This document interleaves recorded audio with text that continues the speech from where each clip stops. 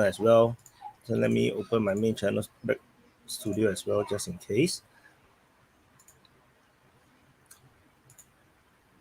Thank you, Tami. Yes, it is super chat is actually the best way, because you put it on the screen, then every speaker will actually read the message and then they will decide whether to talk about it. Like, it's not necessarily 100% that they will talk about it, but you you put it on the screen and it puts the speakers on the spot to whether to respond to it or not.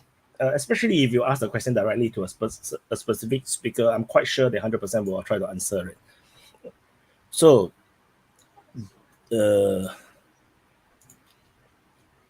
yeah, today is a very unusual open mic.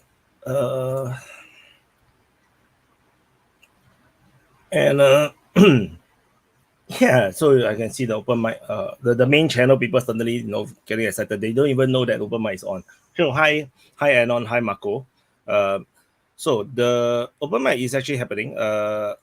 I made some mistakes. End up the viewership is very super low on the open mic channel. It's like, whoops. How come I do not have channel membership? Because I'm protesting against YouTube.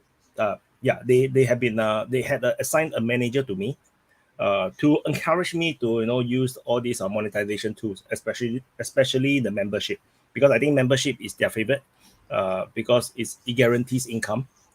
But YouTube takes 30% of any income. So if I enable membership, 30% actually goes to YouTube. As opposed to Patreon like take a very small percentage. Then coffee I take 100%. So I refuse to give them this money from my community, because they have been suppressing the channel so much, which is why the reason is this. How do you join open mic? Oh yeah, I forgot to paste that. Yeah, let me paste this on the other channel, and this stream, yeah.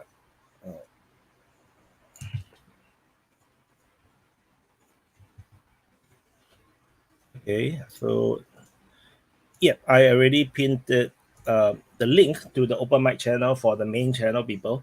So you guys can actually come over. The link to join is in the pin message. The main reason why I'm doing this is because I need to grow the open mic channel, which is why.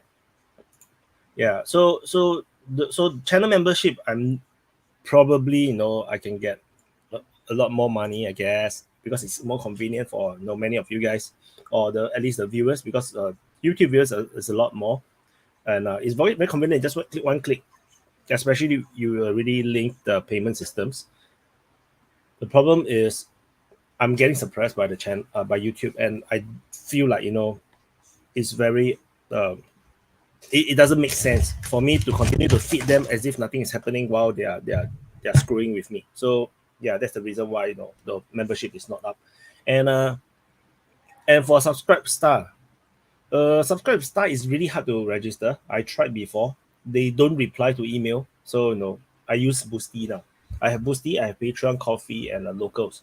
So uh, each of the platform feels a bit different. How they work might be different. Boosty main thing is for the Russians, for the people who are in sanctioned land. People in sanctioned land have no choice. So nobody want to talk. Is the link wrong? Anyone want to check? Is the link wrong? Let me click and see. The link is correct. This is the weirdest DPA open mic ever. Nobody want to talk. Table. Andy, I link copy. I drink copy. Oh. So the links, all the links to supporting me financially, whatever, is in the description below. So yeah, in every video, in the description is actually there. So in case you guys want to support me there, and if you do support, then you actually get to view the full version, the full recording of the commander's briefing. If not, then you may get a delayed version of the commander's briefing, which is much more shortened to be more suitable for YouTube. Yeah. Uh, okay. Why is nobody coming up? This is the most unusual open mic ever. Every time the people is just rushing up. Let me check. Dun, dun, dun.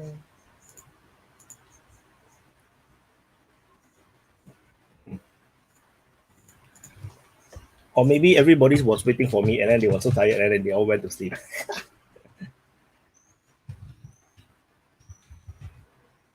Yep. So we have Toby on. Hi Toby. Hey Wyatt, how's life? I'm not alone anymore. Is my mic working? Yeah, it's working. I've actually got a new earphone. Ta-da. Because the previous one that using the Samsung one giving me my ear pain. So and where JB, is everybody? I don't know. This is the weirdest open mic ever. Maybe because I was 15 minutes late. I don't know. Like I thought I pressed go live and then I went to make coffee and then end up I actually haven't go live yet. Then I was like playing the Dracu's music and everything, and then I was like, and then I even did the intro, I was like, hello everybody. Then after that, I saw, why the go live button is still there? I was like, shit. Yeah, well, it's just coincidence that I saw it. I literally just sat down at the computer and it's like, oh, there it is. But I didn't know it was on. So what's the subjects for today? More war? Yeah, Civil War. French Civil War is brewing. The French are revolting. Hey guys. Hey Nanya. Hey, I just came to save you. I don't know a whole lot about the topic, man, to be honest. Like, I was kind of about anything. Anyone can say anything about the French. That's kind of what they're for. We can totally ignore the title. The title is just for fun. Like, it's just to have something there, and then we can just talk about something else, like talk about sushi and. No, I've been following it. I think that they've got a real problem on their hands. I think that this is just yet another symptom of general unrest of the French population. We've been seeing this happen for months now, and this is just an escalation to it. So, does everybody know the story? Basically, long story short, it was a 17-year-old kid. He was at a stop sign or something. He was pulled over. He didn't have a driver's license. The cops rolled up on him. Oh, I should note that it's rumored that his parents are drug dealing or something like that, some sort of drug smugglers. So I think that the police rolled up on him pretty unprofessionally. I think they drew guns and stuff on him. The kid then tried to escape. As soon as he hit the gas, they ended up killing him. And now there's been a real outrage in all over France about it. So, but like I said, this may just be yet another symptom of a bigger problem in France. But there were riots like a couple years ago, right? Like, yeah, I mean, French is a very riotous society, and good on them, But no, I mean, we had more of that, but. I mean, kind of more based on this because they were feeling like there was like a lot of segregation of North Africans inside French cities, right? Like, this has been kind of an ongoing building thing, but there's been riots on this issue before, right? Am I wrong? Yeah, it's been always been around all these riots. The previous big one was the yellow vest one, right? I think that was pretty huge. But that one had to do with like healthcare or pensions or something, right? The yellow vest. Who knows what these things have to do with? It's like, no, really. I've become. I find it incredibly hard to know the difference between something that's just like fashionable in the media cycle and a real issue. Like, I find it hard to believe that everybody is instantly communicating and sharing the same thoughts. And a lot of these protests seem to be manufactured by the media, not for any sinister conspiracy, but just because it's a slow media day. Like, I think if your protest happens on a slow media day, it could explode just because there's space in the media news cycle. But if you come along on a busy day when there's other stuff happening, no one would even know. So I don't know. I basically, I've become, and I'm not saying this is good, but I basically ignore everything I see in the media today. I just count the bodies, right? And I notice how many people died. And I don't get excited about it because, you know, you could have 12,000 people die, and if they're the wrong color in the wrong country, no one cares. And if that's the case, why do I care if like 12 people dying somewhere else gets 1 million hours of media time? It's distasteful. The classic example was that stupid submarine. A bunch of billionaires got inside a tin can to go and have a look at dead bodies under the sea, and then like the predictable thing happened. And how many people pretended to care about that, right? Meanwhile, how many people died in the Sudan? How many people died in the war in Ethiopia? And like and also the thing is, like, if you have a look at the deaths in Yemen and the deaths in Ethiopia and Sudan and compare them to the Ukraine war is just like, that's just death porn that we like, right? That's like, it's interesting to watch white people die, right? It's not real.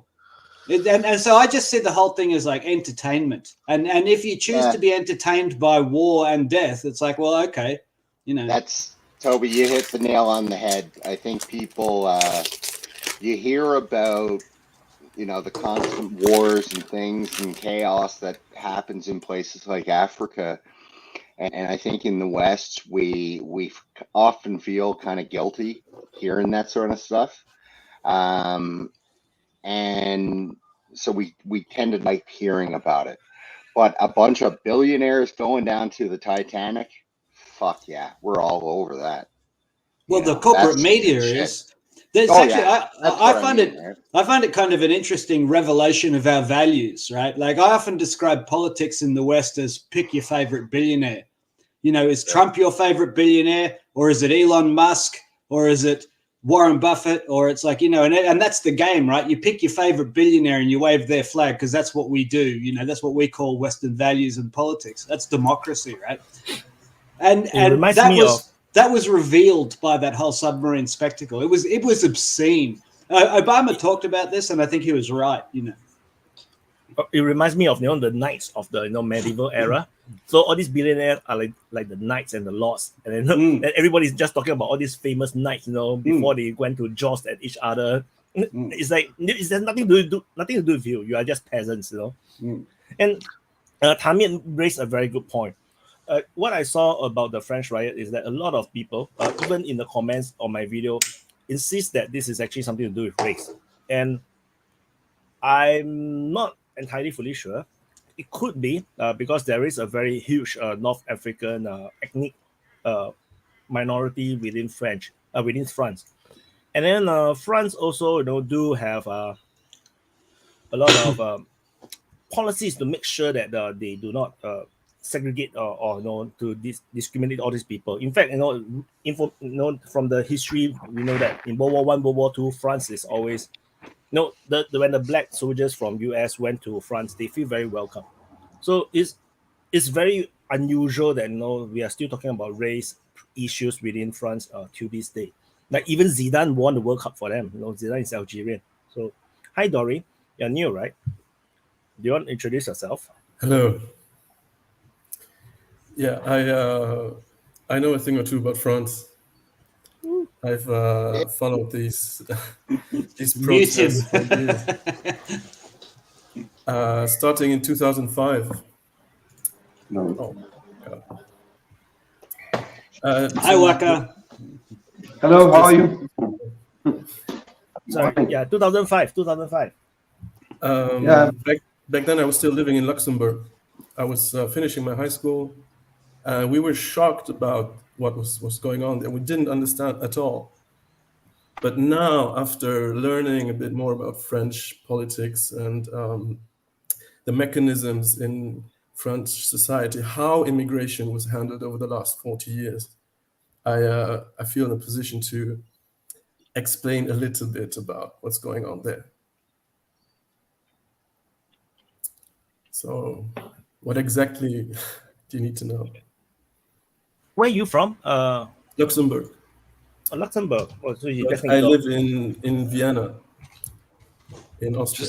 Just talk on, buddy. I mean, just let her rip. Let's share because we are we look at some of the comments, they say that we are idiots. We do not know what we're talking about. So Yeah, This is a very ordinary people's stream. give us Very everything ordinary. that give us everything that you think is important to know. You know, where do we start and where do we end? The current unrest in France seem to have reached a new level of violence, a new level of chaos. Because before, certain areas around Paris and bigger cities like Marseille were dangerous, definitely. But now it seems to have spread all over the country. Seriously, even medium and small cities, even small towns. I've heard they ransacked the town hall of small towns. Now, this is a new quality, a new level has been reached. But the question is why? Why and why now? And is it just the weather, because the weather is fine and people don't know what to do? Is it because of pent up anger from the lockdowns? Is it because of, I think it's all of the above. It's the economic situation, the inflation, and a whole host of things that come together.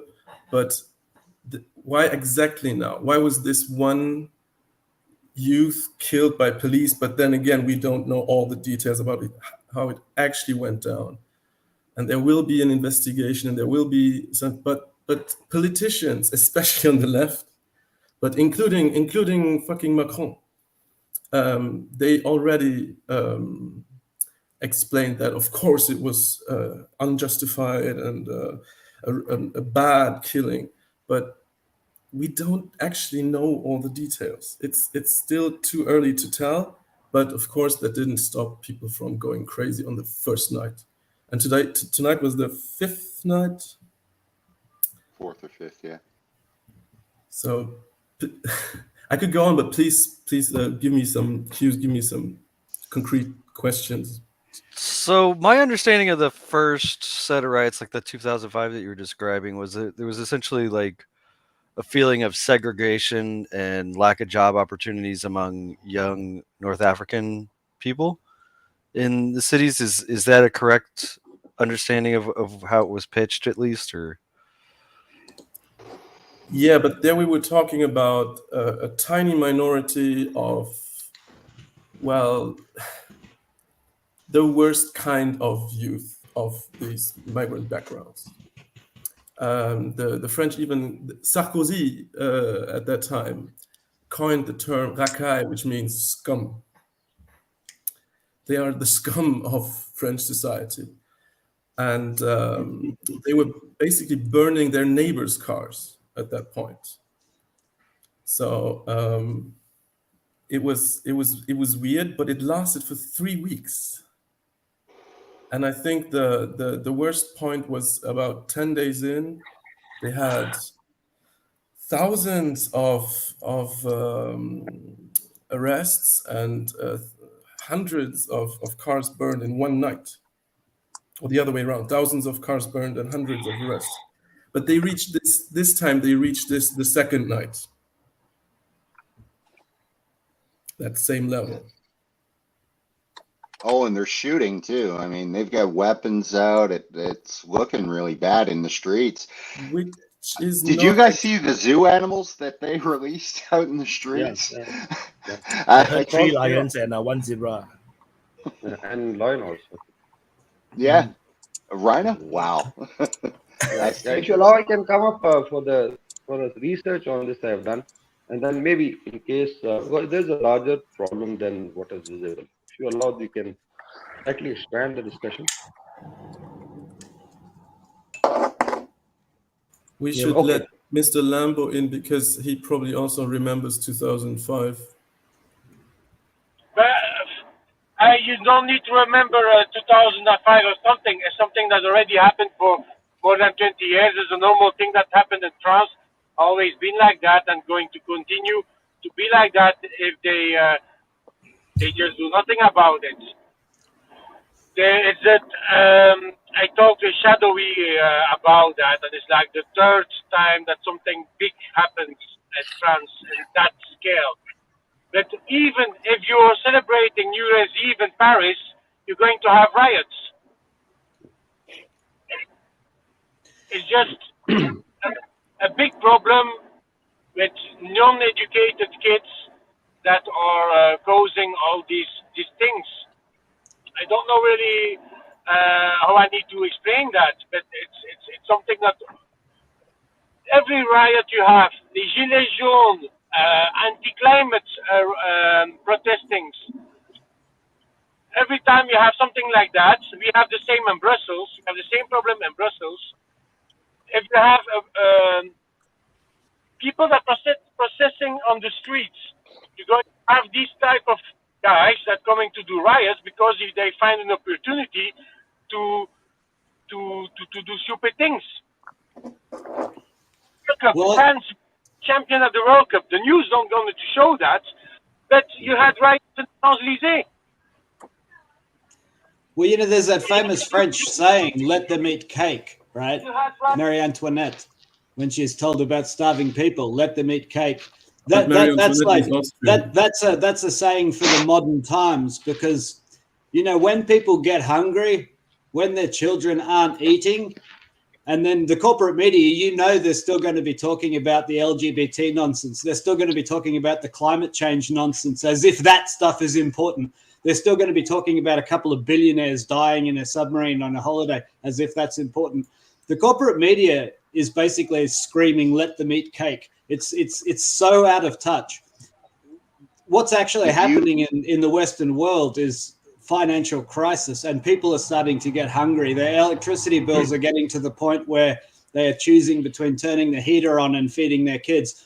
And let me tell you, it's like anyone who's ever been to the third world, they'll tell you, violence is not being nasty to a homosexual.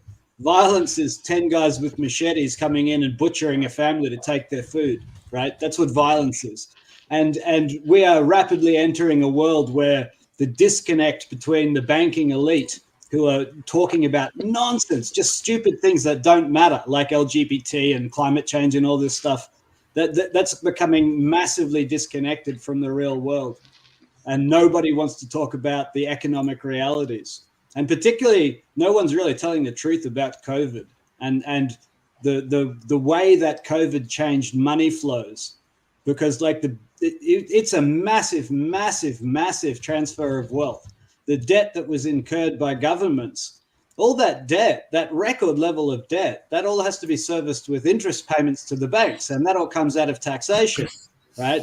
And that taxation comes out of people's income, and so it cuts into their ability to pay for electricity and food. No. I think we're rapidly approaching a world where, like, it becomes like Marie Antoinette, right? Our corporate media is going to be telling us to eat cake when we can't afford bread, and I think that's accelerating in the West.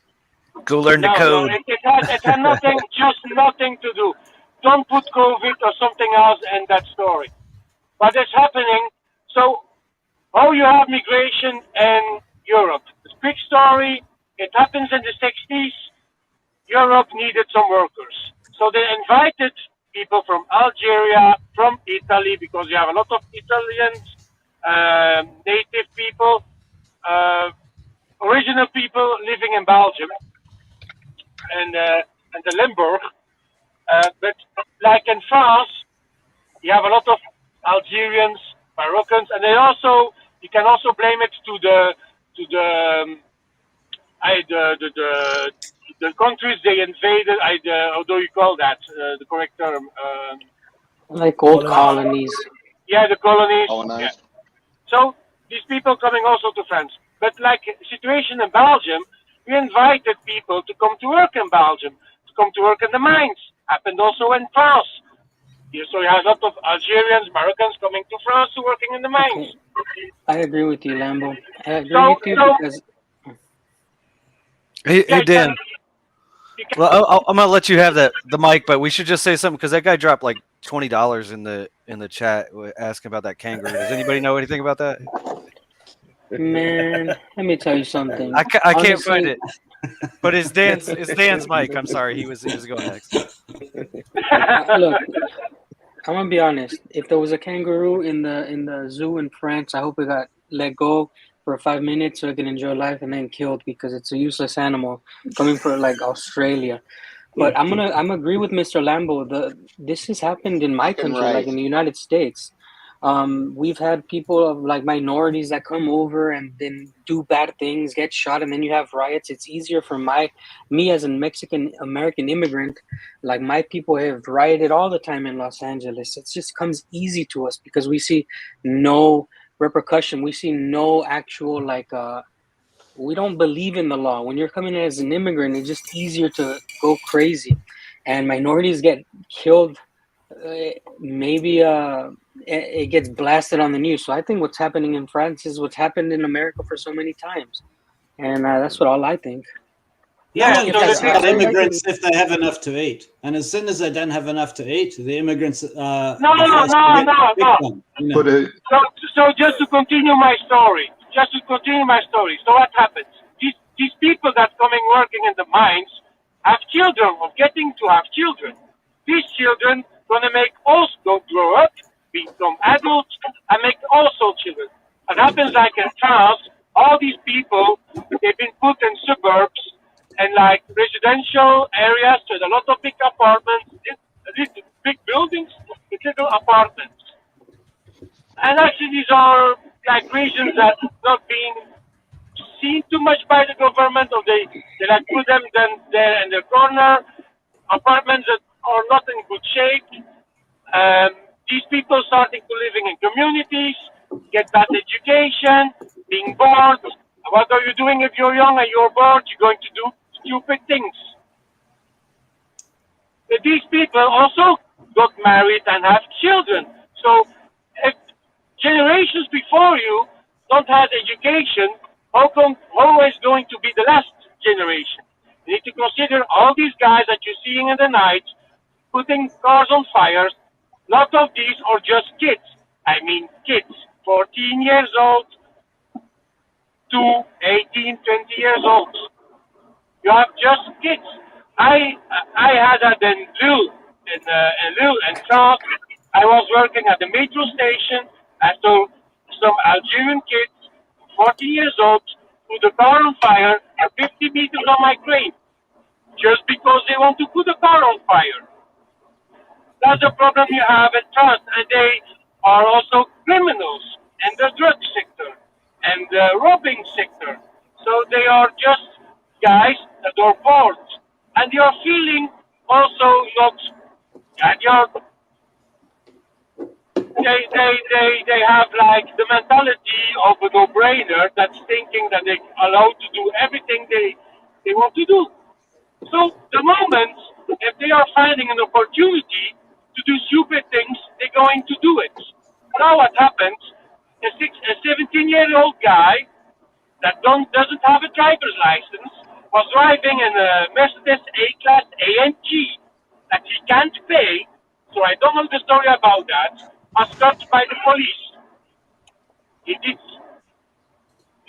tried to flew away of the police, and the police shoot at him. Very big mistake of the police. So all of these guys of the suburbs around Paris and other big countries just found one fucking reason to put a big mess into France. And like we in Brussels, we had some copycats that did the same thing. And Brussels and Belgium, that has nothing to do with France. These are just young guys that are bored, that have nothing to do with their lives, don't work, just do criminal, stupid things that blowing everything apart in France. That is what's happening.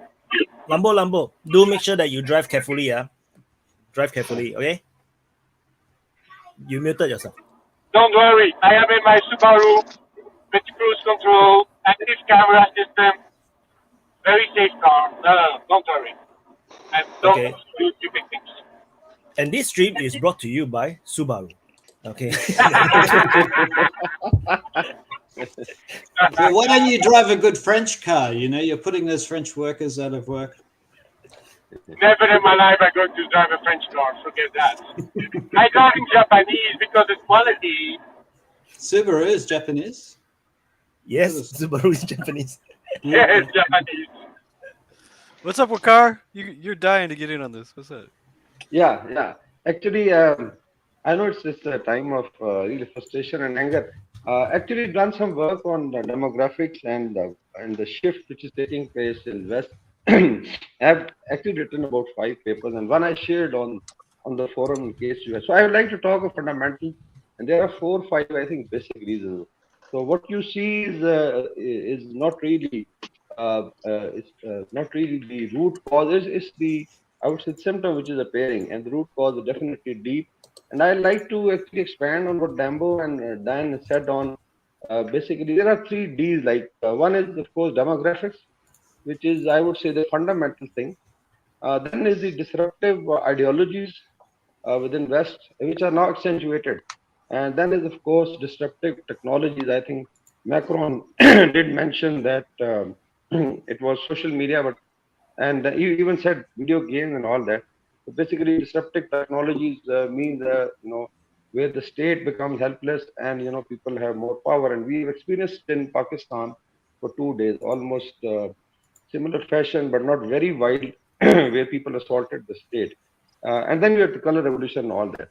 So mainly these are 3 or 4 Ds. So I just expand based on my paper.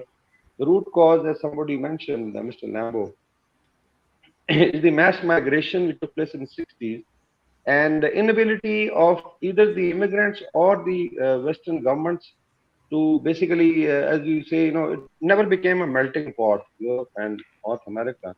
I don't know how Canada is going to experience it. So basically, it became a salad bowl, as Pat Buchanan has said it. And I suggest this book by Pat Buchanan, The Death of the West, is very important. Although the name is very, I would say, crude, but he gives the if impact, because this was written like 2005, and I was in US doing a course there, and I read this book. So basically it's all those 60s. It's not only that there were a lot of call for immigrants, because there were jobs being created and the West was progressing. Mind you, the 24/7 concept of work in UK came because of South Asians. They came, otherwise then the people would go to sleep at 7 I think PM. So this 24/7 shift came because of South Asians, because there were a lot of people, a lot of demand for that. So this is one. The other thing was the lifestyle and the family unit was broken. So there was a very serious, and I think we did discuss the imbalance in demographics. Like in most of South Asia, it is like this. Let's say the top being the old and base being the young. And in West, it's becoming like this. So you have more, let's say, even look at your service sector in the West is run by mostly Asians and Africans. Now we come to the disruption caused by the second wave of, I think, instability was disruption caused by wars in the MENA region. You had Tunis initially, you had Libya, Egypt was tried. And I saw a cartoon. If I find it, I'll put it on the forum. That you go and bomb North Africa in the MENA region, because I always, even in France, there was a discussion in IHED, and it's one of the universities, military universities, that they were very happy when they, killed Gaddafi. That okay, we have taken it. And then I asked them, do you think the Libyans are going to cross Sahara and go to Congo? No. When there's no governors, they're going to jump across the Mediterranean and enter into Europe. So you'll have a tsunami of immigrants coming, which will be uncontrollable. And we saw, the shipwrecks and all that. So you have now a net increase of immigrants because of instability in the MENA region, and it continues. Even one is, even Pakistan is, despite it's not very unstable, but because of economic crunch, you have the passing through Iran, Turkey, and then North Africans, and a lot of Africans from Ethiopia. So if you have a destabilized, area in south of Mediterranean, you expect a lot of immigrants. So that is essential. Now comes the fourth D, is the disruptive ideologies of Nazism, which is being picked up, because one, it was a reaction because of the immigrants, and that's why you find right-wing parties like even I think Le Pen's uh, France France National, Front National. Then you have a lot of these right-wing parties in other Europe, coming as a reaction to immigrants. Now, after Russia-Ukraine war, this has been accentuated, because now you brought in Nazism and ideology into Germany and France. So I think they have really put fire into that. I am not really appreciating what these guys are doing. The youngsters is really condemnable. They should not be burning their own home where they are staying. But these are some of the root causes, and it can be triggered. Then comes, of course, disruptive technology, the social media. You can, like, Tahrir Square, like Tasneem Square in Turkey. You can call people, within a second through groups, social media groups, and they have all kind of funny things, So how to make a cocktail, the Molotov cocktail, how to, make a mask to fight, fight the, tear gas and all that, and they can get as organized gang. Of course, then of course this 99 versus 1%.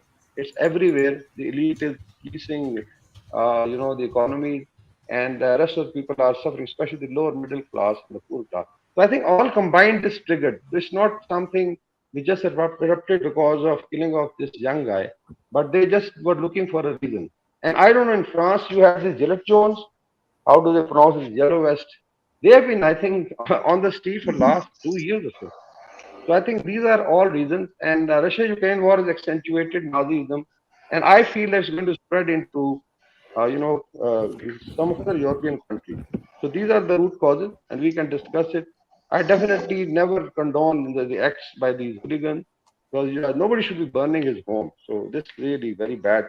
But these are some of the root causes that I feel that cause this. What you see is an impact or effect, not the root. The root cause is what deeper, into 60s, and you can take it back to colonization and all that. Yeah. Thank you. Hey, Mehdi. Hello, good evening, fellas.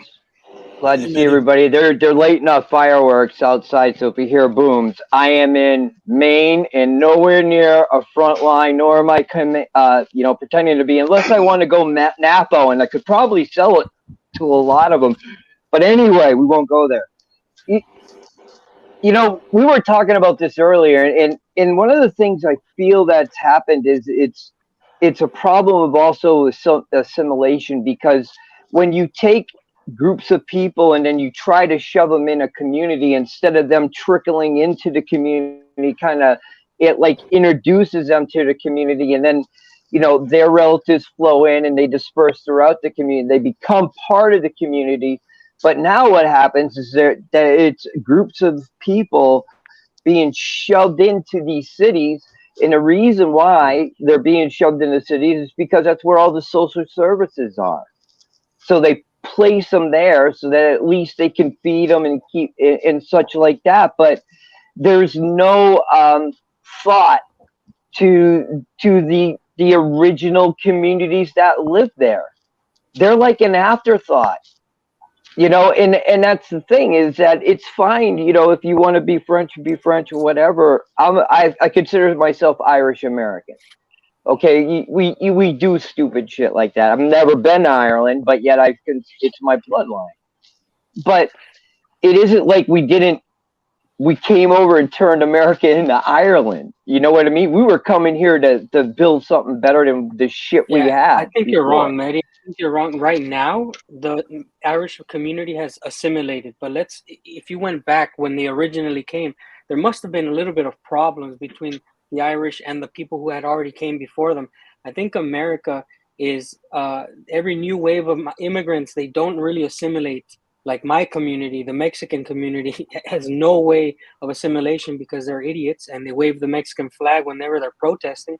I feel like if you were alive in like the 1800s when the Irish were first coming, they've probably had some problems assimilating, but now it's completely assimilated.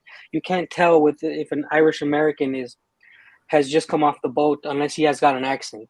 So well, I've read about this, and it's a kind of interesting thing that each new wave of migrants to a country ends up having quite bad violence with the previous wave.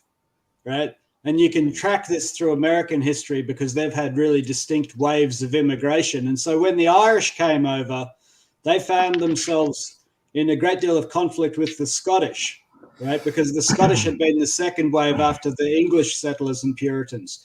And then after the Irish, you had a great deal of violence between them and the next wave of immigrants, and then so on and so forth. And that went through Mexicans and so on. So Yeah, I think it's almost like a competition between the two newest waves of immigrants. But the other thing I'd say about America and Australia is you don't really know what somebody's principles and morality are until they get hungry, right? Everyone likes to project their values and so on, but watch them when they get hungry, and then you'll see the racism come out. Then you'll see the prejudice come out because people lose their ability to posture, and they start to reveal what they actually believe.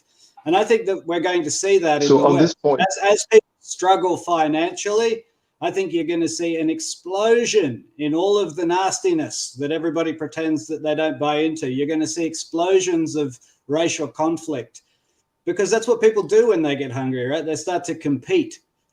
So, yeah. So, hey, new guy, how are you?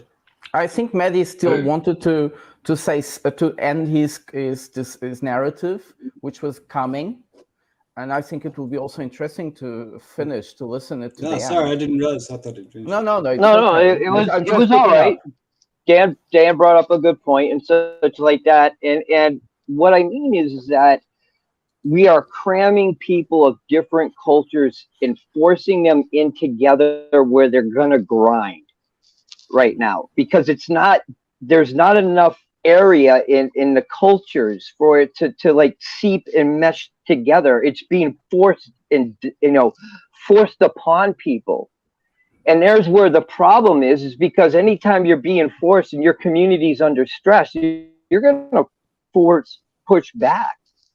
And in the UK, hearing about like a complete town just taken over. Is that fair to the local indigenous community that live there? I mean, we can all go say, well, they're not indigenous, they took it from here or there. Well, that shit ends eventually. It's just a cycle.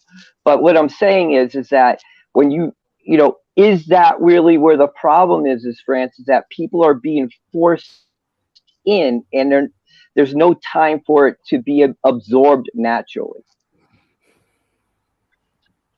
So, yeah, I was hoping just to kind of connect some of those points that have been raised so far. Like, I'm always in the chat, but I lived in France for a good chunk of time, even though I'm an American. So I've got a little bit of info just from kind of osmosis and, the things that I hear people complain about in my wife's family and their experiences there. So Toby, on the point about, people getting really hungry. So it's not at that point, but it very well could be kind of in the future. So earlier this year, there were some, actually, let's take it back. So from this war, we know that with the Ukraine war, there's energy prices going up in throughout Europe, but it didn't really hit the French because their government decided to subsidize those costs and just kind of try and keep the price normal for people. And I think that probably would have contributed to there's a mentality from the French that money just comes out of nowhere. The government can just pay for anything. It's not going to affect any budgeting or anything like that. But then what we saw earlier this year was, I suppose, in the course of redoing their budgets, they had this change of the retirement age. And so that was the last time that we saw big riots in France, where Macron wanted to change retirement age and maybe push it back 2 or 3 years. And so there's a large number of people in France who are working for public sector. And I saw this with my wife's mom, who was, expecting to retire next year. Then she's pissed off that she's going to have to retire, 2.5 years later or something like that.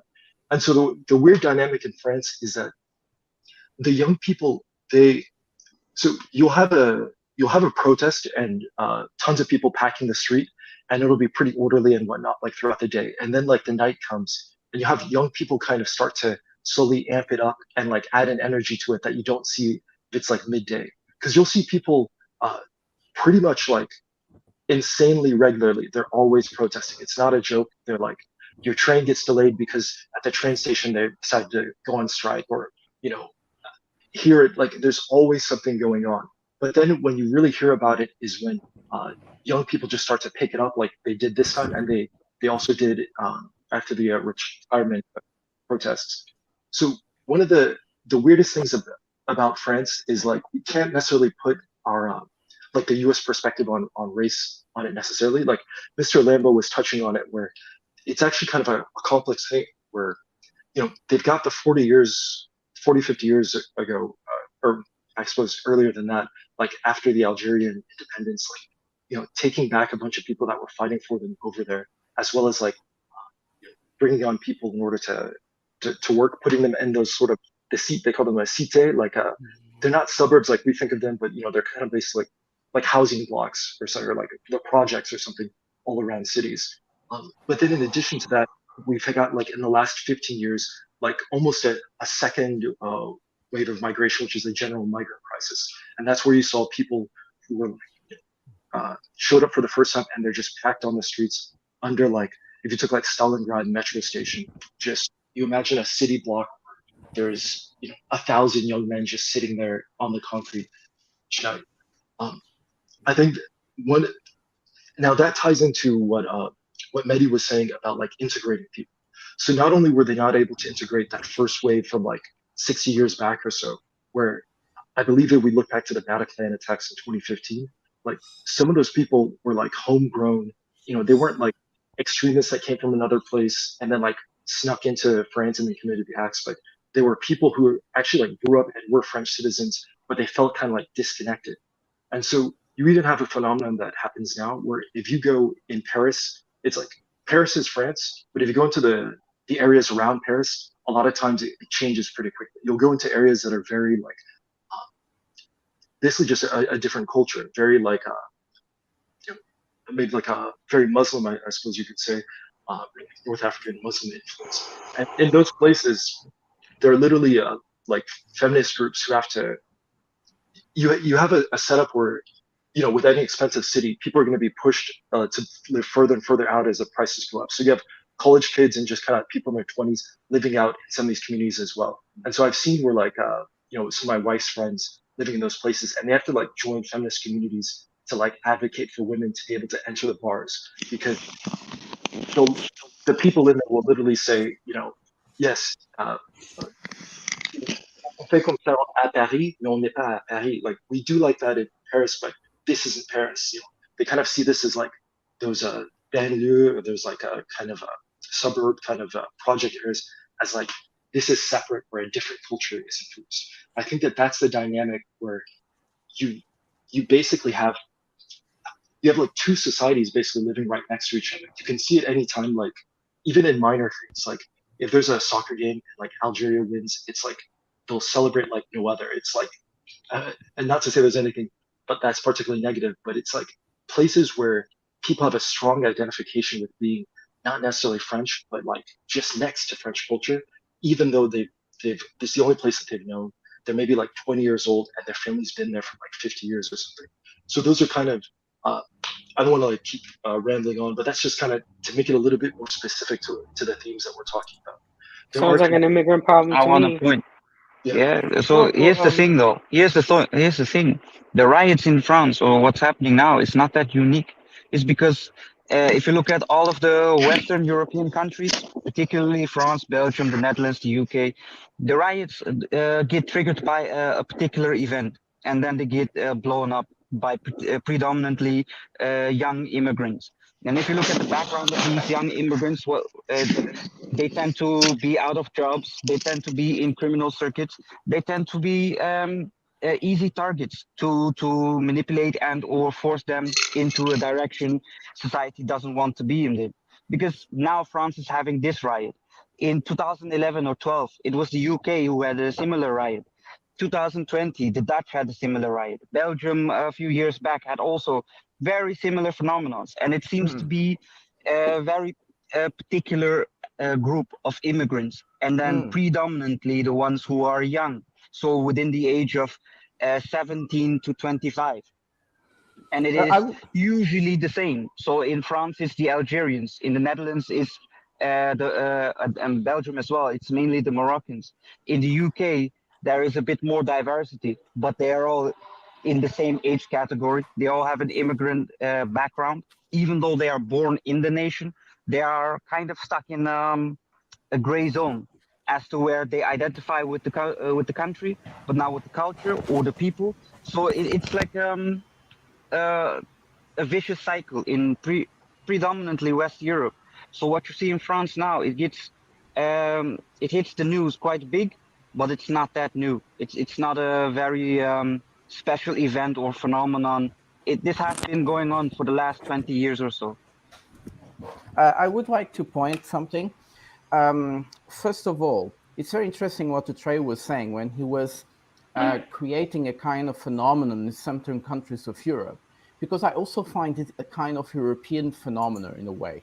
It's like our European societies have been growing so consciously about the middle class, forgetting that this middle class doesn't exist eternally in time and space, but it has been aging. And we have forgot how to integrate young people because they have become a minority. Our societies are old. Our middle class guys that used to be 30s are now 50s. And this is also something quite true. And our society, in terms of visibility, is an old guy society. We look at television, we look at politicians. They don't have really a young vibe. Even the bit to pretend they are young. That's also quite true. We saw Macron on a party. Actually, for his age, he's a bit outside of a disco. He's young compared to his wife. Are you sure? His wife is even older. But she was dancing. She still has the energy. Okay. But what I meant is that we have a problem in Europe for integration of younger people. And we don't really understand that younger people, and each generation always has been there. Especially when society changed so much, we have problems normally to integrate the new generations. Now, in the past, this has been easy. It was very complicated when I grew up. We had the feeling that our younger community was quite different from our parents. We fought for it. But the society was a bit more open to see that we had new emergencies, new wishes, new requirements. And now we see that this new society that came from 10, 20 years ago doesn't want to see difference, doesn't want to accomplish, to open that there are new problems. No, Macron says it's the families, it's the video games. It can be true that it's the video games that creates this virtuality, but everybody is living this virtuality of the 21st century. It's okay. But now I think, Trey, the problem is as well is you talked about criminality.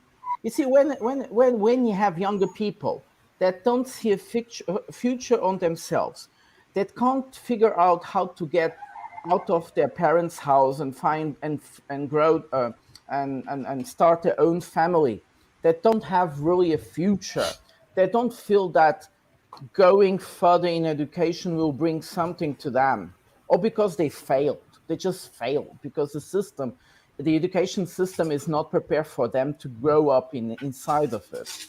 You see, these people tend to be easy targets of criminal circuits, of gangsterism, and so on, of hooliganism as well, because it's the only way they find in the society that's open to accept how they are, their problems, their feelings. Of course, these are parasite cultures. Of course they are. But the problem is that France has had these type of riots before and did almost nothing to solve these problems. And what we see now, you remember when that immigrant was impaled by a policeman, and that triggered as well a lot of violence in France. Did France really took care about their police violence? Because police violence exists, brutality. And up and then there is a need for society to revolt and review all what's happening inside. You see, also the police with their violence is a way they find, especially if they don't find themselves in a kind of productive system of society. The violence is the only way that police also have to solve the problems when they can't deal with the phenomena. But this is a political phenomena that should have been dealt with by the politics, and they've been closing their eyes. And the French are very good at it, hiding stuff. Well, the French like to hide behind their Republican values. Oh, it's great to be Republican values. But like so many people were saying, People are coming from other societies, like Mehdi and Toby was saying. People are coming from other societies and they have different values. But they were never allowed to get inside of the Republican values. The Republican values don't mirror their problems in life. Sorry there. Yeah, can I ask? I want to put a general question out to the whole panel because I don't know what it's like in other countries. But talking about the young people, right? I am shocked by the deal that we are offering young people today because I don't know what the housing prices are like where you are, and I don't know what the interest rates are like. But the deal we're offering young people today is you work hard and you go to university and then you're going to end up with $250,000 debt, right, for a sociology degree. And then if you work hard and save money for 3,000 years, you'll be able to own a house, right? Like the idea that you can own the house that you live in, that you're going to raise your children in, is a fantasy. It's an absolute fantasy. And so the deal, if we cut through the nonsense, the deal that is being offered to young people today is slavery. You will never own your house. And this is the death of the dream, right? The American dream. You are never going to own anything. The actual purchasing power of wages after tax and cost of living compared to the price of a house to raise your children in, it's beyond a fantasy. And young people aren't stupid. They're going to see that. I'm shocked by it. I don't understand how old people are safe. I don't understand how the billionaires can walk the streets because in the cold light of day, right, the deal that is being offered to the younger generation is abject slavery. And then people wonder why they're ready to riot, right? Toby, like my father's generation saved up to buy a car. The current generation save up to buy a video card. Right? This is the difference. I don't think it's the case in France. Let's see the different countries. The case in France is more, the case in France, because France is a very strong. But you're not French, Prada. Tell us about your country. How is it in your country? Can your people afford? It's very similar because it's very social state, welfare state. And what about Atreyu? No, because unaffordable. But it's unaffordable. You see, we still have a social state which would enable people to get a house, but this is something of the past. It's not what like about Kobe Russia? was saying. Yeah, I want to hear about Wakar. Then I want to. Is it affordable now, Wakar, in your country? Well, what's it like in Russia for housing? I'm curious, Dan. Like, how affordable is housing in Russia? Okay, yeah. As far as Pakistan is concerned, I think housing was not a very serious problem in the past, but now. There is a class gap now. We have billionaires who are living in mansions, and you'll be surprised that people living in millions of dollars of houses, and driving, the Land Cruisers, and then you have basically an upper middle class. Especially the lower middle class, I think, is now finding problems of housing because it has now started becoming unaffordable. But I don't know how do you compare it. Like in our case, still. You can have an independent unit instead of a high rise in Pakistan because of the space available. And if you look at the cost of living, despite that we have economic problems, it is one of the cheapest countries. You can go and Google it, that which are the 3 cheapest countries in the world. So far the cost of food, housing, in case you are renting, education, is definitely much lesser than the West, but definitely the wages are also less.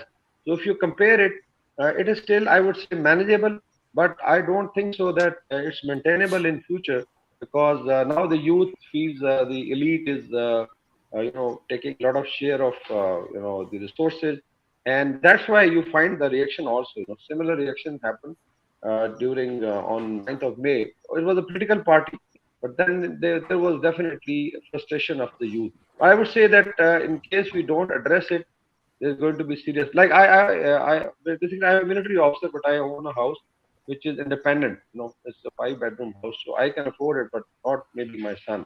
So similarly, people in villages, in towns, they don't live in high rise. They have independent units, like small little units of 1,000 square yards or something like that. But housing is now accentuated, and cost of living is increasing. So I would say that we could be there where France is in 10 years maybe. Yeah, I want to add as well. the phenomenon where the young people are unable to buy a house, or feel like working hard doesn't really pay off in a big way, or in a way that how they would imagine life supposed to be, also applies in China as well. So in China, I was watching some of these Chinese YouTube channels, and they are talking about this phenomenon called lying down. So basically, because life is so meaningless, working hard doesn't bring you anywhere. You might as well just lie down. So that is even happening in China, because China is developing way too fast for their culture, for their civilization. So they are advancing up the ladder so quickly that their people are being left behind as well. So it's across the world as well. Maddie? Just I forgot what I was going to say, and Wyatt, I don't know, but you brought me back to it. So this old man, thank you. I think part of the problem is our youth is confused right now. We've thrown so much shit at them in the last 10 to 15 years for them to absorb. What's a man? What's a woman? I mean, things that you would never in your life think would be a debatable thing that would be happening in a school. The kids are not allowed to grow up anymore, so they're stressed out. And now we drug them, and they come out of school. Everybody can buy a house, but nobody can afford a property tax. So everybody's in debt. So nobody really owns anything but banks around here. And in the neighbor's house just across the street was just sold because they could not afford the property tax. A company bought it up cheap, fixed it up. It's sold again by another fixer-upper who I can tell you right now, within a year, after 2 years, we'll try to sell it because the property tax is killing it. And it's just getting worse in our communities in these rural areas, because the jobs we once had, like the pulp and paper industry, automotive industry, things like that, are all gone. So everybody's just living hand to mouth. I mean, I am one of those people in the category of $400 expense would sink me for a month and a half at least to try to recover. And I'm not asking for money. I don't want donations. That's not it. It's just a reality, just to let you know how what condition I'm in right now. I'm lucky the house I have, we own. So I will add that, in Singapore have one of the best public housing systems in the world. Like, we have like the highest home ownership in the world. Even in Singapore, so my one of my best friend bought a house before COVID, when COVID just about to hit. He just bought a house. It's a 5-room. So Singapore houses is quite expensive. So but there is government grant, and there is a government loan to help you pay it by installment. But he bought it like 630,000 Singapore dollars. There's more than $500,000 US dollars. So that is a 5-room apartment, government housing, which lasts for 99 years only. Then the government will take back. Today, the house that I'm currently in the process of buying is already 740,000, same size. It already increased by 25%, and I have to pay $0.7 million to buy a house. That's Singapore. Is that for 99 years? For 99 years, and already because I'm buying a resale, so already 6 years is gone. So it's 99 minus 6. Okay, one last question on that topic. Wait, so after the 99 years, your family can't keep it. Nobody can keep it. Yeah, they have to buy it again. It goes to zero value. It goes to zero. But the theory is that you'll never live to 99 years, and you will always buy a new house, a better house. Your children will not take over the house because the children also want new house. So that is the Singapore system. It works, but of course this problem is coming because Singapore is only like 60 years. So the 99 years houses from the early days are starting to come. So the social problems might, the government is trying to, buy over or something, they redevelop and unblock the whole apartment or whatever, I don't know, but that's not my problem. I will be dead by then. But this housing issues, even in Singapore, even though we have the best housing issue, the housing system is very expensive, and I'm only able to afford this house maybe purely because there's DPA. Because I'm working 2 full-time jobs, so I got 2 full-time salaries to able to afford. If not, then it's also quite difficult. So this issue, like, but in Singapore, there's a lot of government grant. The government grant is increasing for the housing because it's getting so expensive. Even the government cannot ignore it. But then we also have to pay loans. It's for 25 to 30 years installment. So it is. I'm not sure. Other countries, how many years you can installment the house, but in Singapore there is systems to make sure that you cannot buy houses beyond your means, and all these kind of things. Yeah. So yeah, back to you guys. I would like to say something. I need to wait. I let Dan talk. I need to check out. I want to hear his point on Russia before I check out. Yeah. Interestingly enough, before we got off the topic, I've never seen a more easy place to actually make a life. I'm an immigrant to Russia. Now I'm an immigrant to Russia. And I've seen so many programs to where the Russian government will help you get a house. I haven't seen a homeless person in like a year and a half. It's very strange. I'm not promoting Russia, but I've asked my woman, I've said, why is there no homeless people? That was one of the first questions I asked. She said, what do you mean homeless? I said, people that live in the streets. She said, why would they live in the streets? I said, because maybe they're poor. Maybe she would not understand the concept of homelessness. And it really hit me because, it might not be the nicest looking place, but everybody's got a place, right? They got a dacha they can go die in if they have absolutely nothing. The young generation, I've seen friends, people like my age who are buying their first houses, like in their 30s. Like, it sounds like the American of 1940s, 1950s.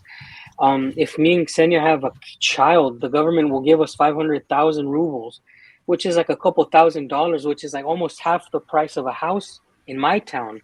So there's a lot of incentive to be having a family, starting a life. A lot of people here are getting married like in their mid-20s still, which is very unusual because where I come from, you'll ruin your life if you get married in your 20s and start having kids, because usually you have to pay for debt still. I'm actually in the process of starting to buy my own land and gonna build my own house. So I don't think I would be able to do that in America. And I'm doing this off of savings that I had from like 10 years ago. I think that the Russian society is a little bit different. I also wanted to talk about assimilation. If you come to Russia, it's not that the government wants you to assimilate, it's that you must assimilate. I can't communicate with these people unless it's in Russian, unless I behave right, because the rules here are completely different than they are in the United States and other countries that I've been in. I think that Russia, there is no immigrants. You just naturally become Russian. But that's my experience, Atreyu, on all these things. Well, it's quite true. And it is impressive that even if you have more children, you even have loans without interest. You have a really facilitate life. And if you want to go to the north, you even get the house free of charge in Russia. If you want to live on one of these cities in the north or in the Far East, they even give you a plot of land, 2 hectares minimum.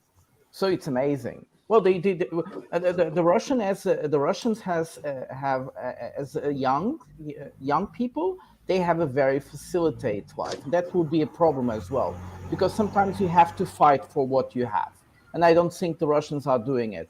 On the other side, the problem is that nevertheless, apartments are very small, and people tend not to have children. So this is let's not forget that Russia is also an aging country. And this is something they have been talking for a long time and haven't been able to change. But coming back to Western Europe, which is very interesting for what Dan was saying. You see, and when I was younger, the idea you would have in your life would be you would get out of your parents' house when you're 30, you'll start a family, you get a loan. It wouldn't be too difficult to get a loan, and you could buy your own apartment. This was possible. You would be paying it for 40 years, nevertheless. But it was affordable. Now, they don't give you any... After the 2011 crisis in Europe, many countries went through this process. They don't give any loans to people anymore. They want you to go rent. Because what happened was that with the 2011 crisis in Europe, the big money started investing in the real estate. You see, guys, And they don't want you to own your house. They want you to rent it. And we are also seeing this system where people are obliged to look for an apartment, and you can't find it. So you go to outside to the suburbs, but they're not building new houses. So it's getting very difficult to live inside of the city.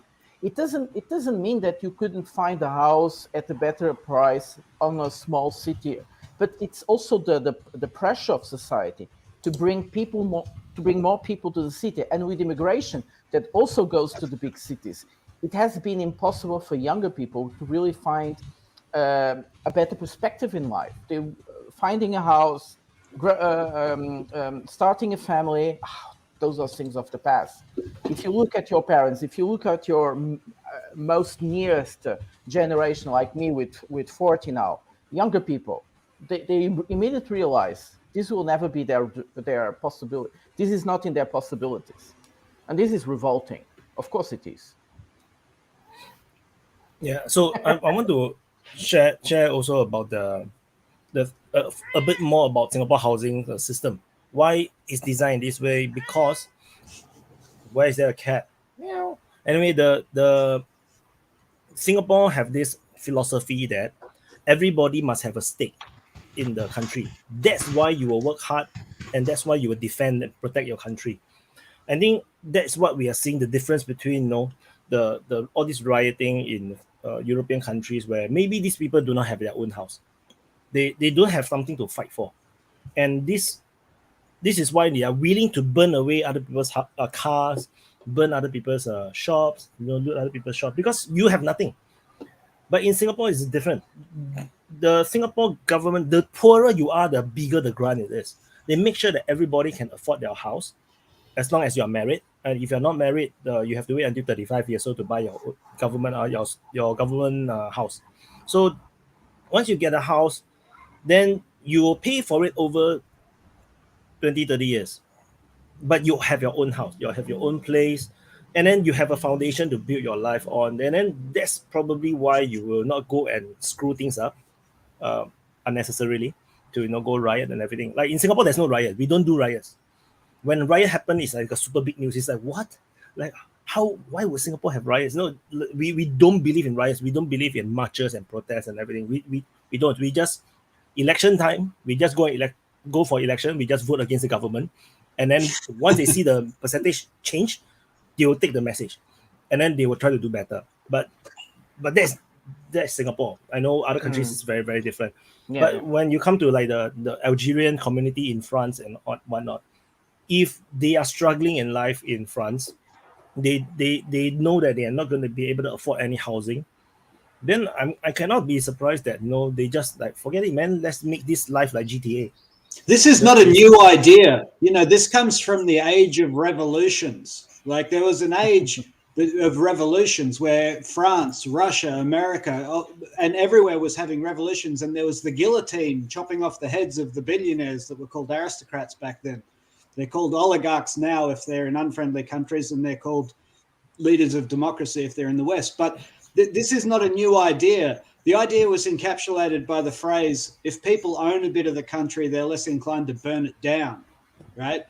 And this goes right, this used to be understood. It used to be, if you didn't know this, you failed first university political science, right? I believe that in America, we live in a world where like no one talks about this. No one talks about the death of the middle class as though that is a recipe to burn down the world. It's like, kids can't afford houses. Oh, that's a bit sad for them. Never mind. I remember reading the end of the civilized world in a lot of ways. If we look at history as a lesson. I remember that reading that United States originally the voting rights only goes to home owners, landowners. If you don't own land, you don't get. I think that's how United States started, right? White men who own land. No, that's not true, Dan. That's not true. It wasn't men. This is a myth of modern feminism, right? One of the massive lies of feminism is that the emancipation of men came before the emancipation of women. People don't know the laws that created emancipation of voting rights in the UK. Wait, how many females signed all those declarations of independence and all that stuff? How many females were in that? Are you assuming their gender? We also I have am the assuming. Well, we have Dan, the you just 13th shifted. Amendment. You just shifted the goalposts, then, right? What I'm saying is, it's not that you're a bad person, but you're factually wrong. You know, if you were a landowner and a female, you had voting rights, right? It followed the land. It didn't follow gender. It's a myth. The same laws that gave the working class voting rights in England, passed in 1918, gave it to both men and women. These are facts. I'm not arguing, you know, semantics or anything. It's just simply not true that voting passed from men to women. It passed in the US, from it's different in the landowners US, though. to non-landowners. That was the historical reality. And there are Can plenty we- of examples in America too. I just wanted to get back on track because I'm definitely not going to get into this social bullshit right now. You know, me, I'll just hang back. But, you know, you mentioned something really important is investment. Like when a new community, you know, you go to a community, you don't go in there and start just tearing down the community and throwing whatever you want up. You know, there's people who invested their lives in this community, that there's businesses that were handed down from generation to generation to generation. But now you have an influx of people that have no investment, no roots to that community. So burning it down, other than it being maybe a food source for them, means really nothing. You know, in a way, I'm not saying good, bad, or blame. What I'm saying is that you can see the mentality of it, I feel. I'm going to not talking about housing in Belgium because I'm going to be busy for 4 hours. It's a very, it's because also the war of Ukraine is very fucked up for the moment. I can say for myself, I'm 37 years old. I'm probably never going to be allowed anymore to buy something for myself here in Belgium. That's it. About France, and I can take Belgium also with it. You need to consider that these young kids and these guys, these immigrants, not even immigrants because they are born in the country, they still has a double nationality. And they feel more like if I speaking from Moroccan, the Moroccan going to feel more Moroccan compared to feeling Belgium or to feel French. So they are, it's a very complex thing, but they're feeling more that country they never been born in than the country where they are born in. That's why they're living in that culture and that group and these places where they are in a community all together, almost the same nationalities, and they're feeling together. So they are living in a clique. What I want to talk about these guns that you are pointing in the beginning, and I talk with that with Shadowy also. We are laughing with that. Why? These guys with the Kalashnikovs, they are normally, I think, drugs dealers. They are never going to shoot with these weapons to policemen. Never. Not going to happen. Never. Not the danger. The only danger I can point to is that gun shop that was robbed. That may be a dangerous thing. Drugs dealers going to use these weapons against rival drugs dealers. They're going to sort of trying to fix some shit in their business using these guns. That's why they have these guns. But the guys that we saw in the footage actually were very stupid. I hope for them, they steal that Audi, that car, they steal it. It's not their own car because the police are going to track them very fast down and they're going to be arrested and they're going to be put in justice. These guys shooting in the air just to provoke, to say, yeah, I'm a big guy. That's it. They are never going to use these weapons against the police.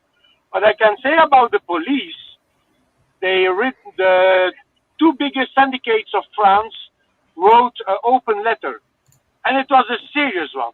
And that one, we can be very concerned about it. So the police in France was always been protected by the government.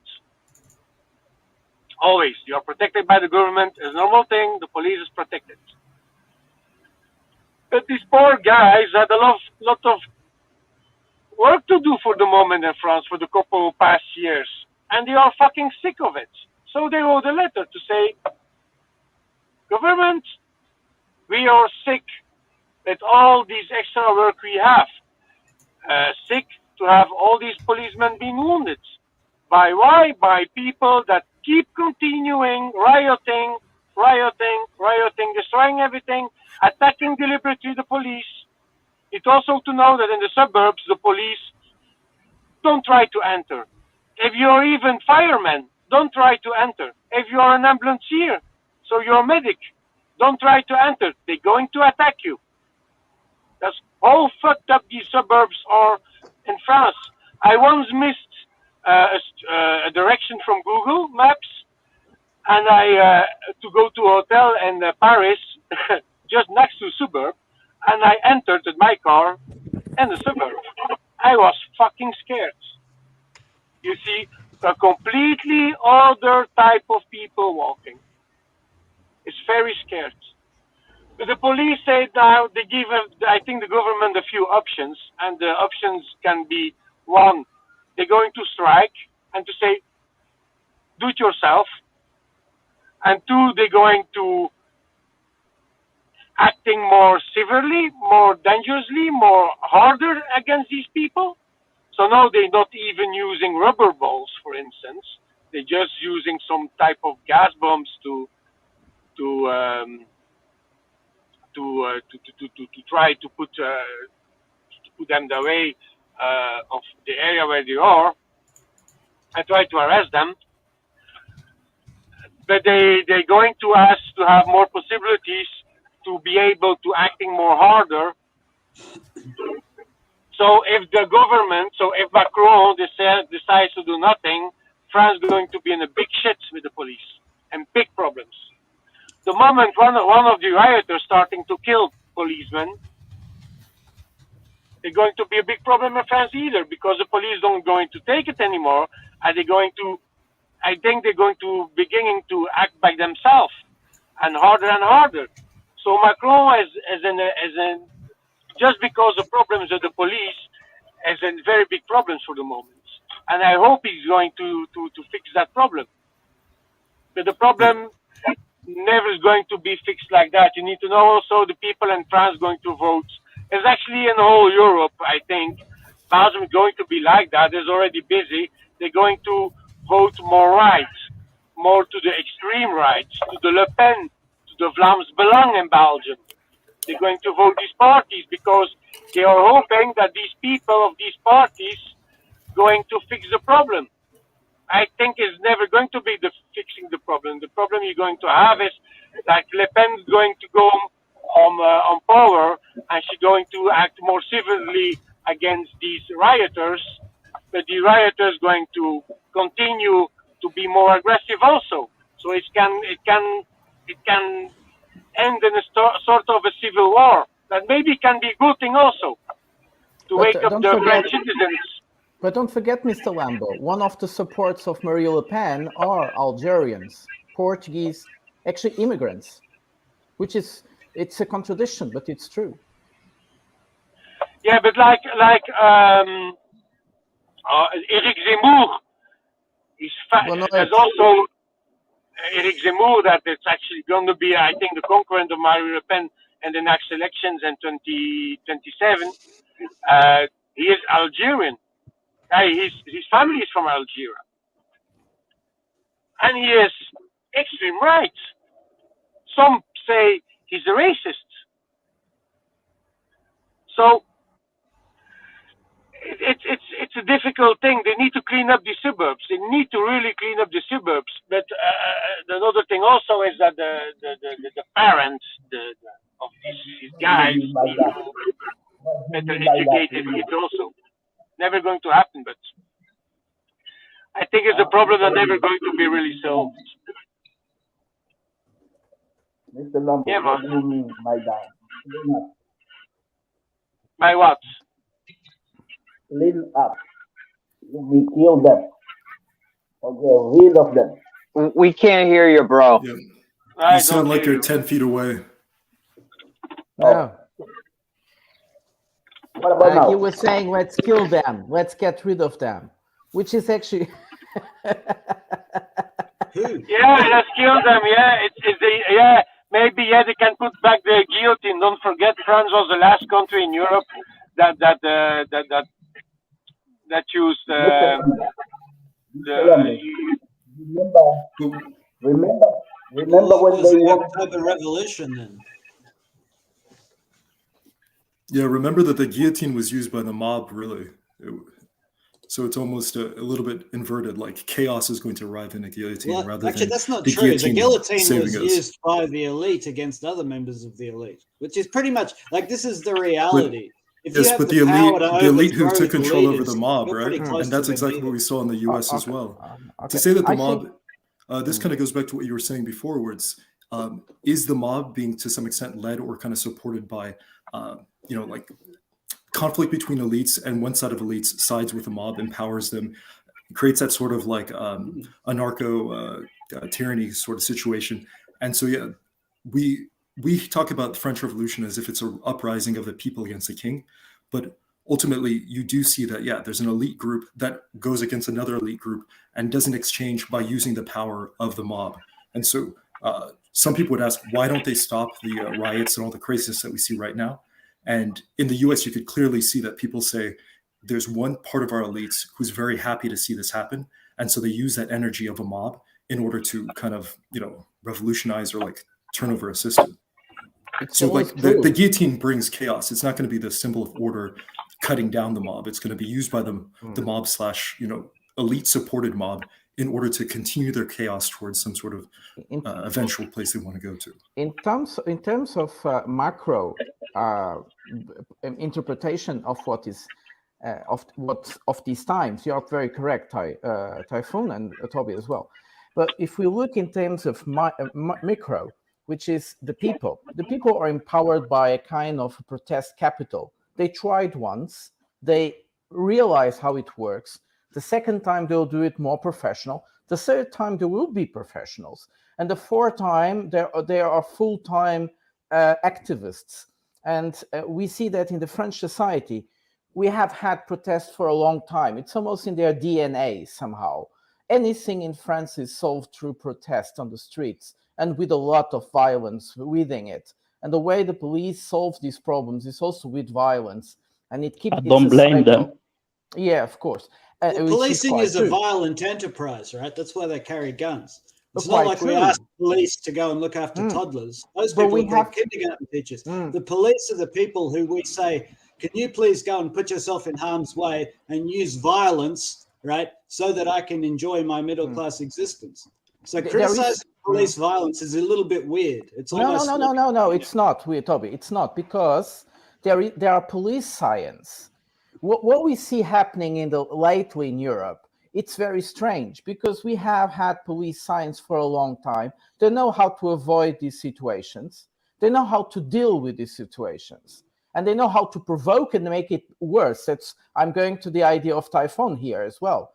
They know very well, and what they are doing now at the moment in the streets, they are making it just worse. Why do they want to make it worse? This is quite interesting. Perhaps some elites wants it to get bigger and bigger, and somewhere in time it will disappear. But there is a political movement here that wants this to happen as well, because police sciences tells police how they can dissolve protest in a way that everybody gets quiet and nothing happens. It can also do things that people get even worse.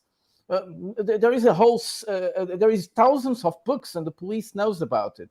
So it's very strange why these things happen. Also, the way the police dealt with that. I'm sorry, Mr. Lambo, that I'm not agreeing with you, although you're pretty much right in the whole narrative. But the police that dealt with that situation, he was very incompetent. He was very incompetent. He was trained how to solve this problem, but he decided to use a kind of emotional solution for the problem, which is strange. Well, you guys probably all saw the police violence in Australia against protesters during COVID. A lot of people were shocked that this supposedly civilized country has such extreme police violence against But it was interesting to see the reaction. Like people said, "Oh, the police are so violent." The police were doing what they were told. They were told to go and shoot rubber bullets at peaceful protesters, and everybody blamed the police. And I thought that was fascinating. Like no one in the corporate media held the politicians to account. Nobody named the politicians who gave the orders, right? So I actually have sympathy for the police. The police are working men, right, and women, right? They work for a living. They do what they're told. They're like soldiers. They do what they're told. And I find it actually like quite distasteful when the corporate media, when they're finished talking about, the glory of billionaires in one context, they then completely exclude the political class from accountability for their actions, and they blame the police for the violence. Police are violent, right? That's what they're for. It's a violent enterprise.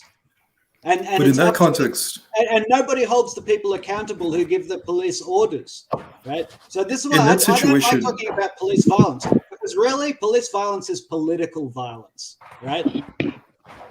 In that situation, wouldn't the Australian media be looking for who to praise, because they were on the side of the crackdown against the COVID protesters? So they'd be in favor. Or is that like mistaken? I'm from the US. I don't. So if all I see is that Australia is a corporate wonderland, right? It's like textbook fascism. It's what the rest of the world is going to get. The corporate media here fall over themselves to praise anything that the people who lend money to our government want. It's embarrassing, right? But at the same time, we're getting that everywhere, right? This is just corporate control of society. We have that in Germany as well. Yeah, we have it ever in the globe, right? We have this corporate wonderland. Corporations buy our politicians, and we're told that like they're not getting what they pay for. If there's one thing that a corporation is going to do, right? A corporation is only going to pay an invoice a second time if they get what they paid for, right? A corporation that makes ice cream is not going to pay a milk supplier twice if they don't get the milk the first time. So when corporations are donating to our political parties and they do it again and again, it's because they're getting what they paid for. And if someone else has paid for your representative, they're not your representative anymore. So this is just a fundamental fact. We don't have democracy. We have ruled by corporations because corporations are able to buy the political parties. I don't even see why that's controversial. You don't have to be more than 8 years old with a functioning brain to see that. And so this is why there's such real resentment of the corporate media, because those people represent the shareholders of banks. They don't represent the people, and they don't tell the truth. And I think that is actually true globally. I don't even see that that's controversial or contentious. I just want to say something to Mr. Lambo. Remember, Mr. Lambo, when you said that we need to get rid of them. So what do you mean? You like kill them, send them back to Africa, or what? The other thing, when these people apply for France, they are French. When they are asking for human rights, they are fucking immigrants and needs to go back where they come from. Yeah, so that's all. So they still have the double nationality. So that is a woman like Le Pen going to say, we send them back to their native country, blah, blah, blah, where the parents are born, or blah, blah. What you can do, you can arrest them, punish them, put them in jail. They're going to come out of jail and go doing the same thing again. Maybe. I hope they've been educated well again to not do it and to start a new life. But if you have, so they're living in groups and they're going to follow what the others do. Le Pen, people like Le Pen of extreme right going to say, yeah, we need to send them back to their country where they belong, because they have double nationality. So you need to know also, like you can vote for Belgium and the same people going to vote for Turkey or for Morocco, depending where they are coming from. So so that is a thing that people like Le Pen want to do. They don't going to kill them. No, they don't going to. You need to have a new Hitler for that. Hope never comes. but that can be a danger for that also. You need to consider also that a woman like Le Pen can be very gentle. Stop blaming Le Pen. She's not in power.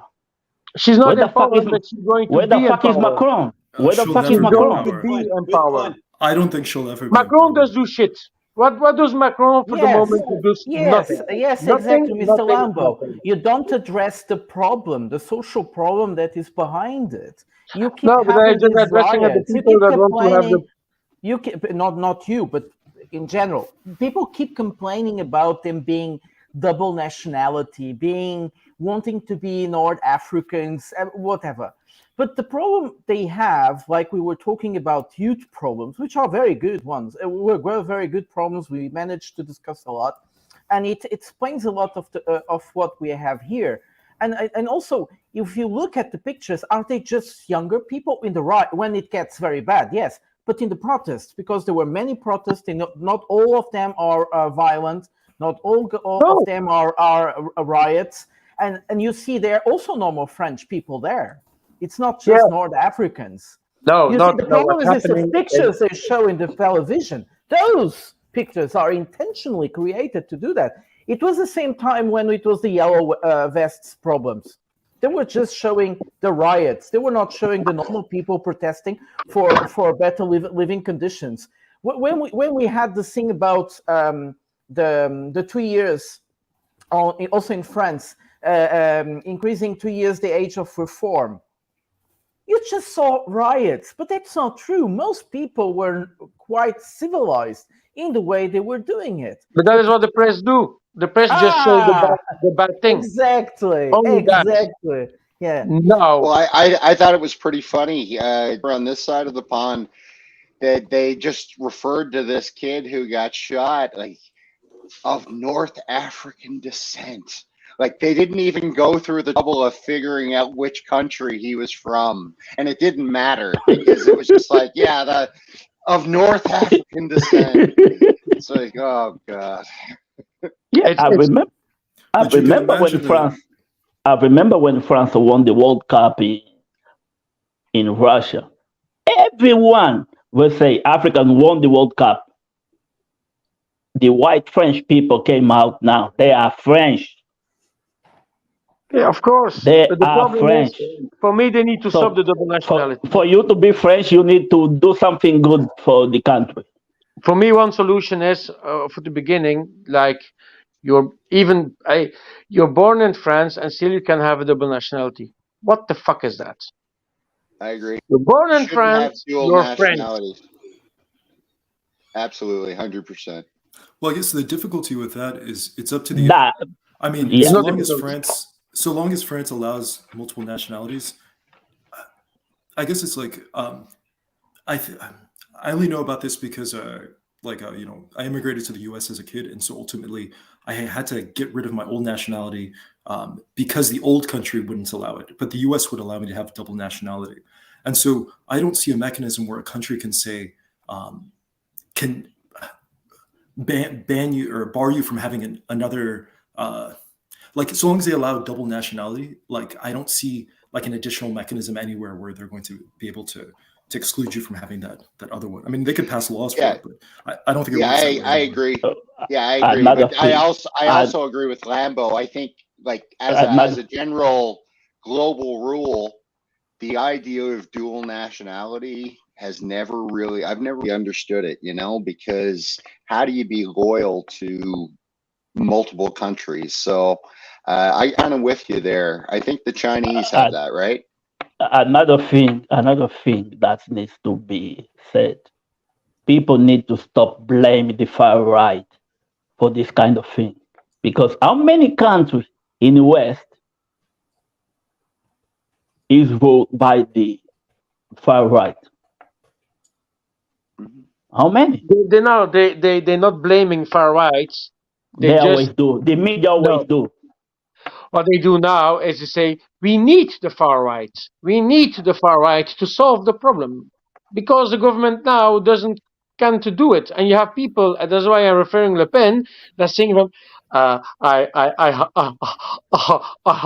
have the solution. I have the solution. Le Pen is female. If you're far right, you don't believe in females in Hey, politics. she's daughter of Jean-Marie Le Pen. What a fucking racist first class. She's daughter of Jean-Marie Le Pen. She just succeeded. And there is another Le Pen in the party That's of how Zimou. far left the right has come. Well, you can't really blame the right when do you know the story about Martha's Vineyard and the immigrants that were tried to be placed there? What happened? They wound up getting escorted by that community into a military base. Basically, that's where they kept them there because the community, which of course, if you know United States, Martha's Vineyard is a mecca of liberal politicians. That's where they all have summer homes. They did not want those people within their community. So they were great at pumping it out in virtue signaling. But when it came to their community living by the rules they were forcing on others, they basically had the people removed. They were Venezuelans. You can look it up. Tucker Carlson just talked about it on his recent video. And that's kind of a problem because I think what it comes down to is that, assimilation is a two-way street. Both parties have to kind of want to meet in the middle where one culture is going to allow another one in, and the other culture isn't going to come in with, big old clogs stomping around all over the person's house like they own it already.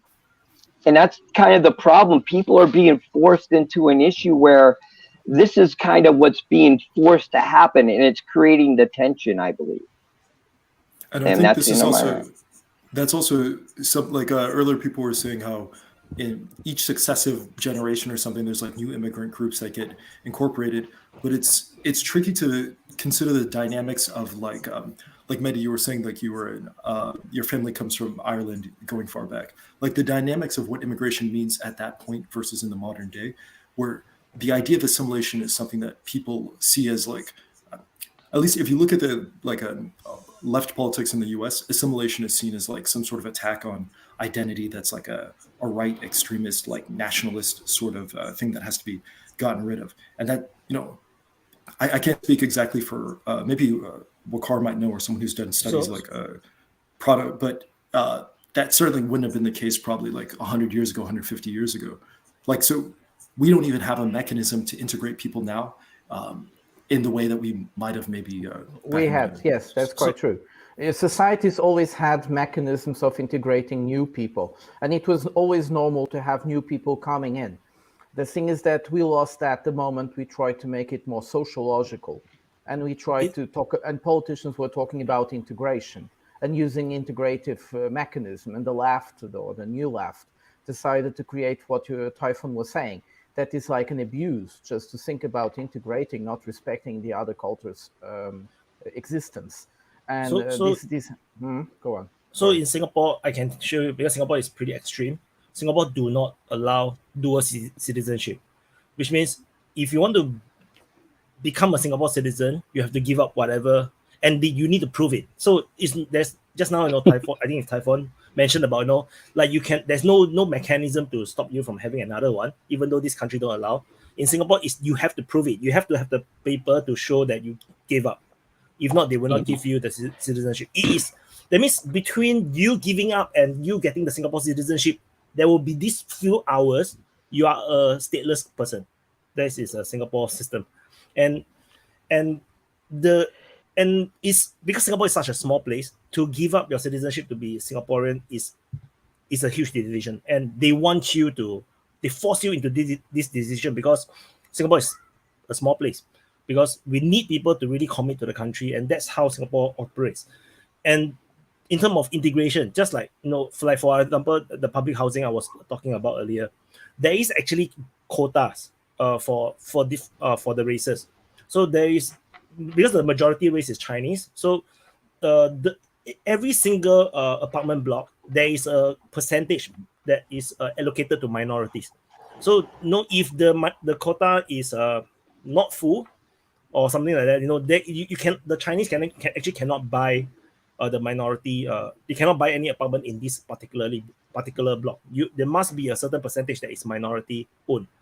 and we force integration between all the different races and culture, and that's how we do our multiracial or multicultural integration, and that's why we have our harmony. Yeah, but wait, what you're talking about in Singapore is that you respect the existence of different, well, you even called it race, not ethnic groups, and Yeah.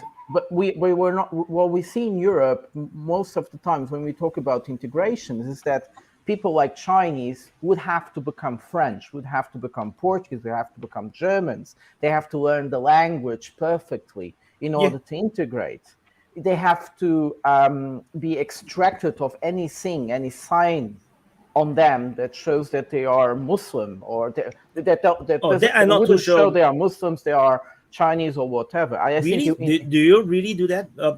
I'm not sure. In you are Singapore, not allowed. You are not allowed to use a vowel in certain institutions in France or even in Germany as well. I mean, we used to do that as in- well. So by right in in civil UK, service, you're not allowed to put the tudong. They call it tudong.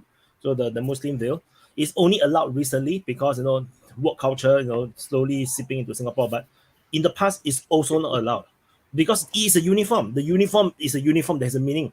The only ethnic group or religion that allows something special is the Sikh. The Sikh, the Sikh that the Indian Sikh, because for them it's different. They will go to war or they will die if you tell them to not have this turban. So that it's is because they're not Muslim. They don't allow because they're not Muslim. That's it.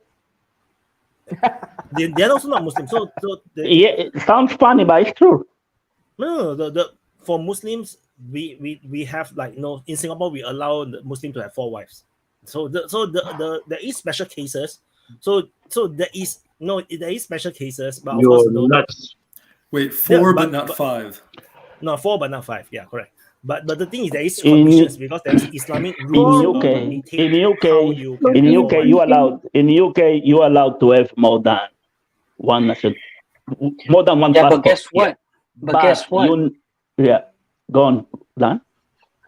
I just want to say that I want to talk about, because I have to go soon, I want to talk about the offensive in Ukraine, and I want to talk about There is no offensive anymore. There is no offensive anymore. They But stopped that's it. what I was going to say. But that's what I was going to say, boss. It's my goodbye. There's absolutely nothing going on. You ruined my freaking surprise. There's nothing going on the offensive. But what do you think? What do you think about the new idea that is coming from Ukraine of using a huge amount of people at once and go through? This is like the thing they are trying to bring to build up. Yeah. So when you use all of your people, when you use that many people, you look. I'll put it in the only way I can say it. If I would have used that tactic and got all my drivers and all my logistic people and all my desk workers and said, "Hey, you're part of the infantry now. We're gonna go attack." Who's gonna support us? Those guys are not gonna know what to do. They're gonna die faster than me. Nobody's gonna be able to support us.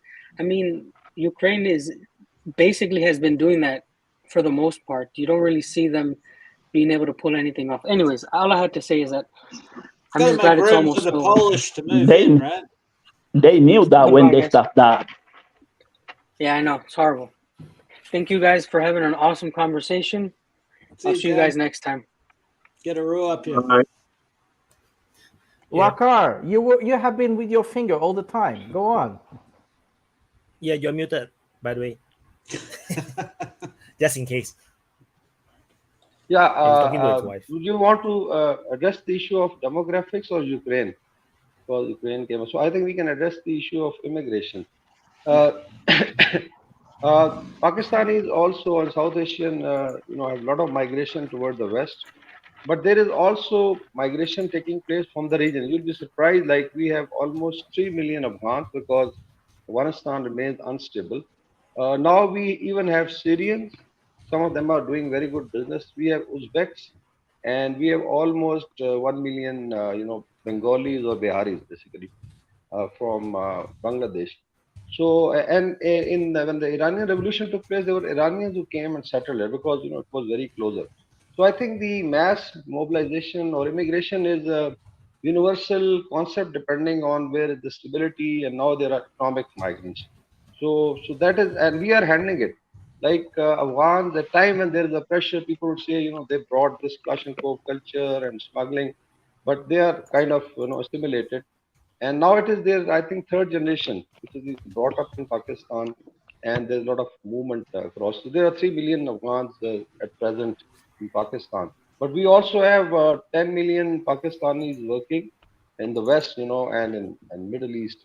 So I think this is a phenomena.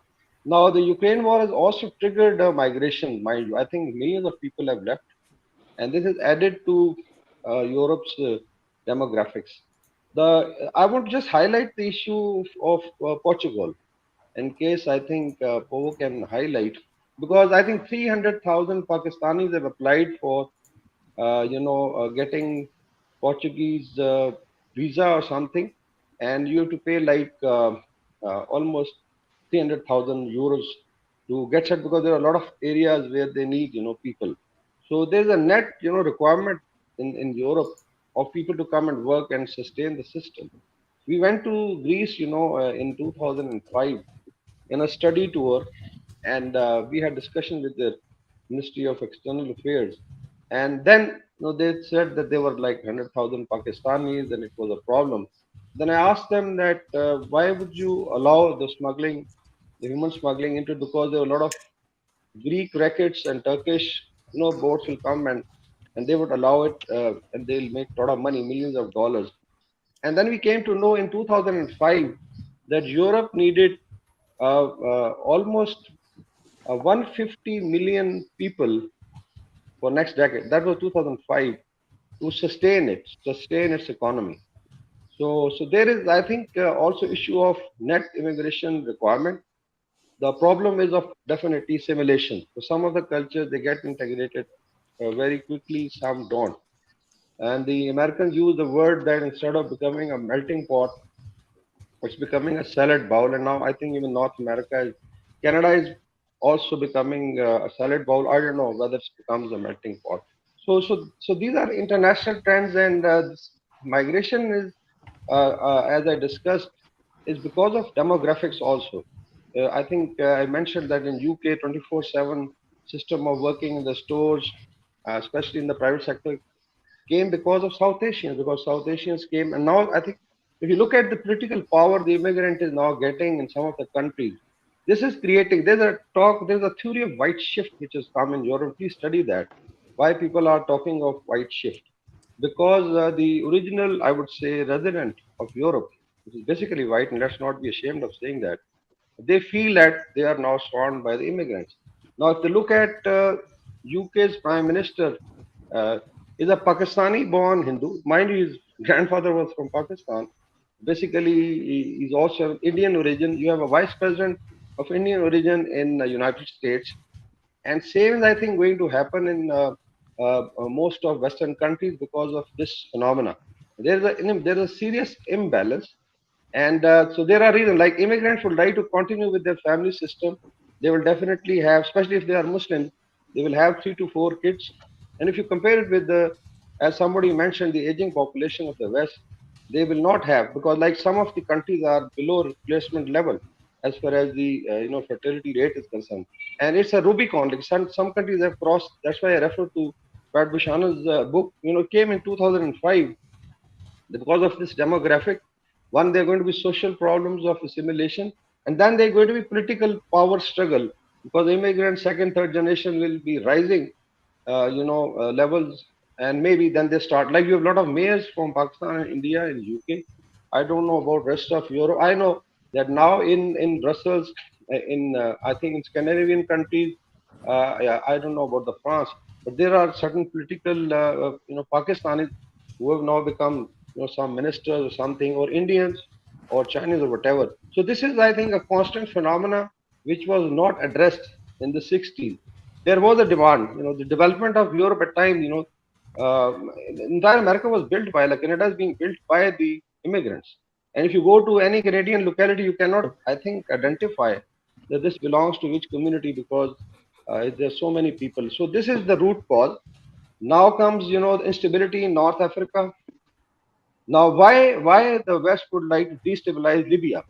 One of the best state in Africa, best welfare state under Gaddafi. If you got married, you got 50,000 US dollars to sustain the family. You had free education, almost free fuel, and it is not very large in terms of demographic. In terms of area, it is. Why you would go and destabilize Libya? I mean, for what? Why would you try to bring, these Arab Springs? Let, the country, and now who's destabilized Ukraine? We can discuss it at length. That could have sustained, and now you have a lot of immigrants from Ukraine going to West. It will, I think, create some problems later on. So far, you can say that they are being assimilated. So you have to look at the policy also. One, you have a demographic balance, and now you are accentuating that by creating chaos. They tried it in Egypt. It's a very large. Can you imagine Egypt was not stabilized, and you had like 10 million Egyptians crossing the Mediterranean and jumping into Europe. So you have you tried to destabilize Iraq, you tried to destabilize Syria, and these are fringes of Mediterranean. And then there we've suffered because of instability in Afghanistan, and then there was the effect on that. So I think if you look at President Putin's formula to settle Ukraine, I think they would have done it peacefully. But there you force it upon other countries, including the lifestyle. And then there is a butterfly effect, a strategic migration takes place. There's also this global warming.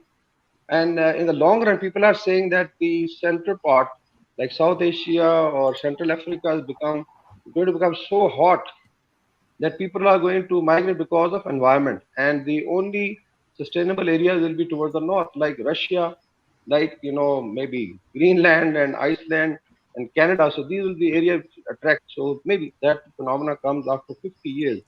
So these are, I think, trends. But definitely nobody can support the violence. People should realize when they own a country. I've traveled to France, twice. I've been to a lot of European countries, and there was never a problem of any discrimination. But these are some of the root causes because of which this is taking place. And at times, the local population, like in our case, when there is, especially in the bordering region, any disturbance, generally people try to blame the Afghans. Maybe they've got nothing to do with it. That they are bringing that culture and this culture, despite having same faith, but still you have these tensions. And now the Afghans are into businesses.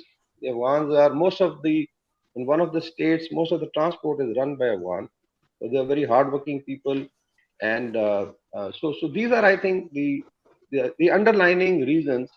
And what you see is a reaction. But definitely social media, disruptive technologies, you always mention.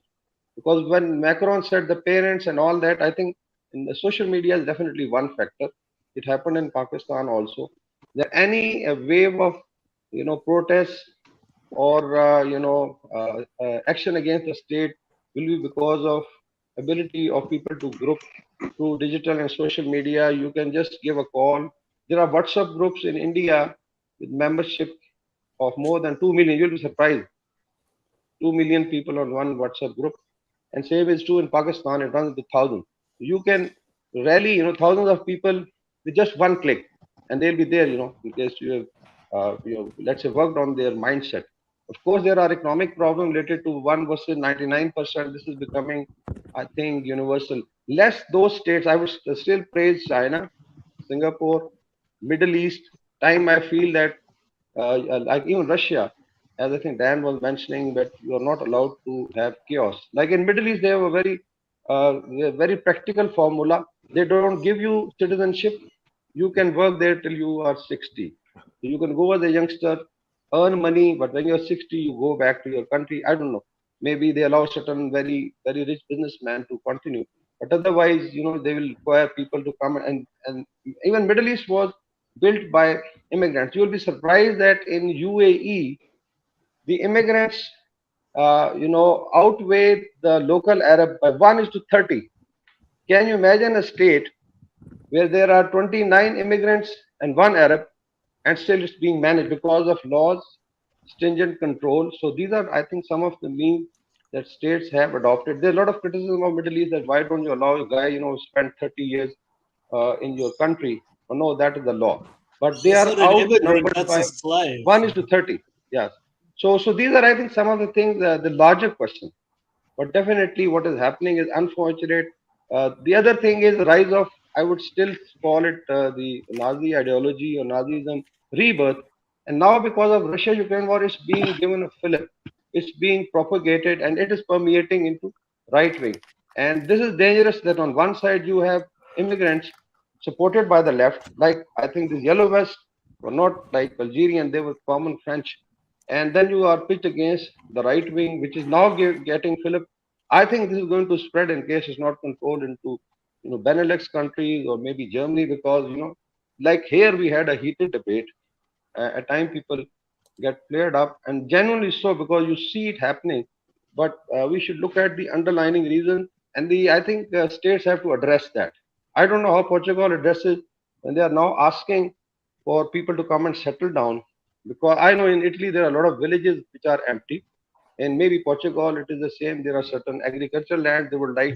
In Canada they have a lot of land. Even Russia would require people to go and do agriculture work in the industries. So these are some of the advantages that the West also took, and the immigrants also got a very good lifestyle. But this was your net result. So, and then of course is universal use of social media. So these are, I think, my points related. I've done, I think, 5-6 papers. Demographics is one of my research areas, and so I'll just put up this. I'm not favoring any community. This is very bad that you go in any country, it gives you food and shelter, and then you start revolting against. This is very, very bad, condemnable. But these are, I think, my points. Well, Kar, can I ask you a question? Actually, I've had my hand up, and you actually drove right into where I was going. I drive for a soup kitchen during the day, Monday or Tuesday through Friday. Anyway, and they were talking about, and the reason why I know a little bit about what's going on in Lewiston and shit like that is because the resources are starting to get stretched down there, where the local community, they had enough social services to be able to handle the people that were there, but all of a sudden come in like 3 times as many that would need social services than can be supplied to these people. And that's like when what was it? There that city in the UK where basically the population just doubled almost overnight. No, and the social services or any services in that area wasn't built for it. And it's like it's all getting crammed down our throats too fast, and it's causing so much friction. It's just making it worse and worse, because what happens is you have 2 communities and 2 cultures fighting for the same resources. You know what? You're going to go with the gang, and that kind of does it, because sometimes if you can't get it alone, you'll get it as a group. And I'm saying, like, politically, I'm not saying you go out and actually steal it. I want to be very clear about that, but the political alliances will help out your community, and that will further divide it. Is that what that kind of where your study goes with it? It's really a stretch on resources in the areas where it's not ready to happen. Is that correct?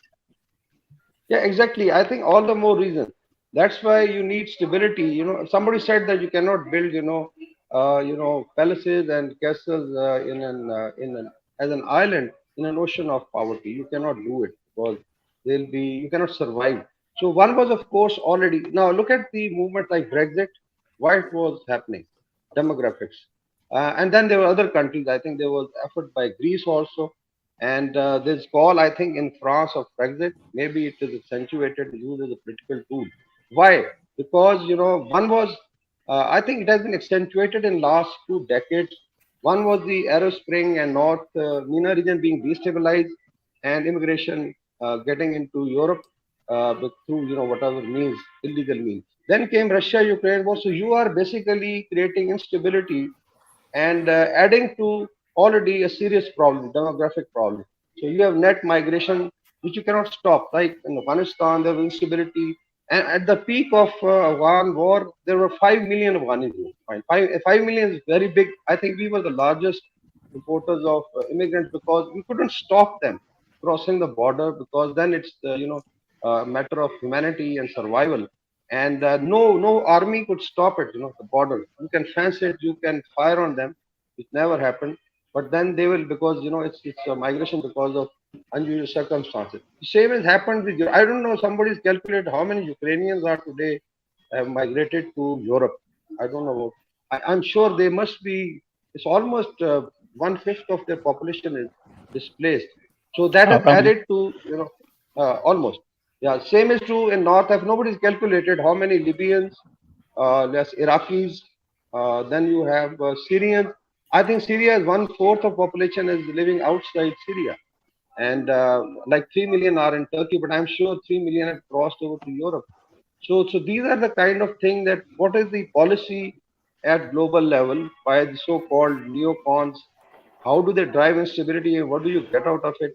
They thought they could engage Russia and scuttle its economy, and the pressure is now on the West. Energy crisis, food crisis, because the globe is interlinked.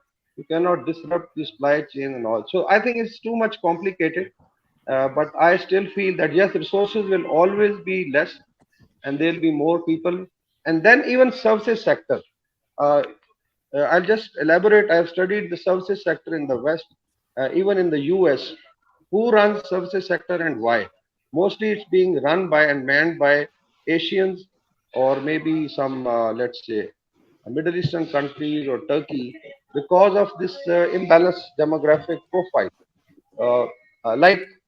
Like in our case, the mean average age is like 25 years in Pakistan, but I'm sure in certain countries it has crossed 40 or maybe 50 years.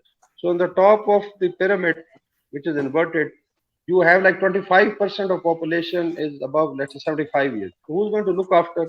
You require youth, the nurses, the people who would manage the nursing homes, or even like I know in US, is an old guy. I've been to Monterey in California for training, and it was mostly settled by old people, retiree. It was a retiree community. Rich retiree people would live there. Let's say there was an old guy whose son and daughter is living maybe somewhere else. He's all alone, and he falls in a bathroom, washroom. So what he does is because he just has a number, so he dials it, and an Indian girl picks up in Bangalore and then starts evacuating him. Through services system in the US. So she will tell the hospital to send.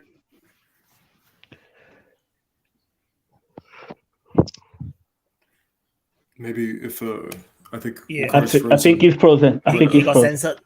He got censored by the Yeah. There's a Pakistani disruption. government. Yeah. Oh, he's back. Yeah. Now. Yeah. So this services sector in US, UK, I think 60% of economy. Why? Could you go back? You froze on us. Could you go back to the point where the person went into the hospital? Yeah. So I was just saying that how does the services sector, at times I would just wonder why there are so many call centers in India and Pakistan. And what do they do? They connect calls. Then when I went in, then I realized, no, it is just for services of the old people. So if old guy has fallen into a bathroom in California and he's all alone, again, it's matter of demographics. Like in my case, my father and mother died in my house. My father was 92 and my mother was like 88. But when they were old, so we lived and I expect my children, like I have like 3 sons. So when I get old, so they'll look after me. So, but I think this is also under stress in Pakistan, because now we have old homes coming in Pakistan. But in the West, probably this was accentuated. So the evacuation is being done by an Indian or a Pakistani girl or a boy who's sitting in Bangalore or Islamabad. So this old guy just dials the number, and rest is all done by them. So now they will call, in Monterey, the ambulance service. So they'll go and they'll tell him that this is the house number, because maybe the guy only can make a call. He's broken his arm or something. So just an example of how services sector. Your tickets for tours, your shopping, like if you're going to Walmart, this girl will arrange, she tell the Walmart that old guy is coming, and this is the shopping list, and maybe she has access to his credit card. That's why this credit card fraud came up, and it came to I think South Asia, especially Indian, made $10 billion out of credit card frauds. So this is where we have probably reached, and there is a need to. And when you say like Russia is now encouraging young marriages, it is to basically address the demographics. So it's very, very deep, I would say. And what you see is basically the symptoms, and it's very, very unfortunate, but here we are. So that's my study of the demographics. and we can keep on discussing it. Are you guys listening? Go ahead. To? I think Typhon wanted to talk first. He has been having his finger. Yeah, just it's not so relevant anymore. But essentially, one of the things that you're seeing from the demographics, it goes back to earlier on. Toby was saying that when people are hungry, they're going to be in the streets, and I think that as almost a warning of like you're going to get these kind of riots when people are hungry. And I think that there's a really strange thing where it's almost as if they're going to create these riots and create this sort of instability, and then we're going to have, and they're basically destabilizing themselves with the riots on the front end and then the difficulty on the back end. And it's not simply just like, in the US, we're seeing that destabilization where like riots lead to a situation where people are going to be moving out of big cities, then big cities' tax base is dropped, and all of a sudden there's no money to pay for all those services, kind of like what Mehdi was mentioning of, you've got tons of people who have a need, and the middle class who's paying to kind of support it with their taxes leaves, and now the thing collapses. And what you're seeing in Europe, like if people go back to the 2019 UK elections, one of the big things that they were talking about was how the NHS was really buckling under the weight of having brought in so many people who weren't, paying to contribute to that tax base.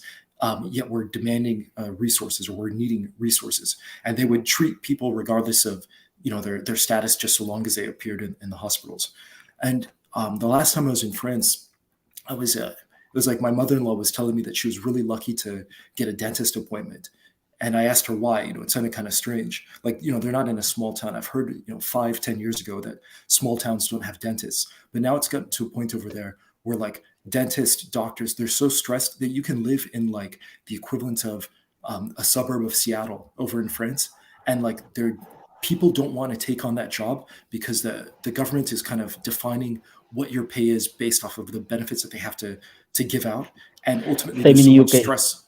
Yeah, there's so much stress on exactly. There's so much stress on them that they drop out of it, and the system starts to deteriorate. Those benefits that people were expecting back in the day are no longer there for them.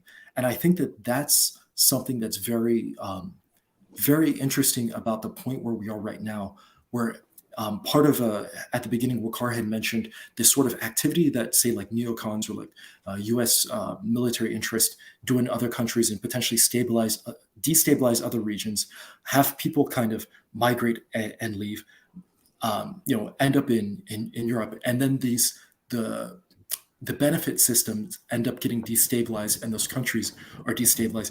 Not even if we take away any sort of riots and violence and that sort of thing, just the simple math of bringing in a bunch of people who are maybe net negative contributors to the tax base, essentially taking out more government services than they're actually paying forward, because often you have people who they're not speaking French and they're migrated to France, or they don't really have any necessary skills, so it takes some time in order to level up.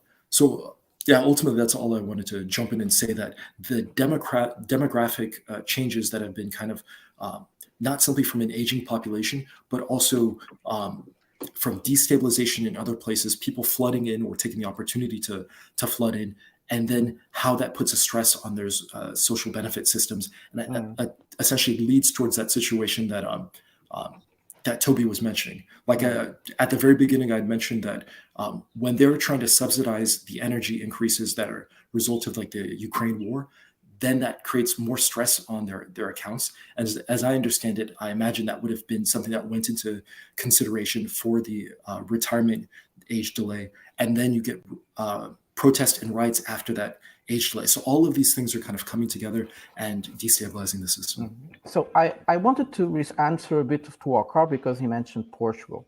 And I wanted to make some interesting contrasts.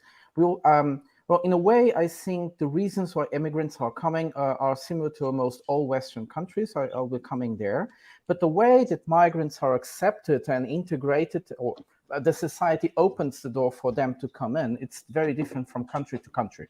And we see huge difference in each countries. And that's why something like what happened in France would be more difficult to happen in Portugal. It happens, and the Voz do Povo knows that. It happens sometimes in Portugal, but it's more difficult to happen in Portugal. Why? Because it's the incoming culture, the amphitryon, the guest, not the guest, what do you call it? The amphitryon culture also plays a big role. Is it this culture open to have new cultures around, or the other say around? And this is a process that happened in most of Europe, but didn't happen in Portugal.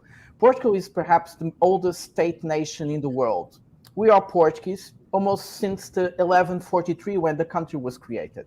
We never had a problem to deal with different cultures. Well, people were coming all the time. We had immigrants in our history. We had always had immigrants coming. But you invented that. Yes, but in a way we didn't question the idea that Portugal doesn't exist just in the paper. It existed, that's it. We didn't have to question. But we forget that in Europe we had this age of nations, the creation of nation state. And in many of these countries, especially the ones that made this process later, they do have a problem with immigrants, although they always were immigrants. But we forget that it was just perhaps 70 years ago that they exterminated everybody around. They exterminated in the process of creating a nation state. In Poland, we just have Poles. In Czech Republic, we just have Czechs. In Germany, we just have Germans. This process was not long ago. In Portugal, it started that way. It's the only country in Europe that had these. All other countries had many ethnic groups inside, and they coexisted for a long time. And then they created this idea of nation state, that in a nation you have to have a language, ethnic group, and that makes that country. And this process was very, very bad. In France, we have what some people were calling the civic nationalism. Yeah, the civic nationalism actually is a creation of the French Revolution, and the idea was that everybody, there was many ethnic groups in France. The Languedoc, Occitan, the Normandy, whatever. There were really loads of ethnic groups, but the French Revolution had this problem, and it was like, do we allow people to have their little cultural groups, or everybody has to follow a line? So they created the education system, a very structured education system that everybody had to follow. In order for you to become a French citizen, because you have to participate in the revolution, you have to have all these mechanisms that makes everybody equal. You have to speak the same language. You have to learn it in the same schools. Follow all these. Everybody follows the same process. Doesn't matter. Of course, it's a dream. It's an illusion, but that was their point. And then we have the other countries more to the east of Europe, which had this process much later. And the way they did it was just to exterminate their neighbors.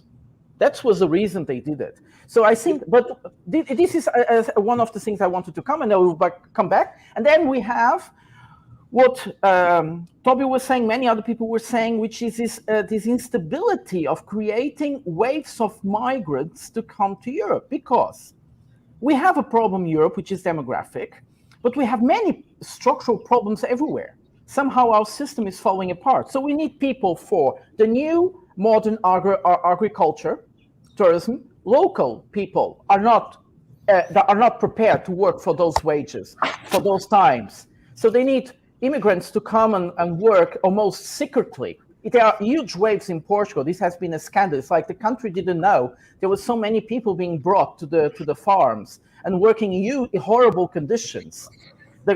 Our population, but in many countries, like in Greece, this is known and nobody gets revolted. But it's interesting, and in Portugal, it's happened right now in UK. Right now in UK, it's horrible. Right they now, people like they were slaves. They close them from the eyes of the other.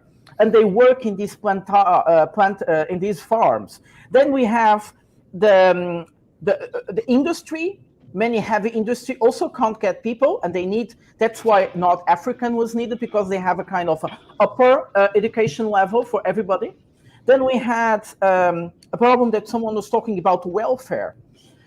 Many countries don't have enough nurses. They don't, because their population is aging. They need personnel, for the even medics, doctors. But the big problem now are nurses, are basic healthcare workers. They don't have it, and they are trying to bring as many people as you can. Germany will give you. It's very difficult to get inside of Europe, but if you are open to work in the welfare state, in the health industry, you'll get a visa immediately.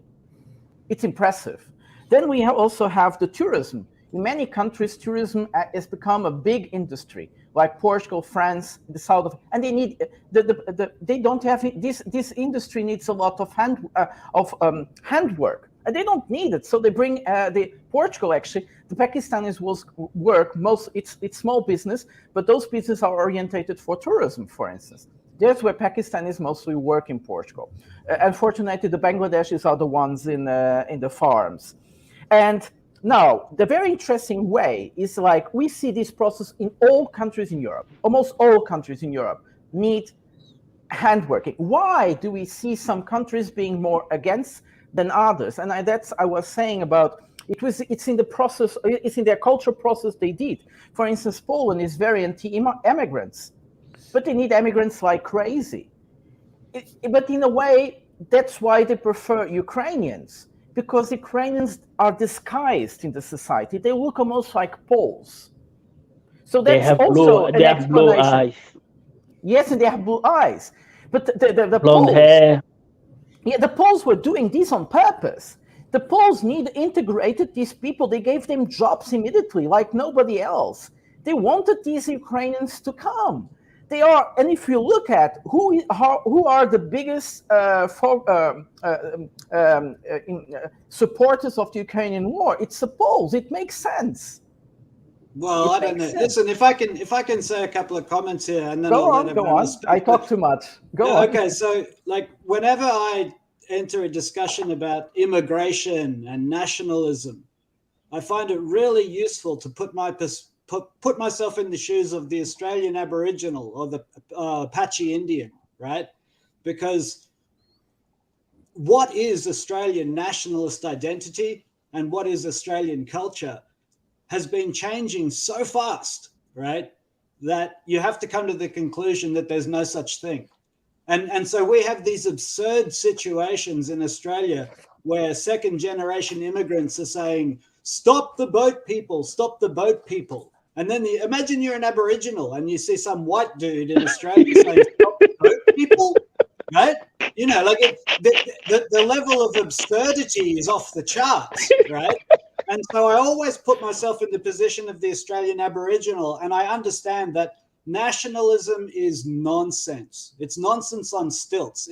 And as Prada was hinting, right, the age of nationalism was where people created fake nations in order to create stability.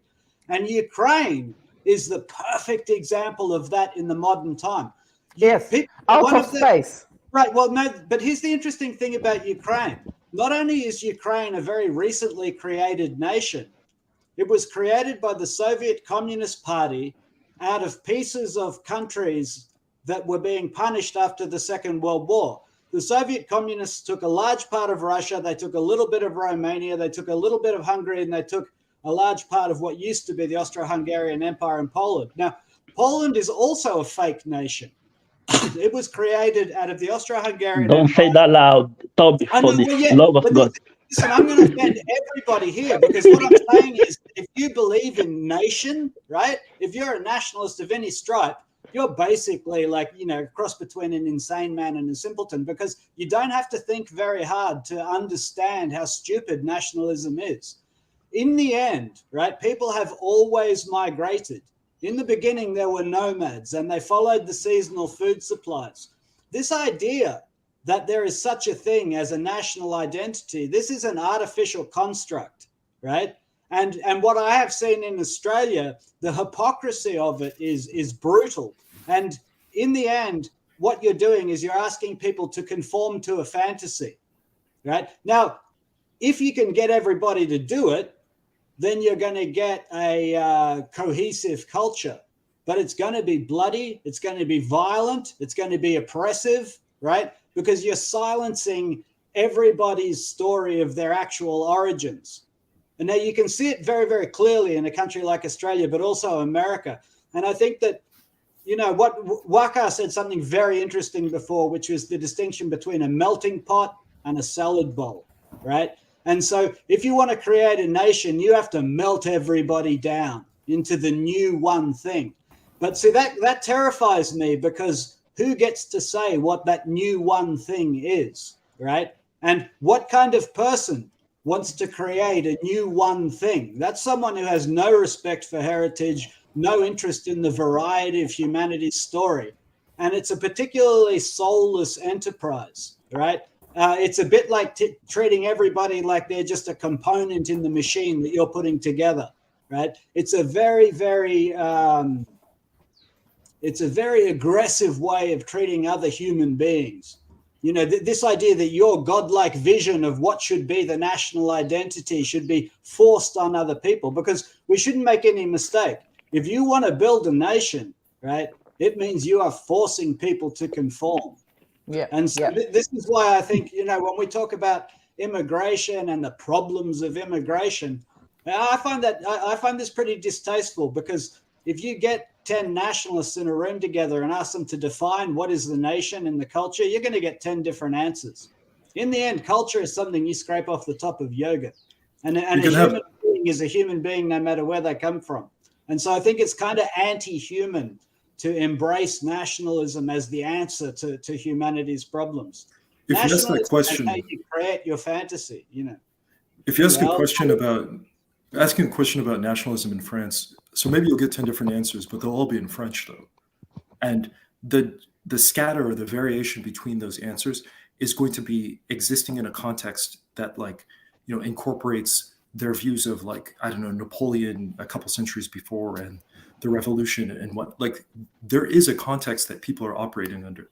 And this is, it's that sort of thing where you won't have a single idea, but you can definitely see that at times there's conflicts between ideas that are much further apart than where the discussion was before. We see this in the US, where it's like people can have disagreements and maybe imagine that, like, you know, decades ago we were disagreeing on like high level political ideas, but like the fundamental ideas of what is the truth or what is a man and what is a woman weren't things that we're disagreeing on.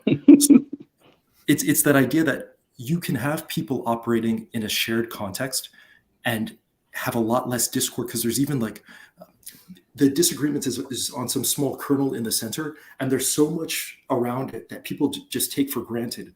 That's all about like how you disagree, what's a valid way of argumentation, what's the role of power versus truth in the sort of conversation that you're having. So I can definitely, you know, I hear your point on the idea that sometimes these things are quite arbitrary, especially in new countries like Australia or America. But there is a thing that people are, there is a thing that exists that is sometimes loosely defined, but people have something in mind when they say, like, you know, if you say like Britain or something, you know, if you try and an idea of like tying that back from this succession of like political leaders, you even have some places where maybe it's not the exact same political unit. Like France is on like their 5th republic, and so it's not even the same form of government continually since the revolution, but you could still make some sort of claim to people of a shared history that can in some places go back to like 2,000 years ago when Julius Caesar is like crossing the Alps to go after them. It's just to say that it's not completely flimsy and as silly as, you know, an Australian who's essentially like Al Pacino at the beginning of Scarface, like sent over as a criminal to a place to, you know, inhabit it, versus someone who's been there for like, I don't know, someone who's speaking in a context that's been established and built up over like centuries and centuries. Like, and then, but lastly, I do agree on the point about how, yes, in order to form a nation, you are going to have to force conformity. So you see this in places like in France, for instance, they have areas that were fought, you know, in like 14th century or something. It was like English territory, and then it was French territory. And they fought like 100 years war over these areas. And now it's firmly within France. They have places where people, their families fought for like, I don't know, Germany in like World War I, and then like in World War II, they're fighting for France, and they were in the same spot. And it's just like little lines moving. So you will get to a point when, I'll stick on the French context. They have at times crushed small dialects or small languages spoken in a bunch of different places, made it actually illegal in order to force that sort of conformity. And we do see that in many different countries. But yeah, anyways, I'm kind of like spiraling up, so I don't want to. No, it's okay. I think it's quite interesting what you're saying. But the thing, okay, we have a very different. It's a pity that Toby went out. We have a big difference between the old nations in Europe or old countries that are a bit everywhere in the world, and these new neo-colonial nations like Australia, the US, most of South America. Yeah. Don't piss off the Americans. There is two of them here. Yeah, South Americans. Oh no, North Americans here. They are here.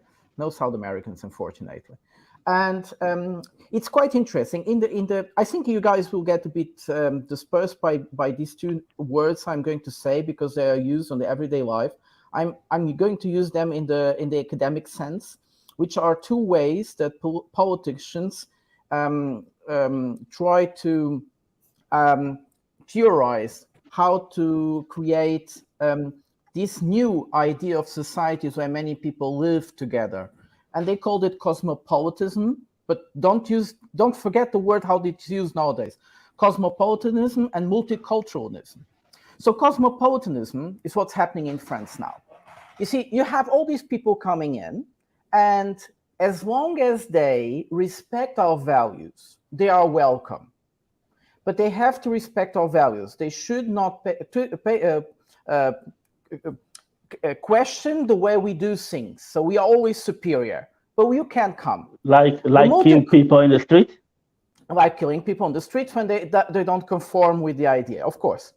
And then you have multiculturalism. This is the solution of the left most of the times. So multiculturalism is that everybody should come in, but you see people, and you want everybody, you are very welcome, you're very open-minded, but as long as you see the other, like they don't try to integrate. They don't want you to integrate.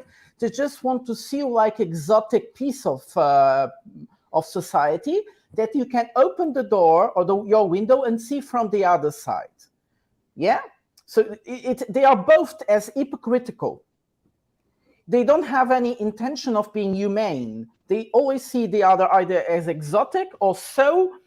Or they can expose themselves, but always in the exotic sense, don't integrate. And the other ones, they don't want to see them. They want to hide them. That's cosmopolitanism.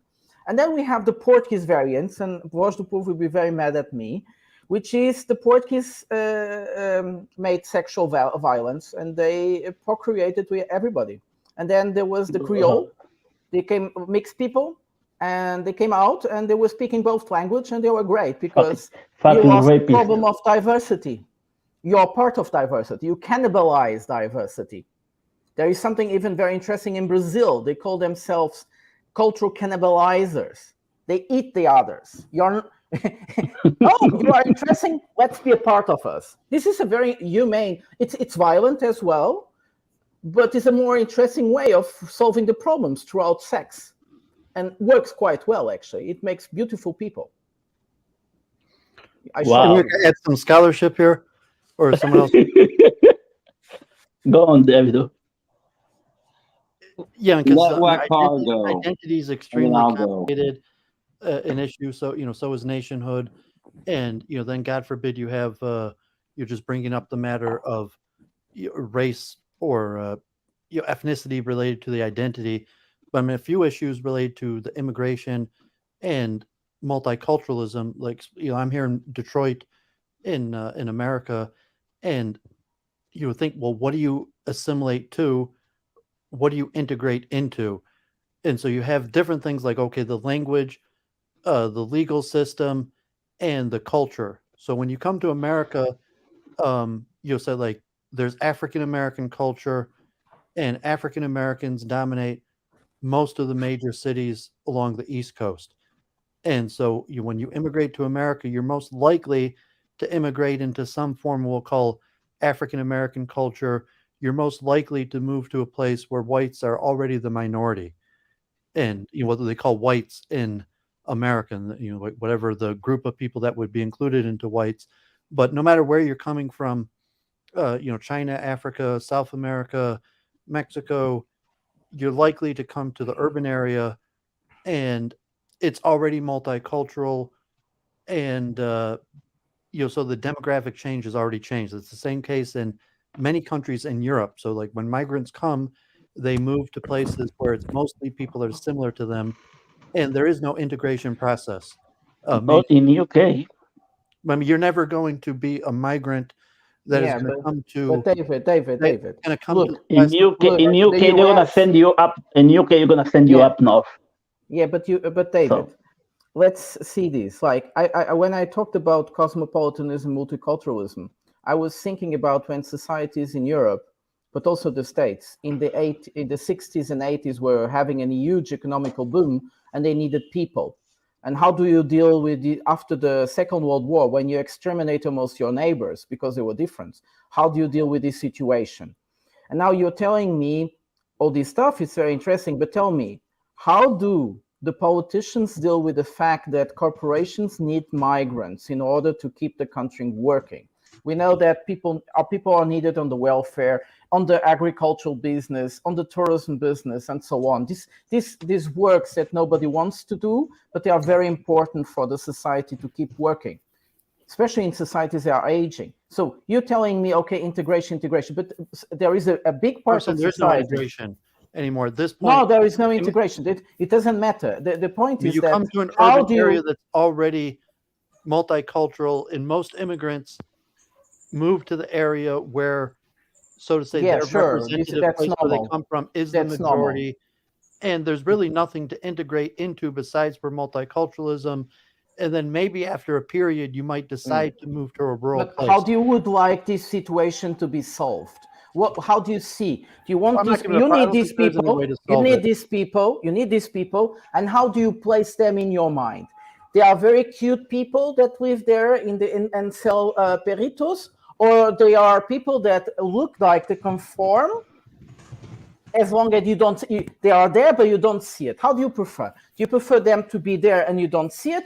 Or do you like them to see them there selling peritos and dancing chica-chacas? I don't know.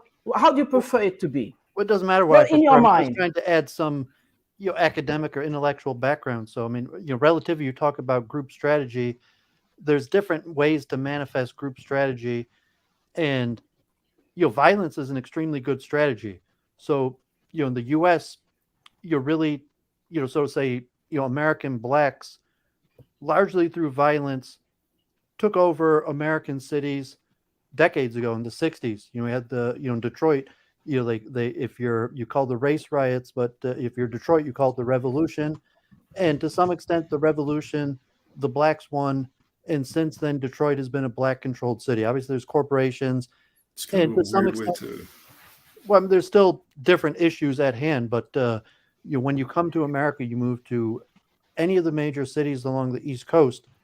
The integration to some extent failed. However, then you have white flight, and it's similar in France. Like I said, when you go to Paris, there's not, so to say, French ethnic people. French ethnic people are already the minority, and you have a certain battle for control. I think different people use strategies. I'm saying violence is always a very good strategy that could be used in different circumstances in different locations. I think you got to be more specific when you're speaking there, because it's kind of like if you go to New York, are you talking about what you're seeing in like Manhattan or in those center boroughs, or like the outer as you spread out? Like when you're talking in France, it's not true to say that like French people are the minority in Paris. Maybe if you go into like the 18th arrondissement, like the 19th, maybe in the 13th. How do you find French? I mean, no, I'm saying literally like take the most stereotypical baguette with a beret and all that. If you go in so many arrondissements, you'll see that there. Well, it's segregated. It's kind of like Yeah. See, there might be a handful of urbanized, that's the point. gentrified, integrated areas, but most of Paris is segregated and divided per ethnicity. Why don't you see it as social class? Immigration also is replacing social class.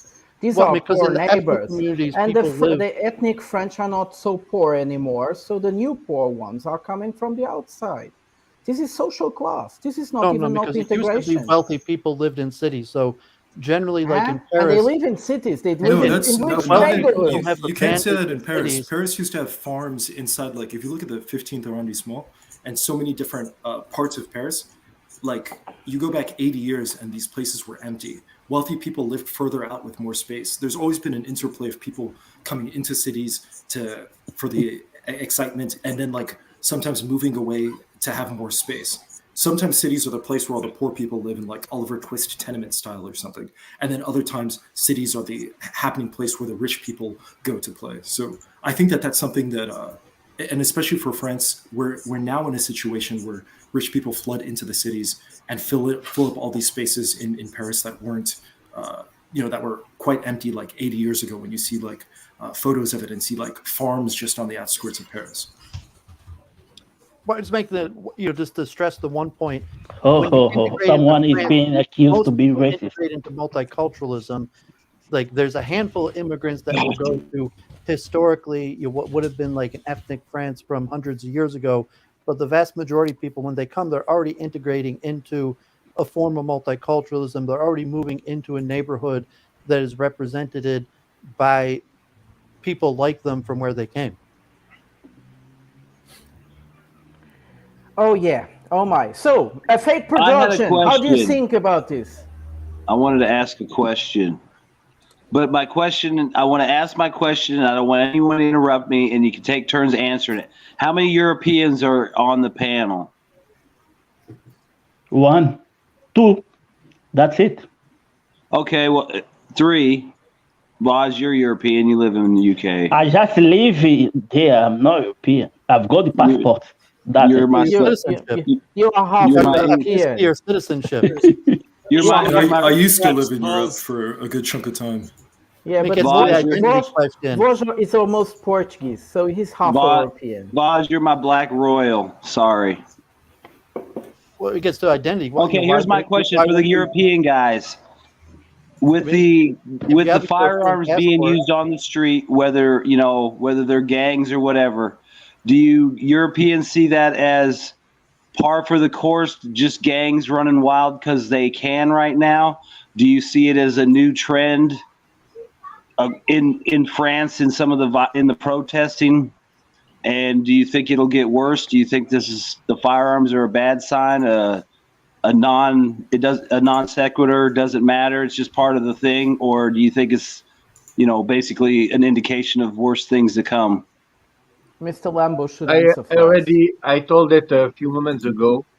Actually, gang members like drugs dealers, something like that, people busy in that type of thing, they never going to use these type of weapons against the police. They don't want to be ended in jail. But these guys that filmed it, I hope they robbed the car, because they're going to be caught, because there are a lot of camera systems, so they're going to be caught by the police, and they are fucked. But they are never going to use this type of weapons, these Kalashnikovs or whatever, against the police. Never. They just use it if they are in a fight with another gang or another drugs cartel or something like that. So they were just showing off. I think we don't have so many weapons, and we don't have in most European countries. In most European countries, there is not a tradition of weaponing, of having weapons. Besides, I think Switzerland. Switzerland is perhaps the only country where usually you have a gun at home. And Finland too. Yeah, so we don't have that tradition, and I don't think we also don't have in most of the countries. At least in Portugal, definitely not. We don't have a gang criminality with weapons. We normally have white weapons. We have white weapons, but we normally don't have weapons. In France, there is more criminality with weapons, Yeah, sure. Like water weapons, they also work very well. Water is. Now, is air weapons? There is more weapons in Portugal than in the UK. You think so? Could Yep. be. Going But it's to put very why it's a rare problem. to be used. Well, am I the only one who sees these as racial riots? I mean, maybe because I'm here in Detroit, but comparable to America that happened, somewhat in the 20s. But which riots are you talking about? Which riots are you talking about? The ones in France now? The ones going on right now. I mean, I would think that Western media is getting involved and stirring things up because it seems like it kind of tracks like an American BLM type protest in some ways, but it's obviously going to have the difference because it's in France. But I'm just wondering if there's Western influence in there stirring shit up. Well, BLM is a more modern day. I'm not comparing it to what happened in the U.S. in the 60s. David, but it's a youth problem. It is a social class problem, and it is also an ethnic problem. But it's not a race riot. And by the way, North Africans are not so different from the Europeans. They are just a little bit more tanned. So they would many North Africans. Hold on. Look at Moroccan, Portuguese, and Spanish. They are the same. They look the same. So it's like for Spanish, many Portuguese, and Moroccan. And Southern people. Not Moroccans, but Algerians mainly, and also Southern France people. They're also quite tanned. It's a very hot place. It's the Mediterranean. They are Mediterranean peoples. Italian? Yes, Italy as well. So you see them as racial because you want to see it racial. Why don't you just call it what it is? It's ethnic. It's Algerians. Okay, it's whatever, but they're not a race. I tell you the funny thing. So please, ethnic is the same, but I mean, like how far is Portugal to Morocco? In Asia, in Asia, when we look at like Zidane and everything, they're all white to us. They're all white. Yeah, everyone is just white because they play for France. We cannot tell the difference. Yeah, but I was surprised when I first know that Zidane is actually like Algerian descent. I was like, what? He looked white to me, So there are many Algerians with blue eyes. Come on, there are many Algerians with blue eyes. Especially in the Atlas Mountains. When I look at Dan Castle, go to Brazil, you're gonna find the Indians. Whoa, it's like it's all this racial ethnic division is all created by our perception. Yourself. Yeah. It's within the media. No, I think it's mainly media, mainly the politics. Otherwise, if you don't talk about it, nobody understands. No, when you look at Dan, in which world he looked Mexican, I do not know. I can't tell how is he Mexican.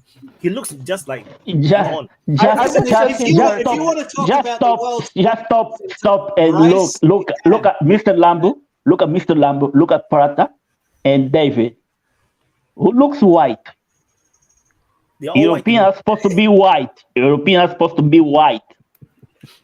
Yeah, David is whiter than these two.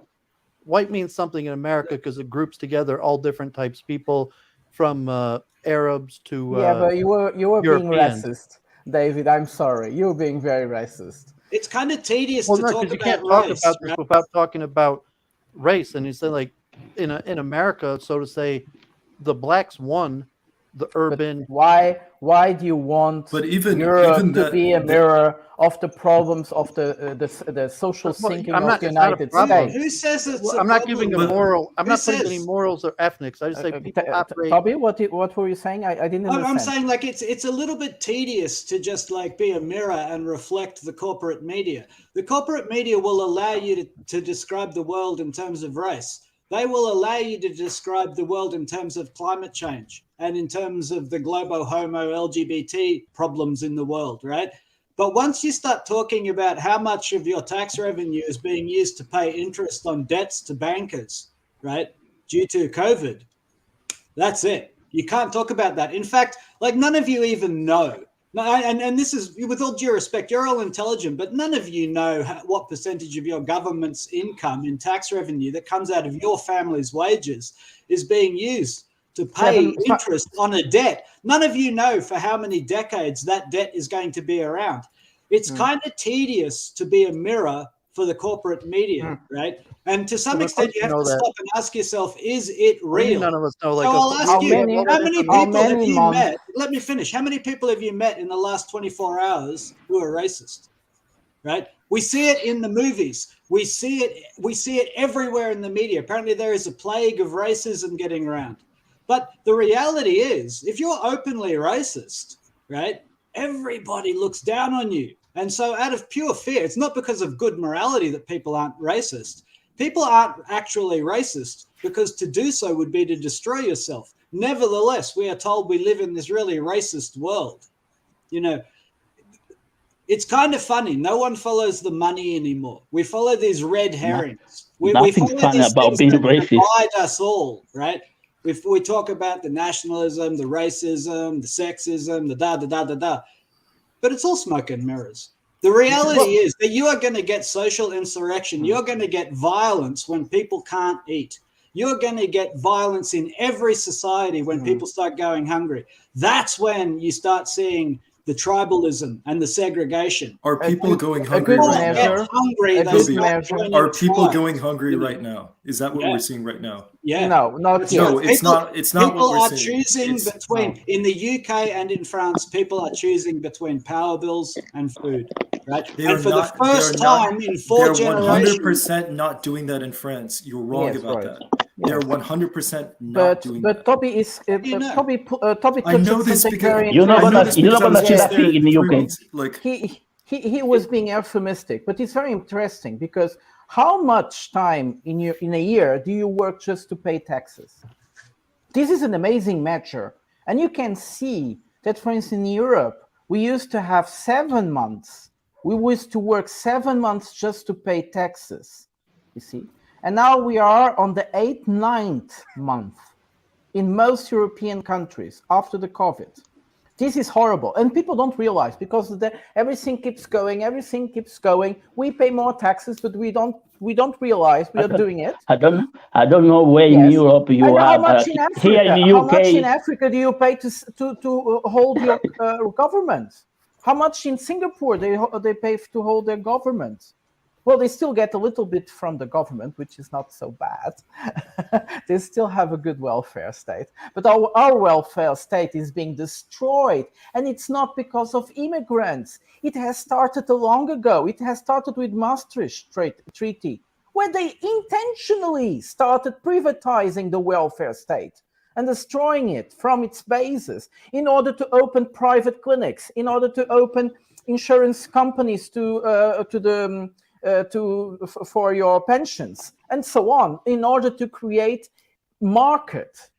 They are destroying the whole welfare state is being destroyed everywhere in Europe. How many months do you have to wait for a dentist? I'm fascinated that Typhon is so sure that people are not choosing between food and power, because the thing is, it's changing so fast.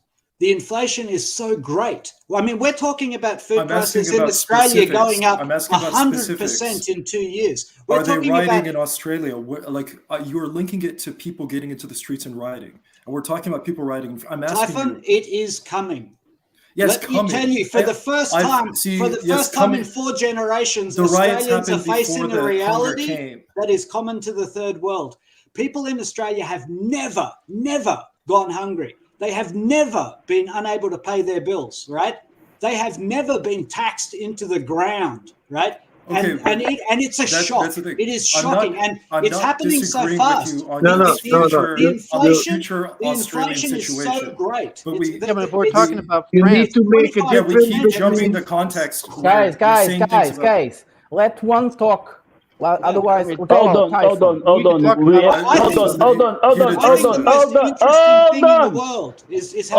We have someone new. Let him introduce himself. Hello. No, oh, he's gone. Actually, he's not new. He came on before. He's P0712.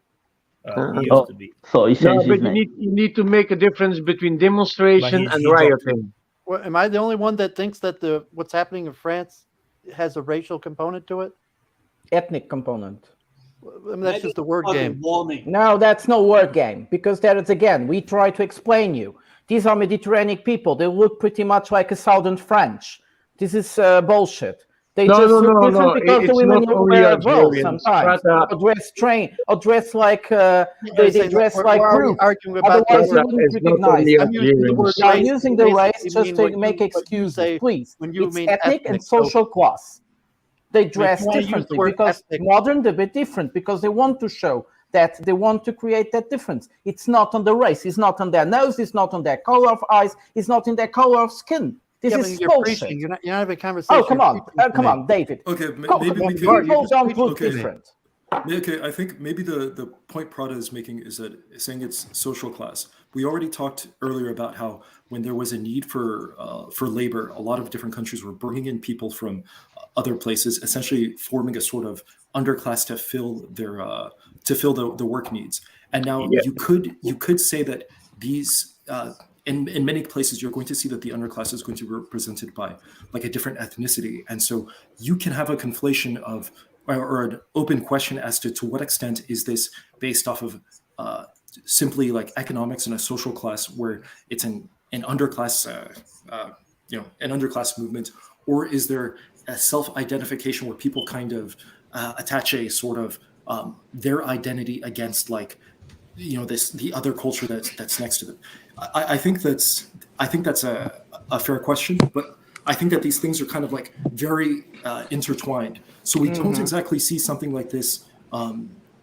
Imagine if in the U.S. we started having riots and demonstrations by like recent Mexican immigrants or something, and then the question would be: is it about a Mexican identity versus the American identity, or is it about a social underclass? That question is conflated once we've brought in essentially having I say social underclass in the sense of like it's poor true. population not well integrated into the country, But and also many times generational. kind of brought in so that they can fill like jobs that no one else wants. That's so.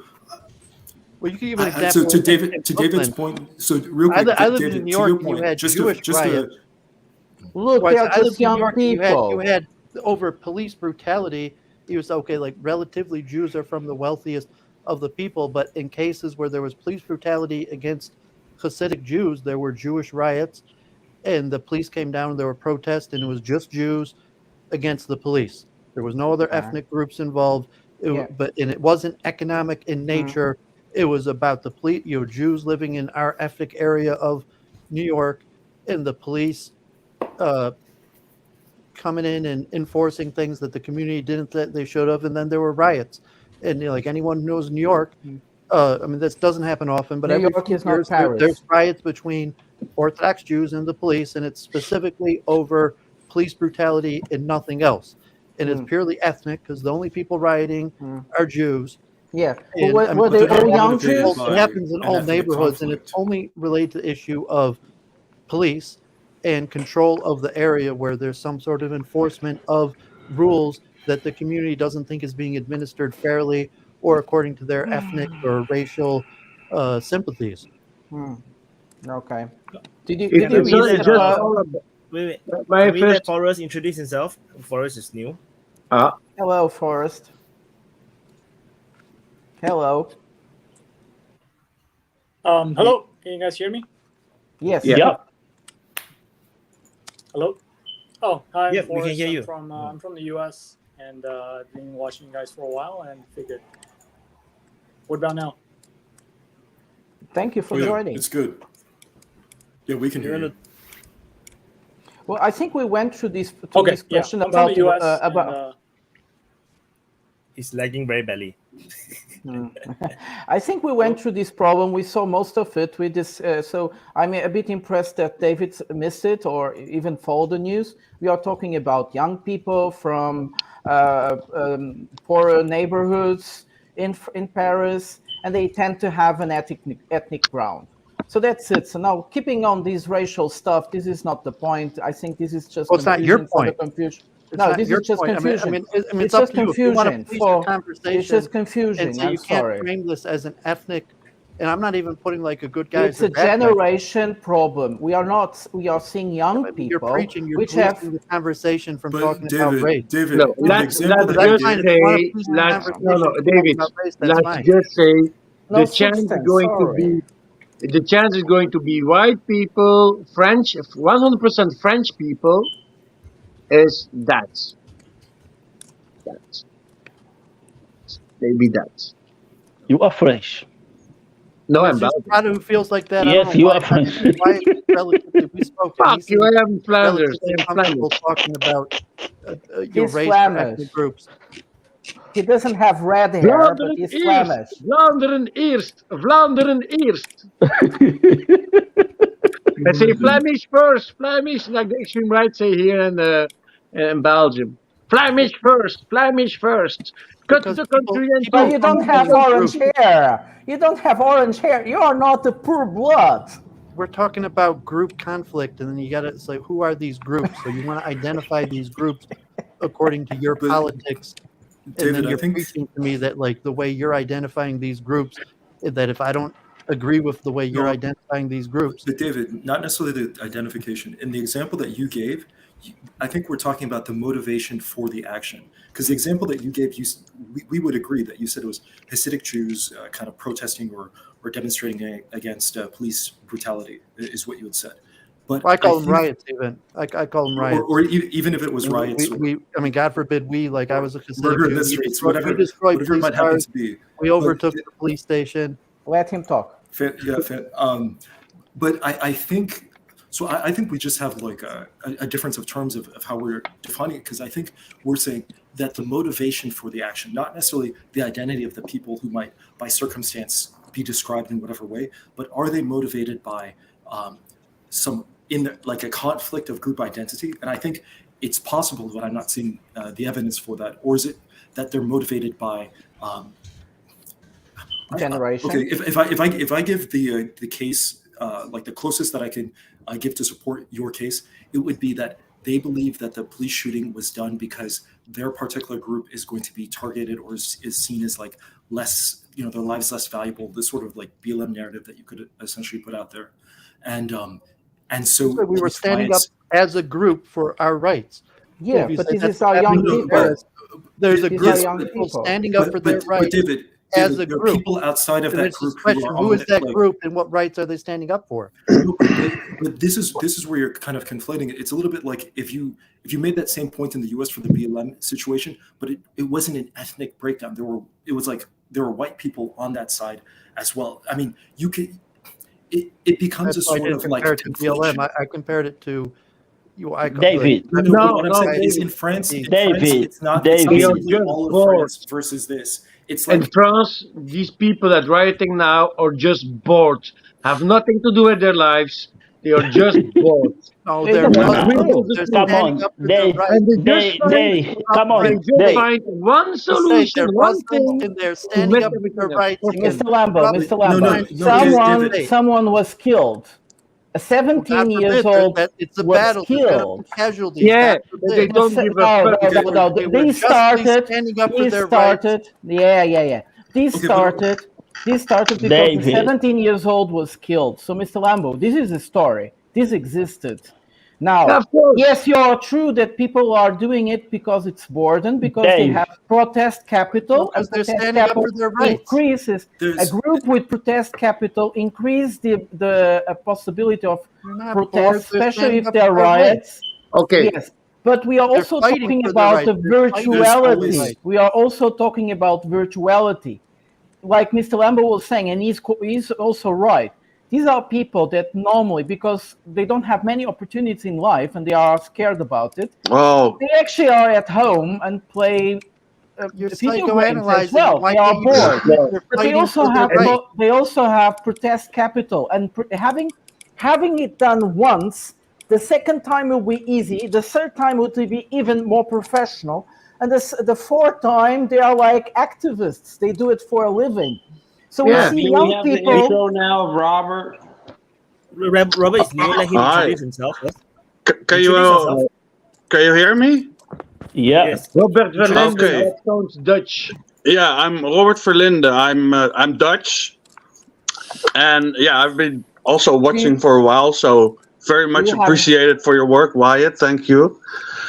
And hello to my southern neighbor there. I think he made a lot of good points, Mr. Lambo. And I think personally, I'm less. I agree less with my Portuguese friend, my Marxist brother there. So it's very. I think it's very. His opinions are very colored by Marxism and class struggle and that kind of stuff. Because it's not really that. What's the problem? The problem is it's an ethno-sectarian issue, right? These are very distinct ethnic groups. They live in their own ethnic enclaves in our countries, very much. Maybe it's different in Portugal, but it's exactly the same here in Holland. And in Belgium and in Germany and in Britain, it's very much the case that they live in their own parallel societies, and they don't have any connection to our country, our society, and it's not because they're poor. Hold on, Robert. Hold on. What the fuck are you talking about? No. You cannot like that. Let him talk first because he's new. Let him finish first. I want to hear. Well, let him talk. It's not because they're poor or because it's yeah, there was someone shot, and that's very tragic, and it's an important point, right? I mean, that's important news, but it's also these groups. These are young guys, and it's the same here. A lot of young guys, and they're also bored, and when they have the slightest. Well, yeah, they start a riot. We had riots when Morocco won a match in the World Cup, and they broke down half the city, right? And I don't know what Mr. Lambo was thinking, but exactly the same. Yeah, but when same games, same. What were you thinking when Belgium was playing Morocco? What would have happened if they had lost? To the winner. Robert. God They forbid have you lose. they have it's a protest riot. capital. If they win, Robert, then they have it's a protest revolution. capital. They did it before. Robert, you said people come to the UK and they don't integrate in their society. Yeah, Let me tell you something. I live in London. I'm African. The biggest problem. I live in London. The area where I live is a Jewish community, and I find everyone where I live. There is everyone from everywhere. Yeah, but so I disagree with you. Only know English people. Well, minority. How well I know English people? Well, no, I know them. Very really few. well. They're a minority in London. What do you mean they're a minority in London? Yeah, haven't you seen the latest census? No. White British is a minority in London. Stop your right-wing bullshit. It's not right-wing bullshit. It's in a government report. I live here. So what? I live here. I know them. Everyone can read the reports. Where I live, I'm gonna tell you something. Only 10% of the population aren't English. No, 90% of them are English. That depends on what you call English. That is in England London. is like 73% white, so it's going to become a white minority by because the revolution there already happened years. in the so to say the Anglos, the blue-eyed man lost. And Okay, that's Robert. what's happening in Paris. You say it's a revolution, and the blue-eyed man is likely to lose. You called I think these are just riots. Robert, riot is just terminology. If they don't stop, I mean, English people are like the Native Americans of England, so they're going to become a minority if they don't. Yeah, but they've already lost London. But where? You've already lost London. 50 years. You know, here in England, there is a city called Bradford. That city is called capital of Pakistan because there is a lot of Pakistan, Pakistan. But if you go there, you're gonna see a lot of Pakistan, but the white people is the majority still the majority. But there is a lot of Pakistan. Oh, okay. Should they not be the majority in their own country? I'm just saying, white people are. Do you know? Let me tell you something. Do you know how many people live in the UK? Over 60 million. Okay. 80, no. 82% of these people are white. White British. I'm talking about England. In England, That was my original point about UK only have 13% of non-white people. What the fuck are you talking about? What percent of the What the non-white fuck are live you in, talking live in about? London and urban areas? So I just want to like I hold on said. 1 second. So that's what you're talking about is the 2010 census. The 2020 census, the white British has gone down a lot. So in England alone, it's like 73%. Gone down to where? Sorry? They've gone down to where? There is no place in England that the minority is overpower the white people. There is no place in England. Well, yeah, London. He was about to quote this. Let's hear what CFL. CFL, London. Finish your idea. So in England, I'm not talking about Scotland, Wales, or Northern. I'm just talking about England. In England, the latest census is 73.5% are white. Rest of them, that is alarming because if you look at 1990, almost 95% was white. From 95%, it went down to 73.5% in 30 years. So in the next 30 years, they're going to be a minority. The English people are going to be like the Native Americans of England. They're going to be a minority in less than years. They're going to lose on This is bullshit. This is bullshit. This is the statistic. I'm just quoting the statistic. You can look it up. This follows from what Carl was saying earlier about its birth rates are going to. Nobody would accept this. If you go to Asian countries, people would be outraged. People when exactly. So and white people don't make babies anymore. Robert, you called me a Marxist. So yeah. I'm trying. When we talk about social class, it is true that Karl Marx brought that amazing innovation called social class. The way that Marx understood social class is quite different the way nowadays we understand social class. So nowadays, actually, the correct way of saying is its position of class. So you have a job, you have a salary, you have a certain cultural background, and that places you in a big charter, in a certain place. And the group of people that more or less are near to that place are called the position of class. So, of course, these people have a position of class.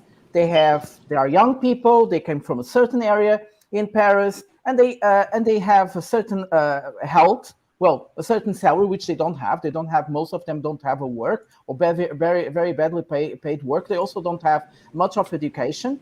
And this is a position of class, and this exists. Now, we also have something of modernity.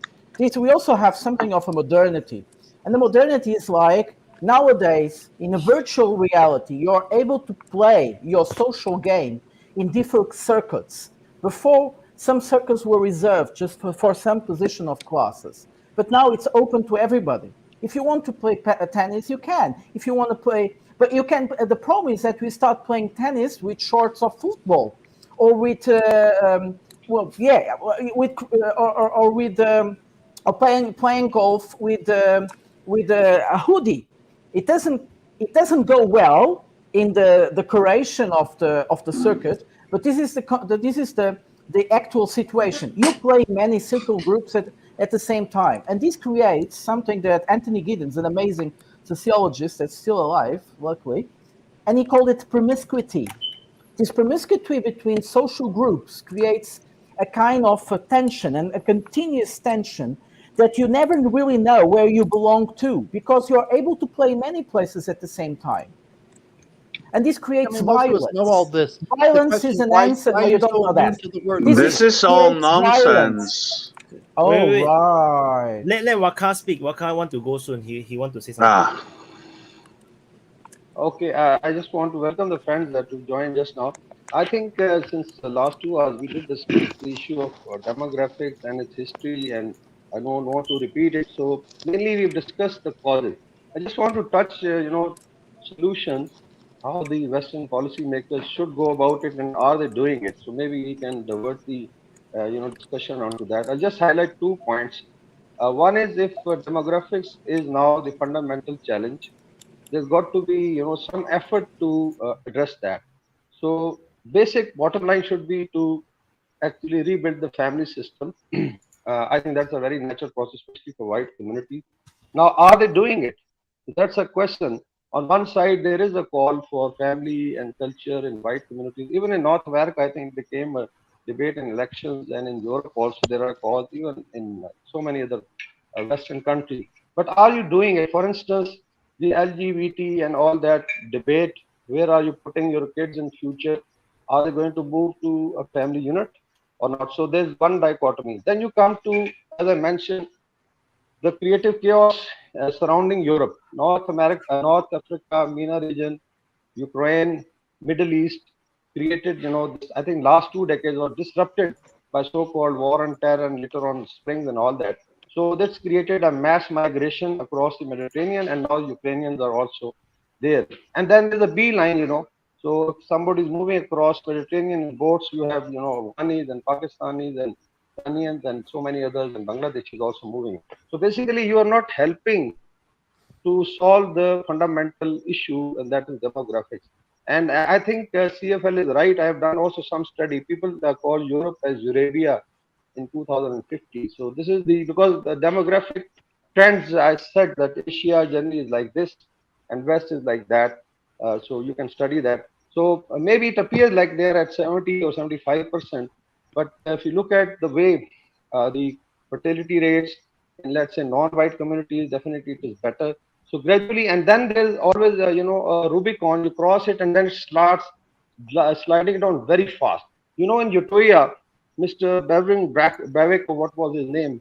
He went on a rampage of killing kids, and he said 2085 will be the turning point. So I don't know what was that solution. Basically, he felt the pressure of this non-immigrant, non-white population. I'll talk of another issue is of surrogacy.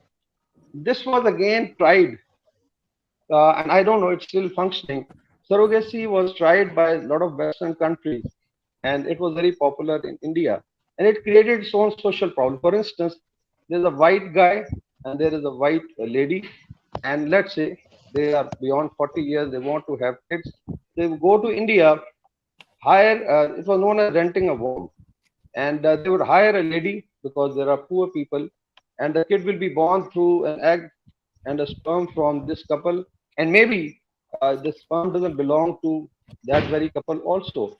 So you had a biological mother, you had a physical mother, you had a biological father and a physical father, and a virtual mother and a virtual father. Imagine this guy growing up after 20 years and he has 6 or 7 parents. So these are, I think, very, very, I would say, artificial solutions. Main thing is that we have to get back to family unit. For that, it requires, because it's very difficult to turn this Generation X into a family unit, because the way things have gone, probably they're not ready to buy, even if their parents advise. So this is fundamental question. Demographic, we have discussed why it happened, why there were so many South Asians. I know there are, I think, some 100,000, I don't know, 400,000, 500,000, maybe I think 1 million Pakistanis in, and you are right, Bradford is known as mini Pakistan. And same is true, there are communities in US, in the West, I know in Scandinavia, there are a lot of South Asia.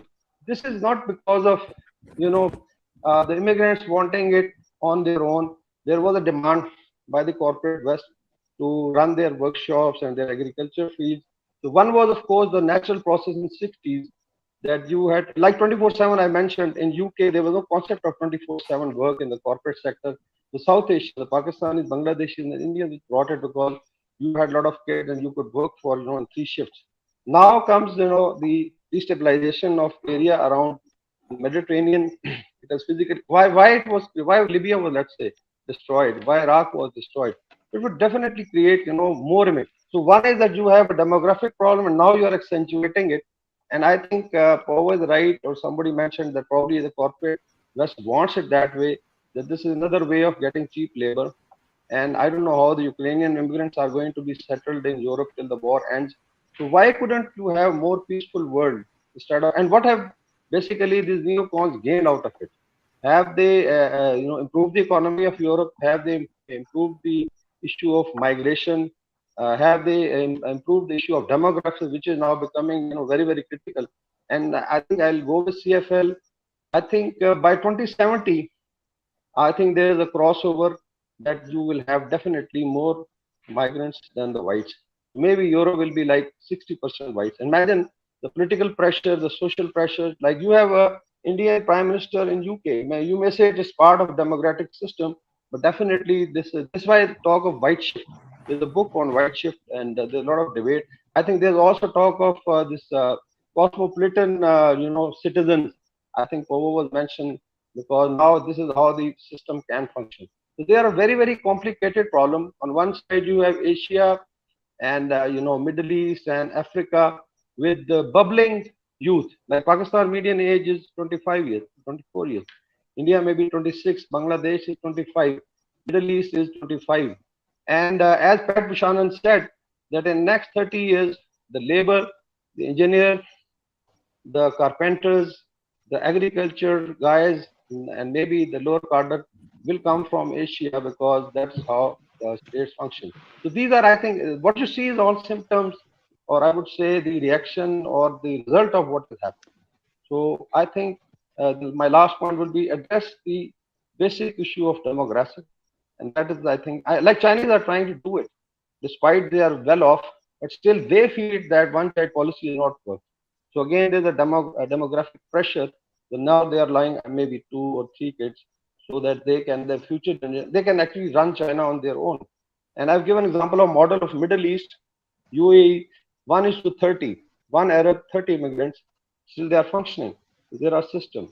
So I think these are some of the quick points we can always discuss, the tensions that are created because of these riots. These are really condemnable, and nobody supports anyone who lives in another country. He should behave, but it's very difficult to, create a melting pot. And thank you very much.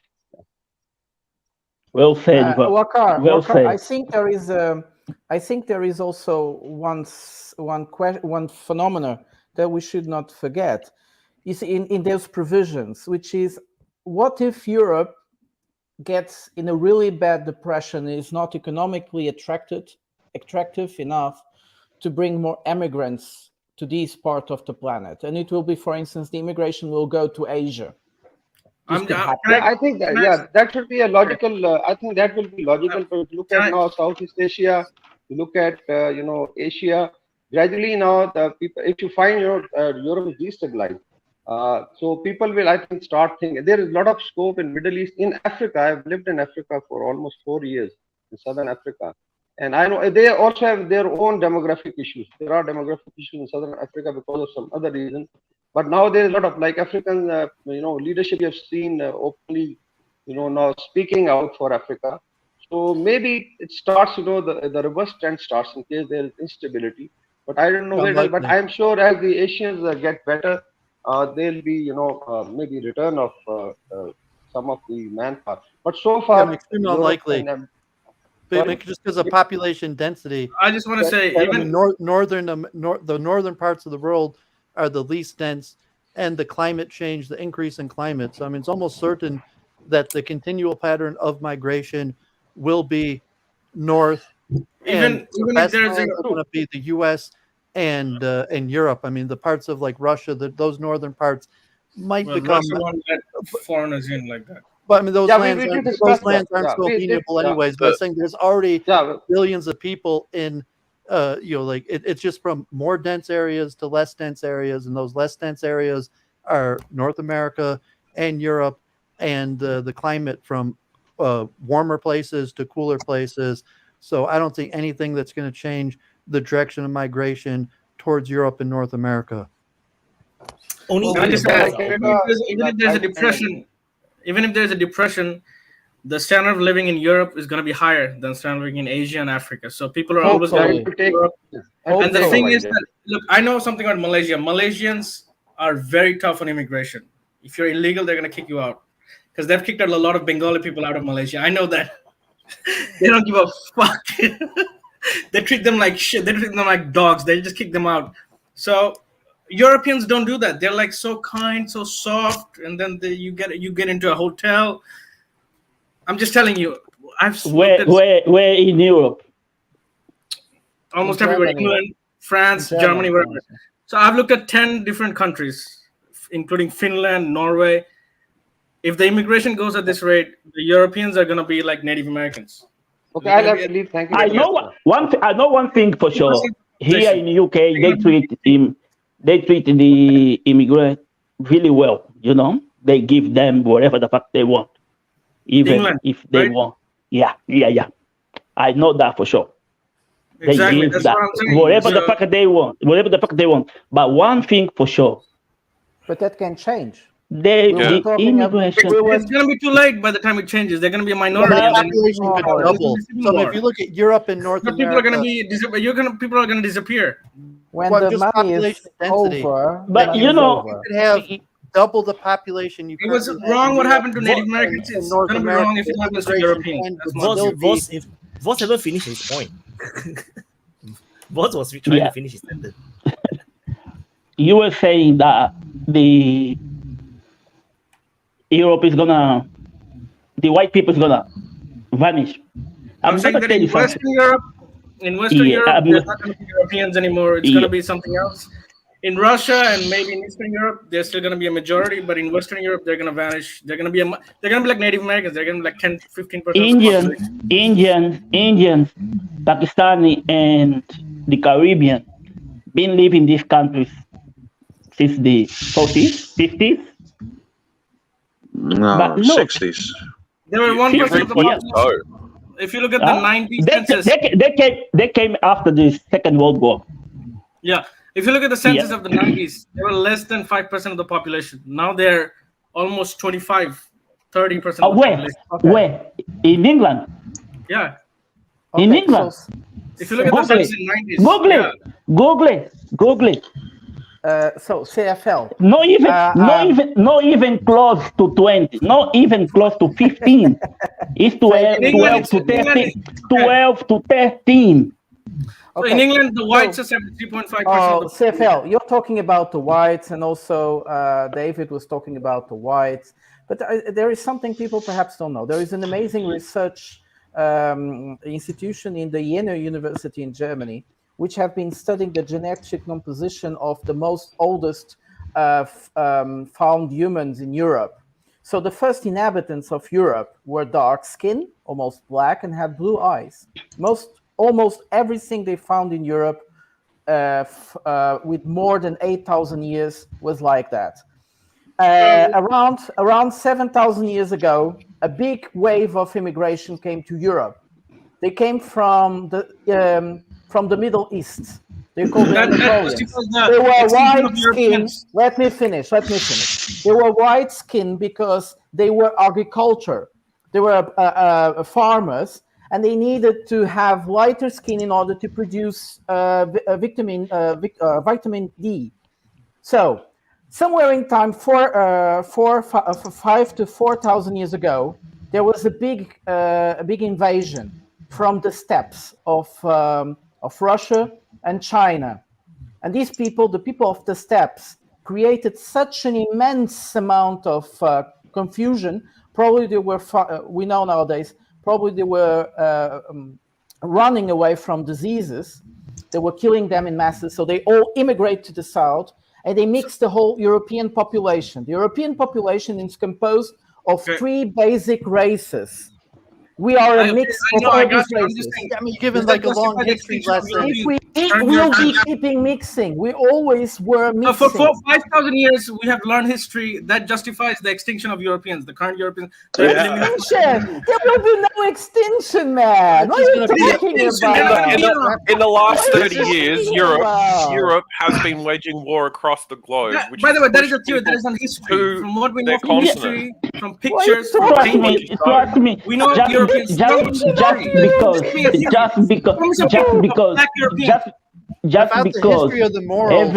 Just because every month Europe received like 10,000 no white people, doesn't mean they're taking over.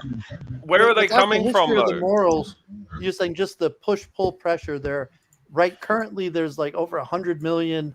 I don't call them You know the way, refugees. David. There's pressure of hundreds of millions of people that want to move into Europe, and right now you have Some governments, you countries have in ways Europe. to limit it, there are hundreds of millions of likely people that want to the move to pressures Japan. limiting the migration are going to be waned, and you're going to have like a Hundred population.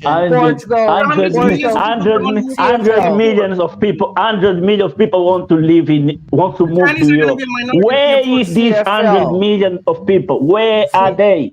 Where are they? They're coming from all over the world. It's just population density. No, the biggest problem is not migration. I'm not so. All the Arabs want to move to Israel.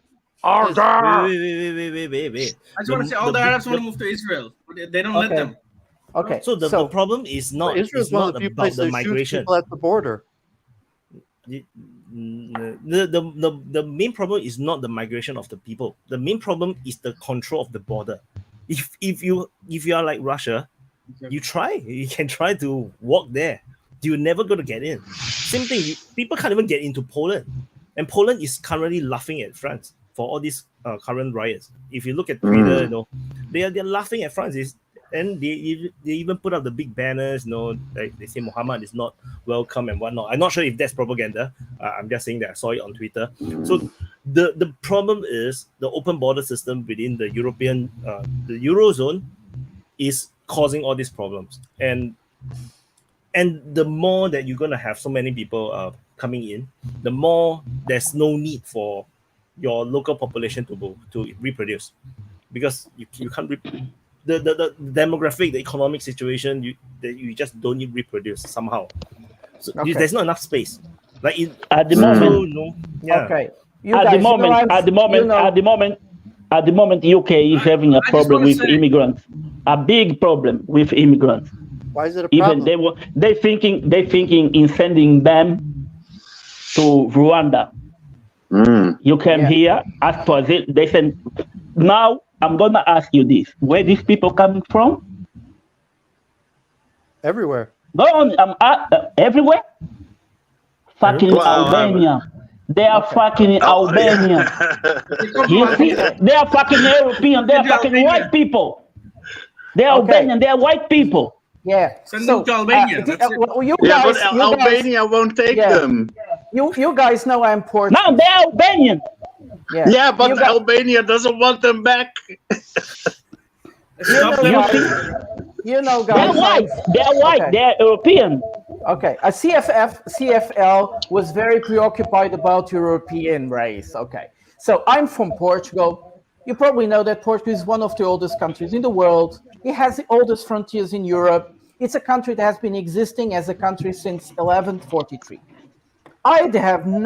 We have such a strong culture. Barely European. Oh, come on. You look like the same. You look like we have such a strong culture. I am not afraid. I'm not the same as you. Of course you're not. That's why I'm Portuguese. And we have such a strong culture, such a rich culture, that I'm not afraid that Portugal will ever disappear. We have existed almost for 1,000 years. It's not going to disappear, but people that look like you disappear. I'm very proud. Prata. You know, still, Portugal. You know, the non-white Portuguese is less than 8%. Yeah, and they feel great being Portuguese, and they are not white. Why? Because Portugal is a very strong culture, and we are very proud of it. And we don't talk about this bullshit. Well, the Dutch are also not red hair. There's like none of you guys are red hair. You guys Dutch. Oh, we have people with red hair. Some. Of course not. Of course you haven't red hair anymore. This is a bullshit, and you are Dutch, and you have a very strong culture. You have a very strong culture, and you keep being Dutch, even if you start having black noses. Being white with a black nose. No. This is why United States of Europe doesn't work, because it doesn't. This is why European Union. It's not a thing. The Dutch feel they are very superior. They have so superior. They are very afraid of losing their culture. We are some of the oldest populations in Europe. It's Portugal. Let's talk when you start paying for your own country. We are very proud about it, and we are not afraid of losing our culture. Like you in 100 the Greeks years. is the same. The Greeks are the Italians. Look, the Greeks and the Italians are the same. They're very strong cultures. They are not afraid of disappearing. But these strange peoples from the north of Europe, they are so afraid of disappearing. Oh, forget the genetic. Genetics is just bullshit. Genetics is very important. That's very important. You have a bigger brain than mine. You have a bigger brain than mine. You know the politics. Let's destroy this Stephen, you don't look white people. Stephen, you don't look white. You look exactly like the kings of No, Portugal. he's not from white. Portugal. You don't look white. The minority. Stephen, you don't look white. There's an You don't look like advantage the kings of Portugal from remain being the majority. Helping. Wait. Let Forrest talk. Forrest haven't talked at all. You're muted. You're muted. Unmute. Can you guys hear me? Yeah. Oh, okay. Wait, how's the quality of my voice? Yeah, I will make you louder. Yeah. Yes, please. Okay. It's not so sexy, but solve this problem. They cannot stop. I mean, I can't solve the problem because people have been moving, just like Prada said. People have been moving since human had existed, right? And we gotta often ask, why do people move, right? Right now, Western Europe or Europe in general, or United States, where I'm from, where I live, like, why do people move from Central America to America, to Canada? Like, why do people move, right? Why do some of these people move for the past 50 years? Let's ask just the past 50 years. Why do people move? Right? People want a better life, right? And like Western Europe, United States, and these more advanced industrialized countries, people do objectively have better life there, and people want to move there, right? Do you fault these people wanting a better life for their family and their kids? Like humanistically, is that wrong? Yeah, but if your better life decreases the quality of life for the people already there, which you're trying to replace the people over there. You can say it's natural conflict. It doesn't even have to be moral. It's just a question. But nobody thinks in that way. Nobody. I mean, like, I'm not. Okay, if you live in a rich neighborhood and a bunch of poor people move in, you're not gonna like that. If a bunch of homeless people move in, you're not gonna like that. It's the same feeling. Exactly. Think of neighborhoods. Well, even ethnic. If you have an ethnically homogeneous area, I live in America, and when a bunch of homeless people move in or poor people move in, they get mad. Hello. I do that too. Hello. But before you get there, people want to have the better life, right? Yeah, and that's can what I give motivates you? People to move, right? Why? Can I give you major reasons why? Can I give you major reasons why? Yeah. First, we have internet, television. Second one, we have planes. Third one, we have ships that are not sail ships, so everybody can move faster around where they want to. And that we didn't have in the medieval times. So everybody was stuck in the same place. Once everything got modern, everything got easier to move around. So the people are more allowed to choose where to go because we can do that. That is the biggest reason. But that's the means. That is the means. Modern industrial world provide the means. But what's the motivation? What motivates people to do something? Like the why, right? You asked the who, what, when, where, why, right? The why is what motivates people to do things. Yeah, the academics use the term push and pull pressure. Push is what causes you to leave where you're coming from. Bad things could be economic violence, all varieties, and pull is where you're going to and the advantage that you're going to get from the place that you're going to. That's so quite true. Terms, that's quite true, David. Right? That's quite true. And I would say that we forget there is all these new colonial nations. There are Europeans that left Europe because, like David was saying, pulling because they are very attractive places, but because of wars in Europe, because of diseases, because of so many things that we had in Europe and people were leaving. We have Brazil, we have Australia, we have the United States. These are all big European immigrations pulling places. Like he was using a great wording for it. Very good. Right. And that's academic, and it assumes universal human nature, that this applies to all peoples and all parts. And just to mention the people who have studied it say that the biggest pull pressures are to Europe, and there's different elements. It may change. It changes. Well, that could change. I was saying currently now, but objectively, Europe what I'm and saying North is, America. If you're talking about,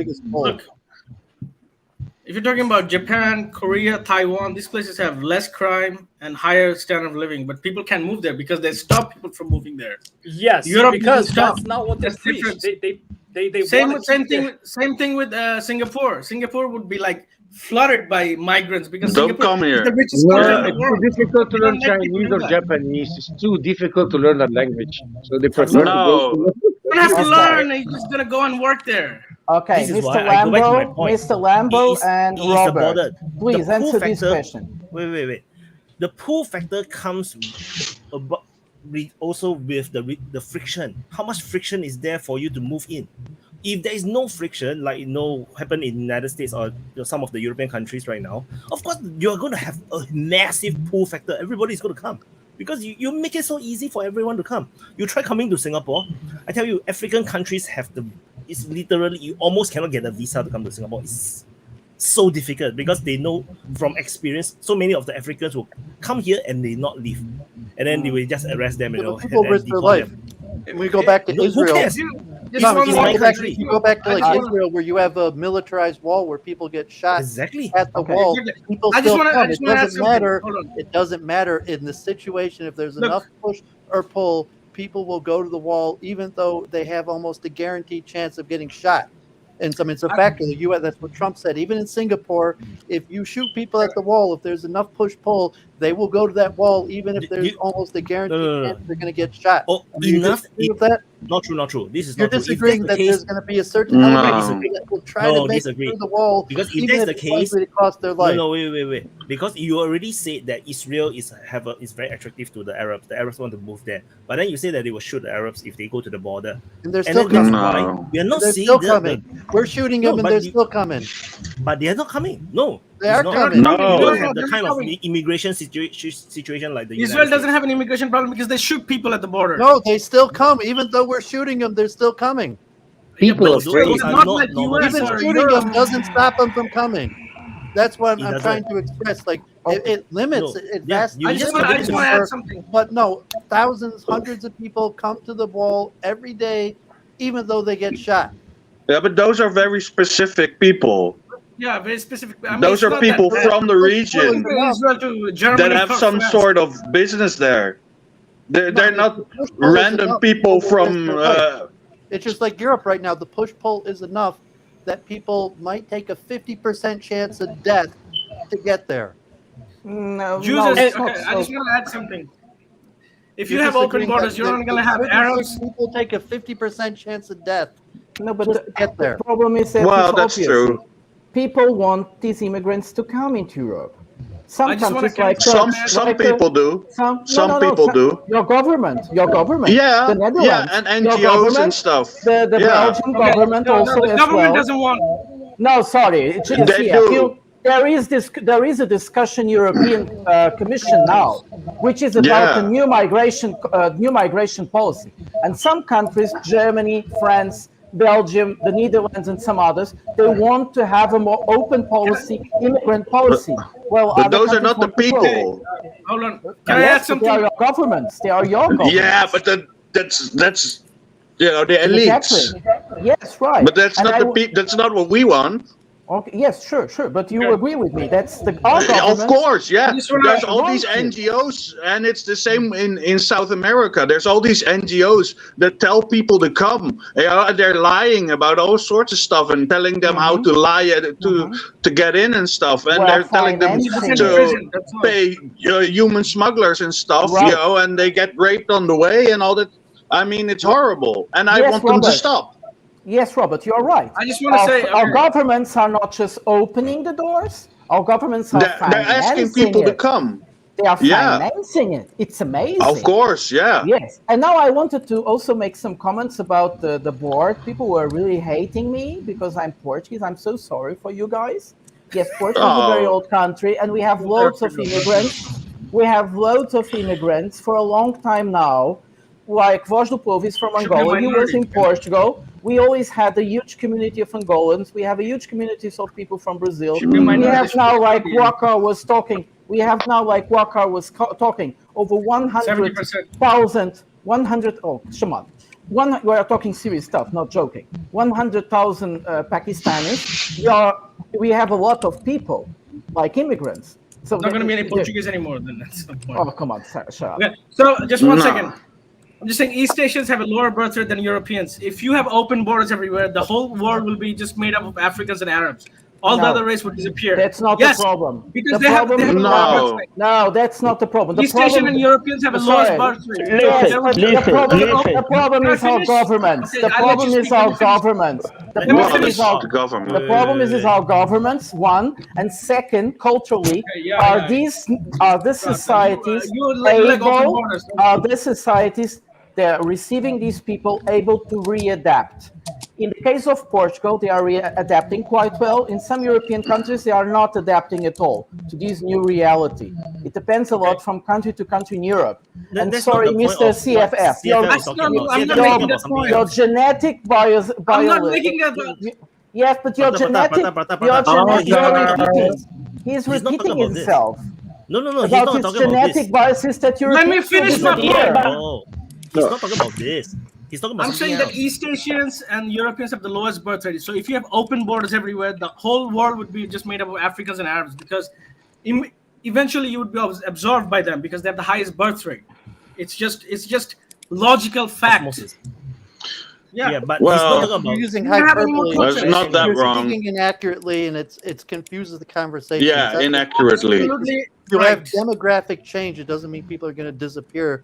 They're going to become minorities in the countries where they used to be majorities, and even birthright. European are the minority. European are the minority in the world. Violence and war is natural. Like at some point, we will just start killing each other, and say like, I mean, that's like the human evolutionary pull of war and violence as a natural. A lot of violence is the most natural and superior of all human group strategies, and that's why we talk about war so much, because it's such a powerful group strategy. Yeah, that's what I wanted to say is we have a name for when people want to move somewhere for a better life. There's something we call that. It's war. Okay, so conquest. I just want to say most white Americans. One second, most white Americans have Native American blood in them. It's like 5 or 10%. So they're still there, but they all identify as white. They look like white. So Native Americans have almost been extinct through immigration. What? I mean, speaking inaccurately, I mean, there's still millions of Native Americans. There's over 400. They're 2% of the population. They're officially 2% of the population. They've become minorities in what used to be their land, but there's still millions of ethnically pure Native Americans. But they don't identify. They don't look like. There's very few ethnically pure. That's where the natives are. There's 2% Native Americans right now. They used to be 100% of the population in the 17th century. Yes. No. Wait. CFL, Yes. North America I live in was pretty Oklahoma. much This is where depopulated. The state where they're populated by Native Americans. The whites made them a minority by immigration. Yes, but the population density in America was always very low, with the exception of Central America. With the exception of Central America, the population density in North and South America was very low, and we know that. Yeah, but still, the Europeans made them a minority by immigrating there. Sure, this is not now the white people are scared. That's what Robert is saying. When you guys moved to Europe, you were engaged in a form of warfare. You don't consider yourself a combatant, but like as an immigrant, even if you did it legally, to some extent, that was a form of warfare. It was, it's a replacement. It is. I mean, you're a combatant in a war. You might not be a military combatant, but you're a civilian combatant in a war. Mm-hmm. This level of immigration has not existed in history. In the last 30 years. Please give me your email. Yes, it existed. CFL. You probably don't know anything about European history. We had this. I know about European history. all Europeans would look like Africans. We have migrant. We have migrant waves. That's what destroyed the. It's nice to see you. Nice to see the you. Roman Empire Someone who's gonna Roman. That's why they look the same. The panel's too big The for this long Roman history Empire lesson. was destroyed. The Roman Empire was destroyed. Yes, I'm trying to finish a sentence. They will shut up. the panel's The too big Roman for this long Empire history was lesson. destroyed. The Roman Empire was destroyed by a wave of migrants Why these long from history lessons? Eastern Europe. There's 9 people here. They're right now. Europeans. They look the same. They're the same race. No, they look different. They look No, the same. you're from Oh, Asia. you're blind. You're Actually from from Asia. absolutely No, blind. they look different. They have light skin, blonde hair, or brown hair. They look the same. Yes, and the other Europeans were Why, not so why do you think? Why do you think? Why do you think UK left the EU? It's not because of the Africans or Asian. It's because of the fucking Europeans. Exactly. I don't have a problem with that. Yeah, why That's they their left problem. because of the I'm talking white about people. mainland Europe. They left because of the white people. They made a Here's the mistake. thing. Now they're gonna be non-white. That's it. It's good for them. They made a decision. It's up to Here's them. an interesting approach, man. Here's an interesting approach. Just think about it. Robert, welcome to the club. Forrest, what's up? You're from Asia. It looks like you're a bit far away. You're Chinese, Japanese, Korean. He's Oh, American. US. I'm Chinese. He's American. I'm actually American. Like when people You people can't ask say where it. I'm I mean, from, I don't know why he just doesn't say it like he's American. So this It's is identity.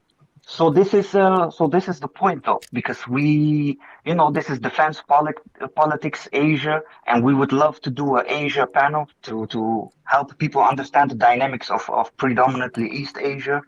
Good to have you. And then for Robert, Verlinde. So I am assuming you're a Dutch speaker. So welcome.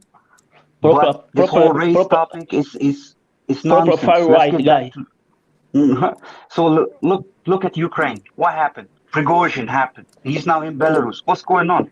I didn't hear anything about it. These riots in France, they are not racially intended because not everyone is from the same race, blah, blah, blah. It just happened. It's France. They riot every other year. And then this year is just a little bit active. They're catching up because of the COVID conditions, blah, blah, blah. It's just rioting for Exactly.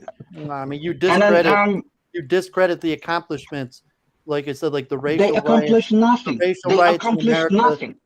They accomplished something. They changed control of urban areas. Nothing. What's happening in It's not France true. will potentially It's not change true. control of Paris. You know, when was the last? With the exception of COVID, there were demonstrations on a monthly basis, and that every 4 years there was a riot.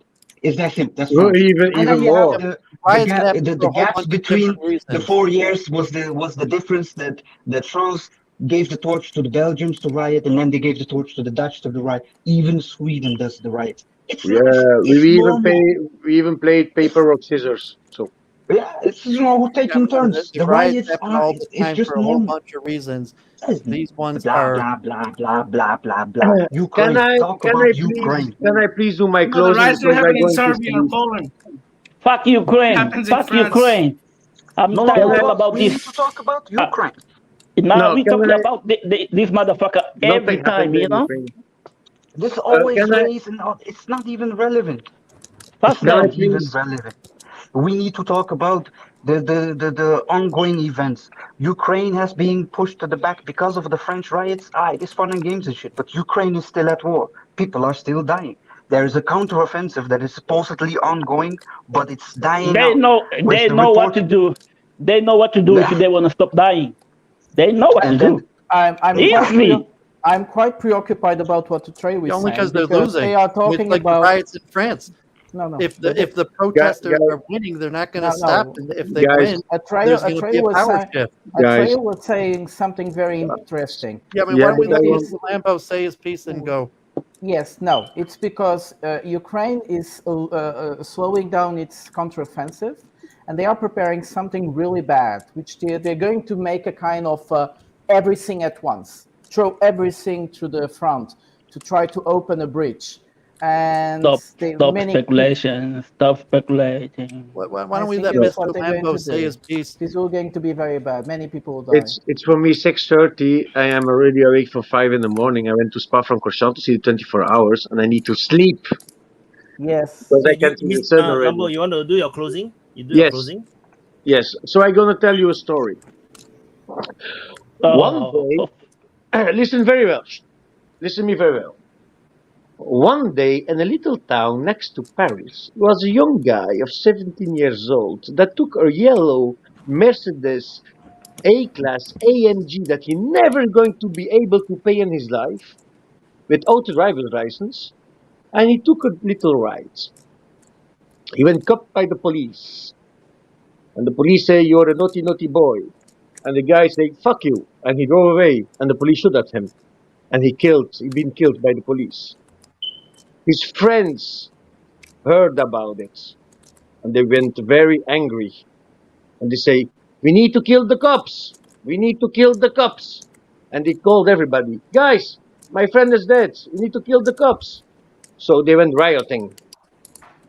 Not everybody, for the moment. So they went searching after the police and after the police bureaus to burn it down. And other guys heard about something happened with the yellow horse and the monkey or something like that.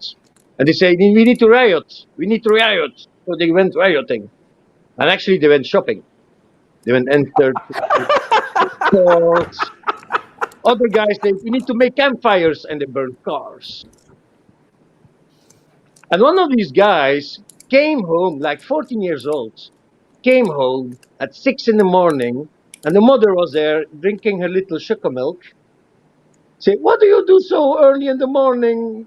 Now, just didn't you sleep?" And "Mama, I went to shopping. Look, I have 10 pairs of new basket shoes from Nike." "Oh, mommy, I also bought something for you. A Louis Vuitton, a Louis Vuitton sacoche just for you." "Oh, nothing happened, son. Go to sleep. But I need to see your shoes every day very clean." That is what's happening in France. But Voila. why do they want Nikes? Why do they want God so, forbid so you much use the word expensive riot. things? The closest store at his door, he chooses the Nike store. I could also choose Adidas, but I don't care. Why do you use the But word that is riot? what's actually happening in Why do you France. use the word riot? So that's what I'm saying. There are people that told a bad story went because there's no rioting. way the people David, doing this is it use the closing. Let word him riot. This is closing. If you're That's what I'm against what saying. they're doing, maybe So you use there the were word a riot. little bit of people taking revenge for their friends, but all the other guys saw the opportunity to do some other stuffs. That is what's happening every time. Every time you see these riots in Belgium and Holland, like we already said with Robert, Morocco wins the game. They need to celebrate at football. No. So you have a big majority that's going to celebrate, and another type of guys they say, "Oh, now the police are looking the celebrating guys, so we are going to the Adidas shop because Prada say the Nike is not so good." So they Why went you up use to the the word Adidas, riot? destroyed the shop. You're destroying even commercial spaces with a lot of others. They just destroy for the fun, just because they have nothing else to do for their life. That is what's happening for the moment. You And I can don't go to you the judge them problem positively? away from it because Can you look from their perspective and see it positively? Like maybe David, they're protesting, they're closing. standing up for the rights, This they're is his rebelling. closing, No, David. they're having This fun. is closing. You don't respond to closing. You don't need to respond to you don't closing. listen to This is closing. closing statement. But Yeah, he that said is what finish. He's gonna go. that is really what's happening for it's every New Year's Eve in Brussels. They're burning the shit out. It's New Year's Yeah. Eve, you know. So that is the big problem, and the biggest problem we're going to have is that more and more people, the normal people like me, basic living people, are going to vote more and more rights, more and more extreme rights. And that's going to happen. You also not need to forget, in 2027 you're going to have the French elections, but in 2024 you're going to have the Olympics. Ouch! I am very afraid of that one. The Olympics in France. Ugh. With the president in France that is not solving problems. He's just letting it Viva happen. la, He prefer to go to a concert from Elton John with his wife. He preferred to do that. For the moment, we are fucked up in that point of view. And Ukraine, yeah, things change, but we're going to let that for another week, for another open mic. Nothing too much. Something happens. It always happens something because we're still fighting. But yeah, it was a very interesting open mic. It was not too far of my bad open mic. And like Brussels is 1 hour driving, Lille is 1 hour driving. And you see, like, they're rioting in in France, but they also did it in Brussels. Why? Because they are bored. Because that guy didn't been shut down in Belgium, he's been shut down in France. But they're still rioting in Brussels, and they did it maybe this night also. I didn't watch the news, so I don't know. But they do it because you're bored. These are social, low-class people that are bored. Has no education. The parents not looking after them. These guys are like I can even say between 12 and 20 years old.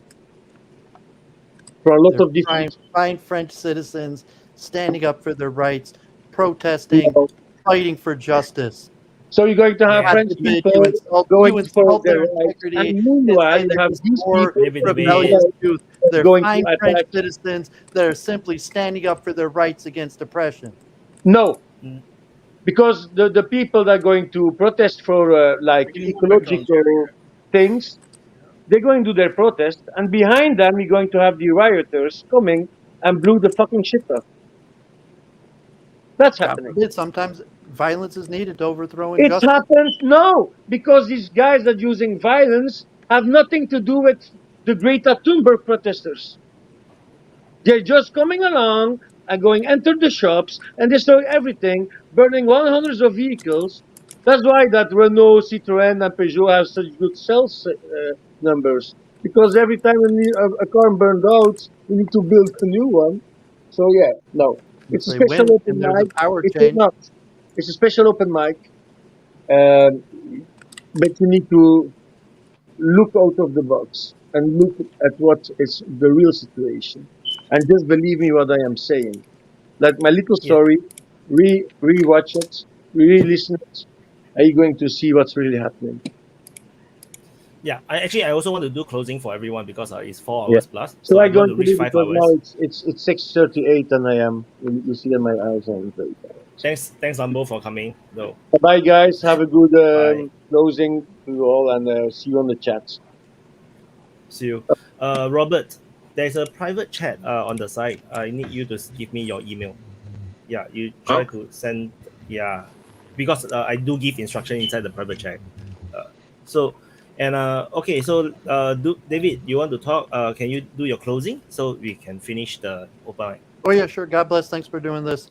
I mean, sometimes it gets a little bit repetitive, and I mean, we're talking about war, so like, I mean, I know people have to police the conversation, and then to get to the heart of it.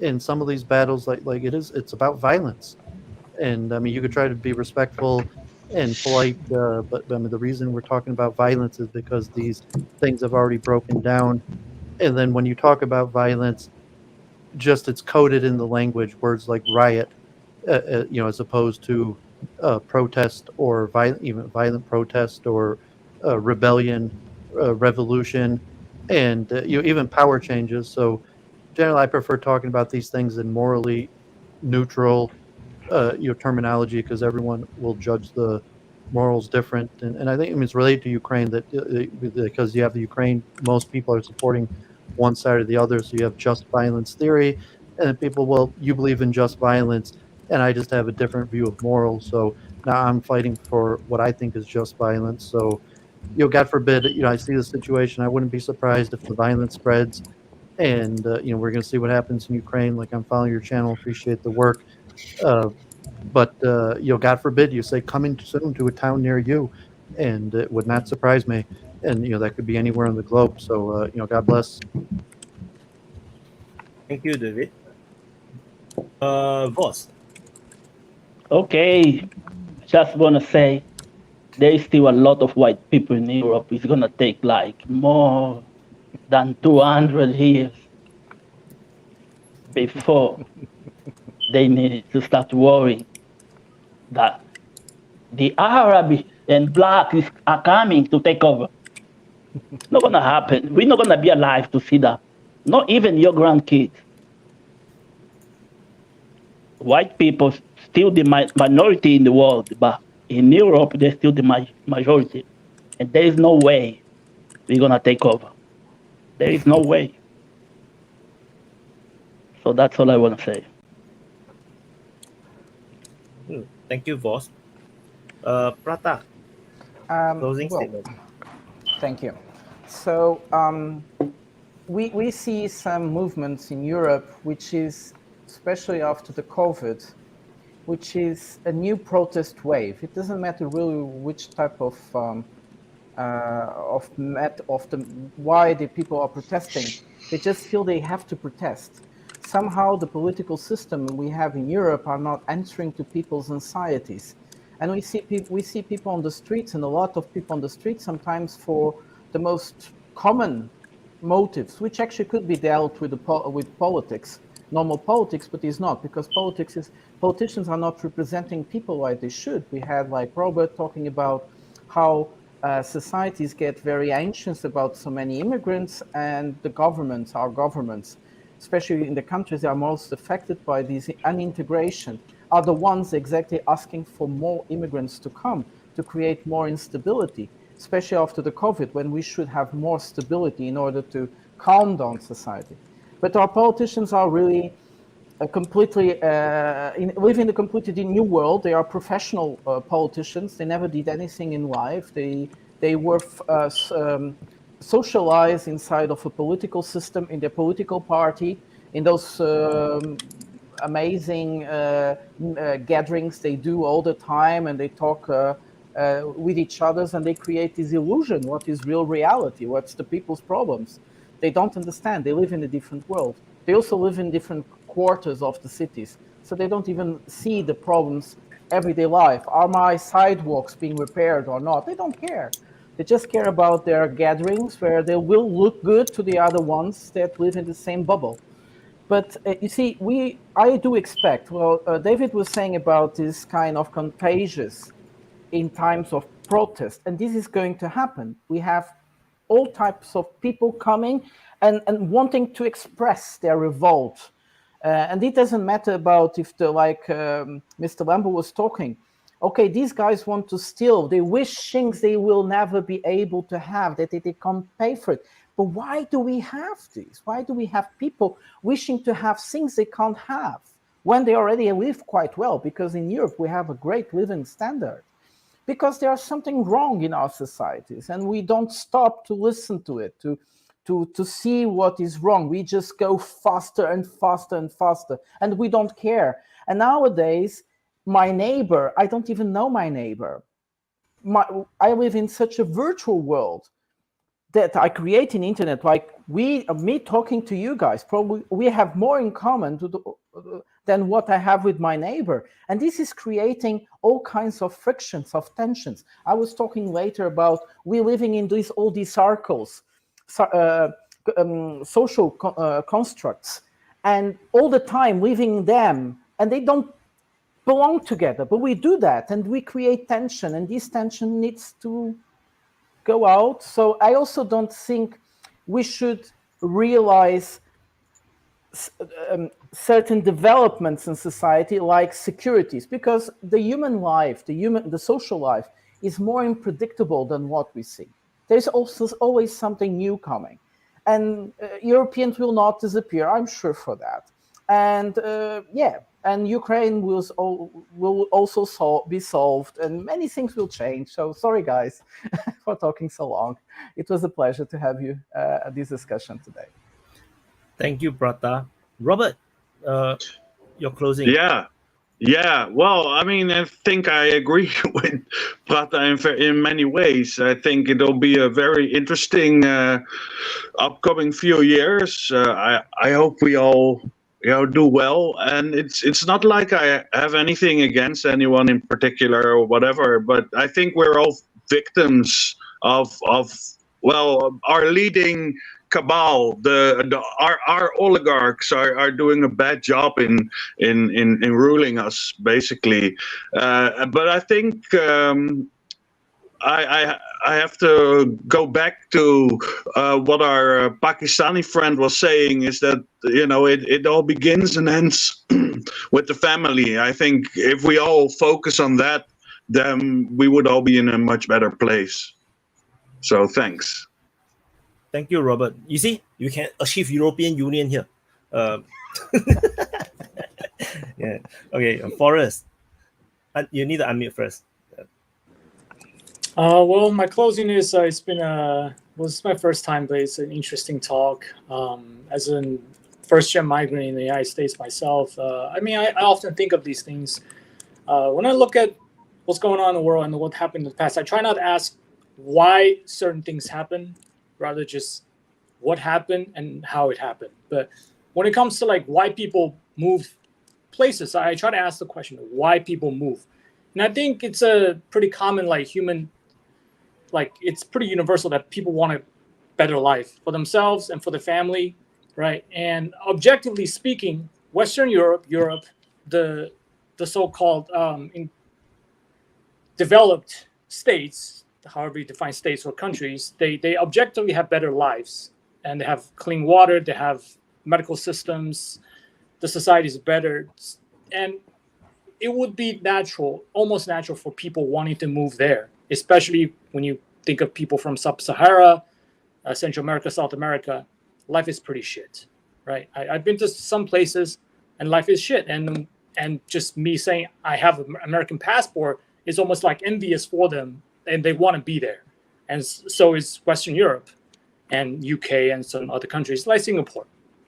And think from that perspective, you can't fault them for wanting to go, right?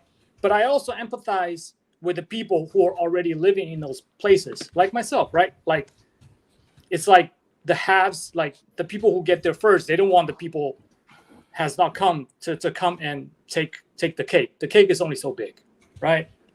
And so that's just my thoughts, and I'll share more thoughts later. Yeah, you definitely will join more often in the future, and also join the private chat that I've already emailed you guys. And CFL, you're muted. You're muted.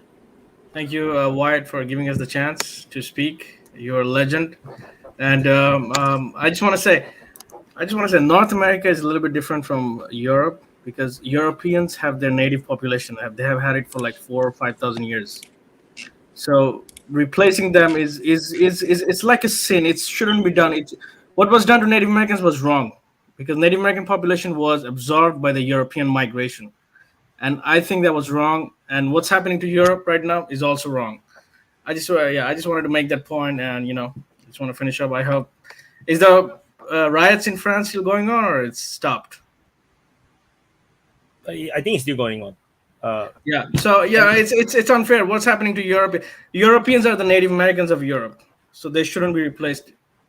What Europeans did to North America and South America was wrong, and it shouldn't happen to Europe. That's my view.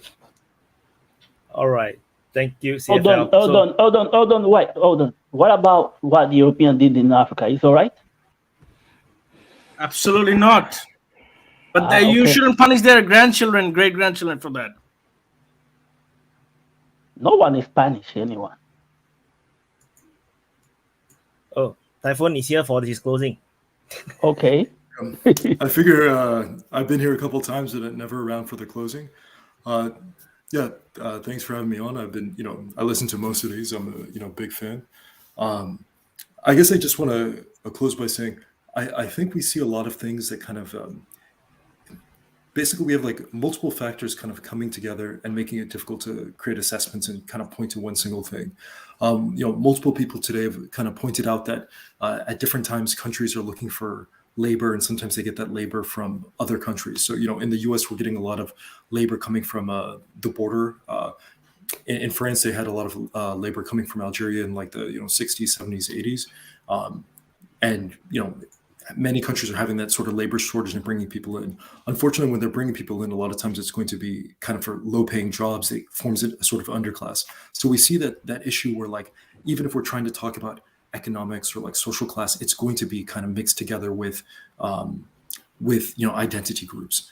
And then at the same time, also, it's just it's trippy just to see all these countries have these issues of rioting or like instability and just what that does to nations. So I all I can say is like as an American, we have it a little bit different, but from what I see in France and in the UK, it is I think it is something that has to be better managed in order to avoid like destabilizing everything. Because I think it's a shame to see things just kind of get crazy, benefits dry up and all that. But I figured I'd jump in on this one because I don't know too much about the war, so I'm usually just a listener on this one. I can't say I know too much about this one, but since the French people weren't in, I figured I could try and add what I could. So thanks. Thank you everyone for joining today's open mic. Thank you so much. And okay, bye guys. Yeah. I just wanted to add something very shortly and say something like, we are seeing also a kind of radicalization within ecologist groups. So we are going to expect much more protest of different natures in Europe. It's just a question of time. So bye. Thank you. Wait. Bye, Pratap. And that's it. Thank you for watching the open mic episode 36. And now my turn to do closing. Yes, nobody here can interrupt me. I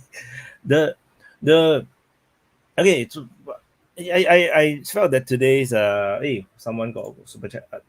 I need to put on the super chat first. Whoops, wrong one. Yeah, West RL. Because I started the open mic very late, so it's actually very unfriendly to the Europeans.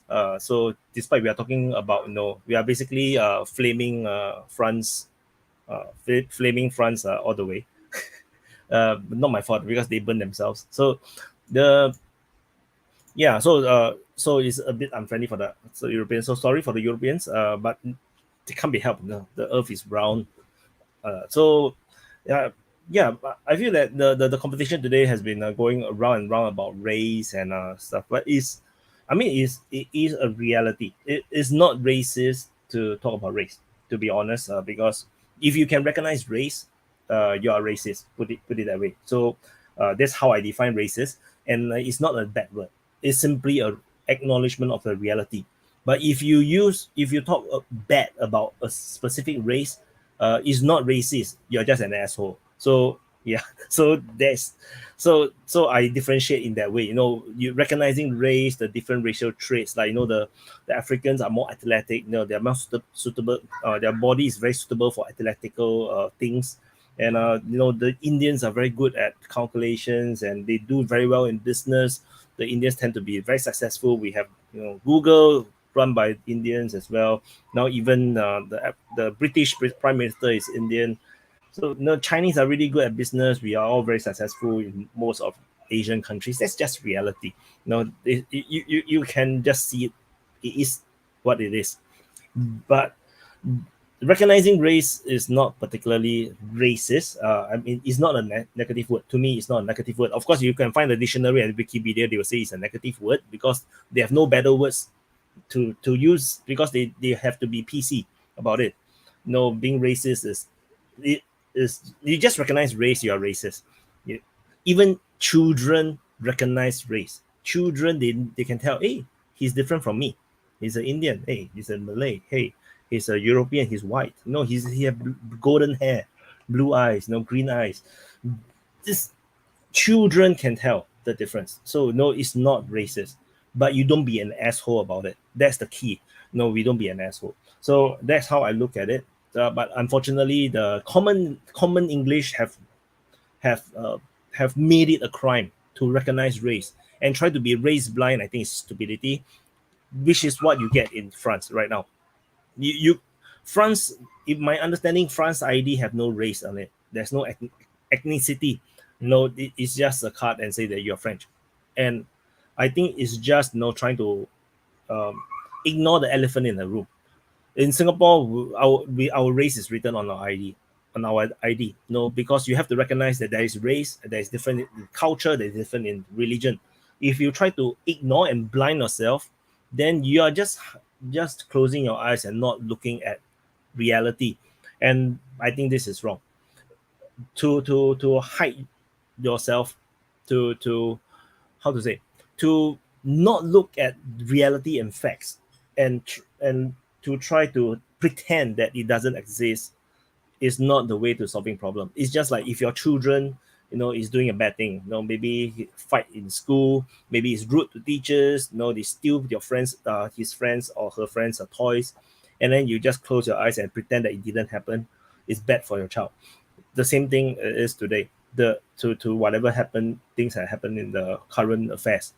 To pretend that Russia is to pretend that Russia is doing badly in economics due to its sanctions. I think you are fooling yourself. Russia is doing really well despite the sanctions. That's the reality. There is enough anecdotes that I've heard. I spoke to economists. Russia, the anti-sanction regime has failed. That's just reality. You can pretend that it's not. You can carry on and pretend it's not. It doesn't change that your energy bills, especially if you are living in Europe, your energy bills is through the roof. Inflation is like shit, and that's the reality. So why DPA do what DPA does is we just want to show you the reality. I just want to show you the facts, and then you make your own call. What it is, what, and then you make a calculated analysis of what is actually happening, and then you can make the best decision for yourself, for your country, for your politics. Don't the whatever happening in France. I think it's a mixture between race, economics, and class difference. It's not Marxist to me to say that it's a class situation. It is a class situation, just that it's also a ethnic problem as well, because maybe France did not try to solve the problem, and I feel that all this ethnic enclave is just bad. It's just bad news. Be it in whatever country, it's just problems waiting to happen, and because I can tell you for a fact that even in Singapore, even between Chinese, we have China nationals coming to Singapore. They work here. They don't mix at all with Singaporean Chinese. They don't mix. They don't integrate at all. We have totally different culture. We speak differently. Our accents are different. The way how we think is different. Our value system is different. And the Chinese only stick to themselves, and they don't integrate. So if they don't try and to integrate, and especially if we give them citizenship in Singapore, and we are talking about all Chinese, we are all Chinese, okay? So there's no ethnic problem, there's no racial, but just simply different in culture. They wouldn't integrate, and we're going to have problems. And if the numbers of this Chinese continue to grow in Singapore to a level where they can start to affect local politics, then we're going to have problems. This is just the reality, and I'm just purely talking about Chinese and Chinese. We are all Chinese, so that's just how it is. So imagine it's different in ethnicity. We have the Moroccans and the Algerians, growing in population within France, and then they never integrate. I can imagine the problem to be much worse. And I was just, my example is purely all Chinese. So all Chinese in Singapore, and we voted overwhelmingly in the protest vote around a decade ago to protest against the government, even though the ruling party still wins the super majority, but the swing in votes triggered them to stop giving citizenship freely to Chinese. That is the reality in Singapore, and we are still, like I said, we're talking about Chinese with Chinese. So there's nothing racist about it. But when you bring in North Africans and French, and then suddenly it becomes so touchy, it's like so difficult to talk. Then you ignore it, you close your eyes, you think that you pretend that it doesn't happen, there's no problem. Then you're still gonna get all this burning of cars, and and brewing problems that it cannot be solved, because you pretend that the problem is not there. You don't enact laws and legislations and have initiatives to try to integrate people, to try to bring people together, because you pretend that it doesn't exist. The problem is not there, so you don't solve a problem that is not there. And if you pretend that it's not there, then the problem will just get bigger and bigger. And I think it's just bad. It's just not a good solution. And so so I'm not fair. I've kicked everybody out already. Then I can speak my words. So dictatorship is good. So thank you everyone for watching. We have like still 200 of you listening to me. Playing cheat. Only speak when everybody's gone. And so anyway, thank you for watching. And about someone asked about my take on France. The whatever happening in France is indeed, like people say, it has been happening very, very often. I thought that the yellow vest protest will lead to something. It leads to nothing. Macron still won the re-election. So what changes does it make? I do not know. And like what Mr. Lambo have said, this is not a political thing. Whatever rioting that is happening now in France is not an attempt to overthrow the government. It's not a mutiny. It's not a revolution. It's nothing. It's just people trying to take advantage of the situation and just vent their anger and destroy the local economy, and that's just what it is. So it's not like what David said. It's not the rights. You don't burn cars to show your rights. To assert your right to do whatever. Is bullshit. No, it's not. There's no such thing. You're not going to change anything. You're not going to improve the country by burning cars, and smashing shops. This is just the same excuses Antifa and the BLM movement used in America. They use it as an excuse to rob and to steal all these shops. And then if you continue to pretend it doesn't happen, then what you get is California, where there is no. It doesn't make sense for businesses even to have any shops, because people can just walk in and steal things, and the law enforcement will not be enforced on them. And so the West have to come really face it. And Luca said that send a message. So Luca, what's the message? So if the message is no police brutality, how is the French police is going to say that okay, point taken. There is no end point. This is not a political movement. A political movement will have a demand, and that demand can be met. You cannot go for something that it cannot be met. Then it's just nonsense. So thank you everyone for watching. I finished my rant as well, because just now was just way too messy for me to rant. I'd rather not rant, because I cannot get into the conversation. I saw the comments. Thank you everyone. That's a taste of DPA open mic. We haven't have such a chaos for some time. So so it's nice to have some spice and chili. And thank you for David for even though that his view is a bit different from most people on the open mic, the bravery to come and talk, the courage to speak is important. That's how we can all learn from each other. And he's very, very good for business. He triggered so many super chats. So just a joke, but he is indeed triggered a lot of super chats, and that allows to pay for the editing that I will be using to do. And so for those that haven't watched the in front part, of course the video will be available as per on YouTube. Just that if you want the live chat section to appear, or to have a transcription, you do have to wait a few hours for YouTube to do the processing. And for those on Rumble, too bad there's no such thing as part of the system. So there's still some distance to go for Rumble.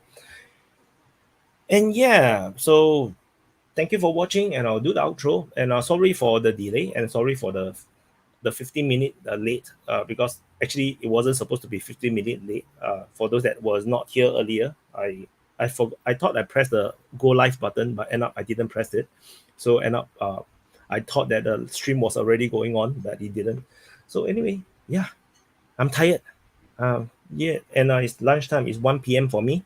And thank you for watching. See you in the next update. I will be doing SIB rep for the past 2 days soon. But I'm going to rest first. And see you in the next update. Bye-bye.